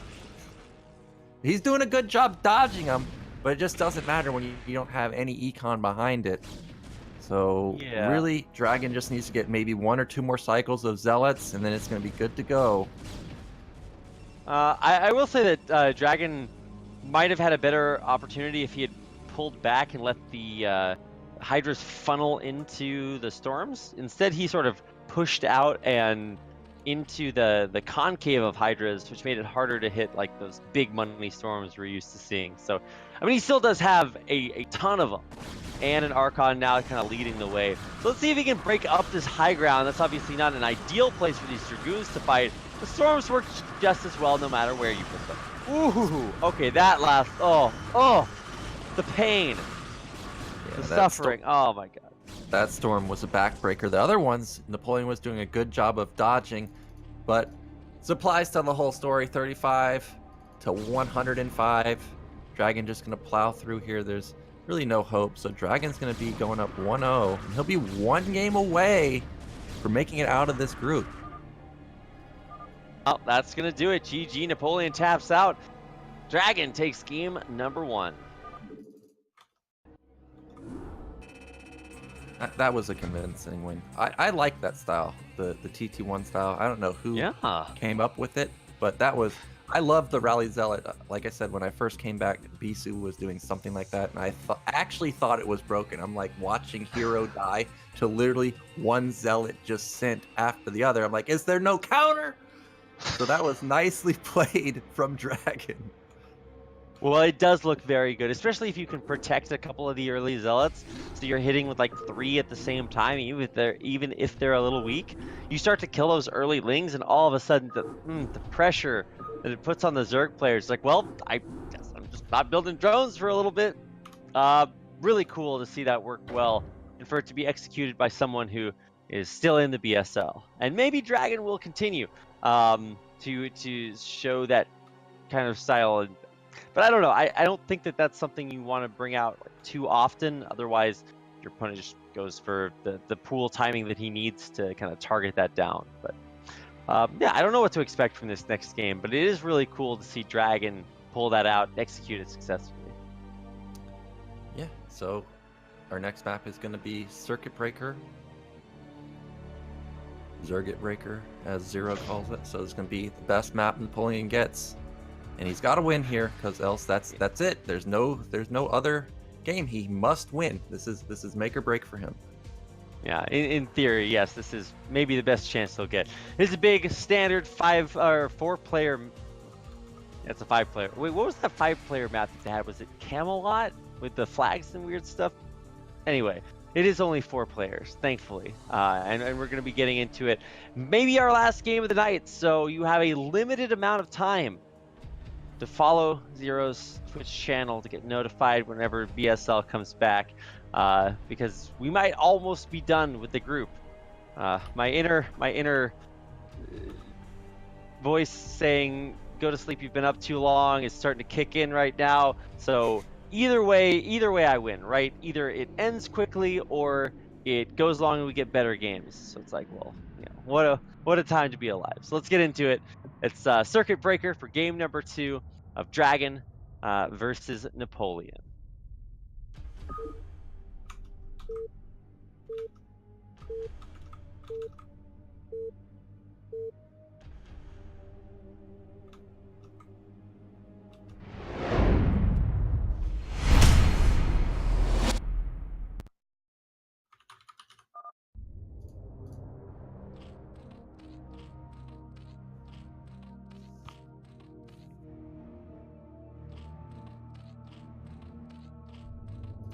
All right, let's things off by introducing our players. In the bottom right-hand corner, in the red, from Finland, it is our Zerg player, Napoleon. And in the top right, he's 1 game away, looked very dominant in the last one. It's Dragon. Yep, so Dragon, I think he should keep going for that build. That seemed pretty deadly. Just like the Hive play was deadly versus Dragon from Napoleon, it seems like maybe this gateway pressure build is causing a little bit of a problem for Napoleon, so I would expect Dragon to go for that again. It really was just very punishing. Now I have to pay attention to this probe. Is it going to leave? So it is leaving, so that means it's going to be a Forge expand. I'm pretty surprised at this choice. Yeah, that gateway style worked really well. And even if you don't go for the same Zealot flood, you can still just send 1 Zealot over and force your opponent to think, uh-oh, here we go again, when in reality it's only 1 Zealot that you're committing. So yeah, not going to see that, and instead just going to have a departure back to kind of a standard style. So I want to see if Napoleon is willing to try to go for a 3-hatch Hydra bust again, because that would be a one way to redeem himself after that game versus DeWalt. Yeah, he may go for it, but this time Dragon's gotten off a first scout. Unlike DeWalt, though, I think Dragon's gotten his probe caught a couple times. So if he can catch that probe, we could definitely see a potential Hydra bust. It would be very tilting if I was in Napoleon's shoes, where in both elimination games, I go for a Hydra bust and it gets denied. That'd be very infuriating, so I'm not sure if he will go for that. He may just try and play a standard game. Look at this probe trying to block this hatch as long as possible. Doing a good job so far, even pylon blocking. He did this versus Bakuryu with good success. Yeah, it did work super well against Bakuryu, so maybe learning from his predecessor's mistake. We'll see how Napoleon deals with this. I guess more importantly, what I'm excited for, because this is on a pretty standard map, we saw what was it, blockchain get totally mined out. So maybe one way to if this game does go pretty late is to start expanding very, very early on. And I think he might actually start that with a third base. Yeah, actually at 245. I'm waiting to see what the plan is, because it's not going to be aggression from Dragon for a while. He's putting up cannon, gateway at the front, Nexus is on the way, so yeah, not a whole lot Dragon's going to be out on the map doing in the meantime. Well, Dragon was able to get this probe into the base of Napoleon. It was a shock because there were 3 Lings on the ramp, but it did manage to slip by. And now Dragon sees that this gas is a 3-minute gas. Again, not the 235 standard gas. Now, since I'm not a Protoss player, I'm not sure exactly what that means, but you can bet your money that Dragon knows exactly what's going on. Now, from just my point of view looking at this, it seems like it's going to be a more economic play. Probably going to be 6-hatch Hydra if I had to guess. But if this probe gets caught again, Napoleon has the opportunity to go for 3-hatch Hydra. Yeah, I don't know exactly what the immediate hallmark is of that switchover. I guess it would be whether or not we are going to see a layer and how quickly that probe goes down. So let's keep an eye out, and it does look like we are going to have the layer morphing in the natural. But if he kills the probe and goes for a cancel, it'd be a sick mind game. Yeah, so there's the layer. I think the probe did see it. The Dragon's going to keep trying to get in here. Now the layer, again, it is so early in the game that it could be a cancel wall. Maybe we're approaching levels where it's a little bit too late to go for a cancel, I think, because we already got the cybernetics down. We're going to have Stargate, potentially Citadel going down. So I think we've passed that point. There's no chance of a Hydra bust at this point, but there is the Citadel.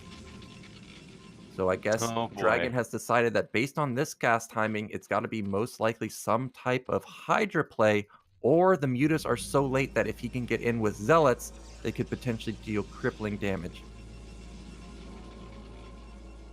All right, I'm excited. I loved the Zealot playing game number 1. Obviously, this is different, but still equally has the potential of being equally potent, just in a larger number at a later timing. So let's see how Napoleon wants to set up his defenses here. Obviously, he wants to get that SimCity started. I thought that was what the drone was for out in the front, but I guess maybe it has other plans. And yeah, Spire going down, so I'm not too worried.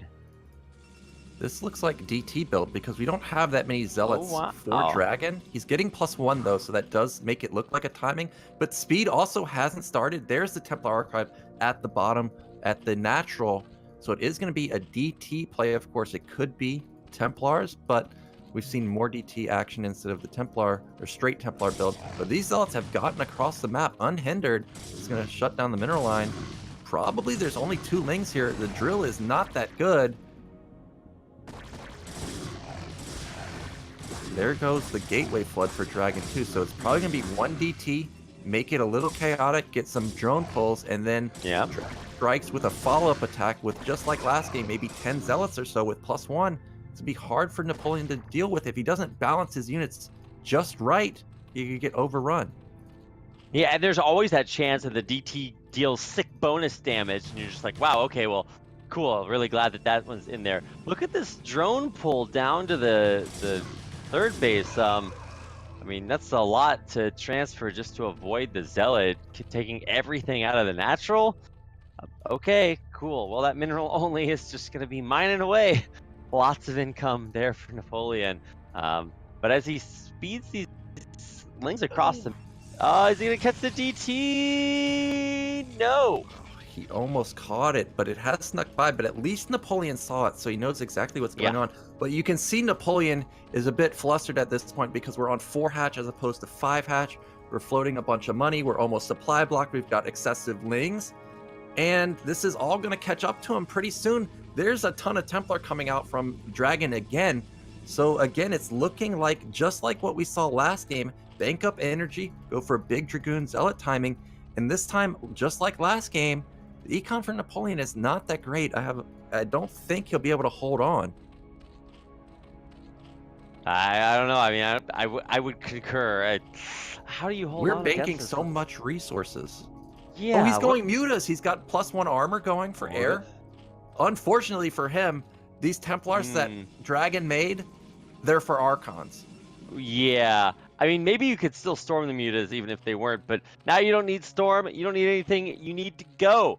And he is going to send out, what is this, 5 zealots, 2 archons, and some very sad mutas about to pop out. There's even that cheeky DT in there as well. And if you look at the natural, there is an overlord there. Or the third base. I think he is actually just going to try to go for this natural instead. And well, here we go. That other Archon on the other side of the bridges.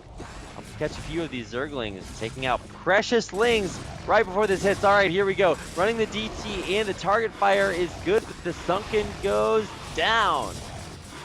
Yeah. Oh no, look at the mutas. Yeah, they're exposed. That one Archon is pretty low, but Archon's so good versus mutas. Oh Napoleon's no. scrambling to get some Hydras out because the mutas are definitely not going to kill the Archons. But there's so many Zealots left over that Hydras are just going to the Zealots. So this is probably it. Dragon going to go up 2-0 and he's going to get out of this group. That's a second place finisher. Yeah, that's exactly correct. Just a little too late. Oh, that's so heartbreaking for Napoleon. Wow. Well, I know that feel. And that is very, it's too late for me as well. So I'm going to be eliminated from this group as well as Napoleon, but congratulations to Dragon for that really sick Archon Zealot timing. I've seen guys like Rain do that same thing in ASL, and it's just always very surprising because you just don't see it coming, especially if you're going for mutas. That is not the way. All right, well. For one last time, I'm going to turn on my camera and say thank you so much to everyone for coming out and tuning into this group of the BSL. I hope you very much enjoyed the show. If you did, consider subscribing or donating, but at the very least, hit the follow button right up above the channel and make sure to head on over to Twitter and follow Bombastic Star, which is the Bombastic Star League's Twitter account to get notified about matchups in advance, VODs, and all sorts of other BSL stuff. You can also follow Nyoken and myself on Twitter as well, and those links get posted in the chat off to the right at RAPiD Casting and at the Nyoken to find out whatever Nyoken and I are up to. And once again, just a big thanks to Zero behind the scenes for running BSL and helping out with everything behind the scenes. So I think that about covers it. You got anything to say, Nyoken? Yeah. The games were great. I think the players that got out were the expected ones to get out, but Napoleon and Baku Ryu really showed that they're a force to reckon with. So I look forward to seeing them in future BSLs. They looked really strong. And one last thing, next week we're not going to be doing any group play, but there's going to be a group draw that Zero's going to be doing. So you're going to find out who the players are going to be going up against in the round of 16. I look forward to that, see where Bonneth, Eon, Zerg, and those players will get placed. But yeah, today was great and looking forward to future BSL games. As am I. So a big thanks to everybody involved in BSL and everybody watching BSL.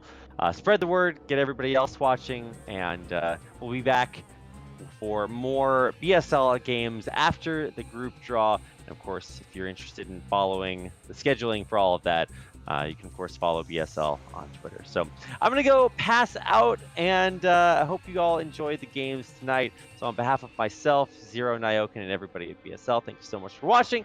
See you back next time.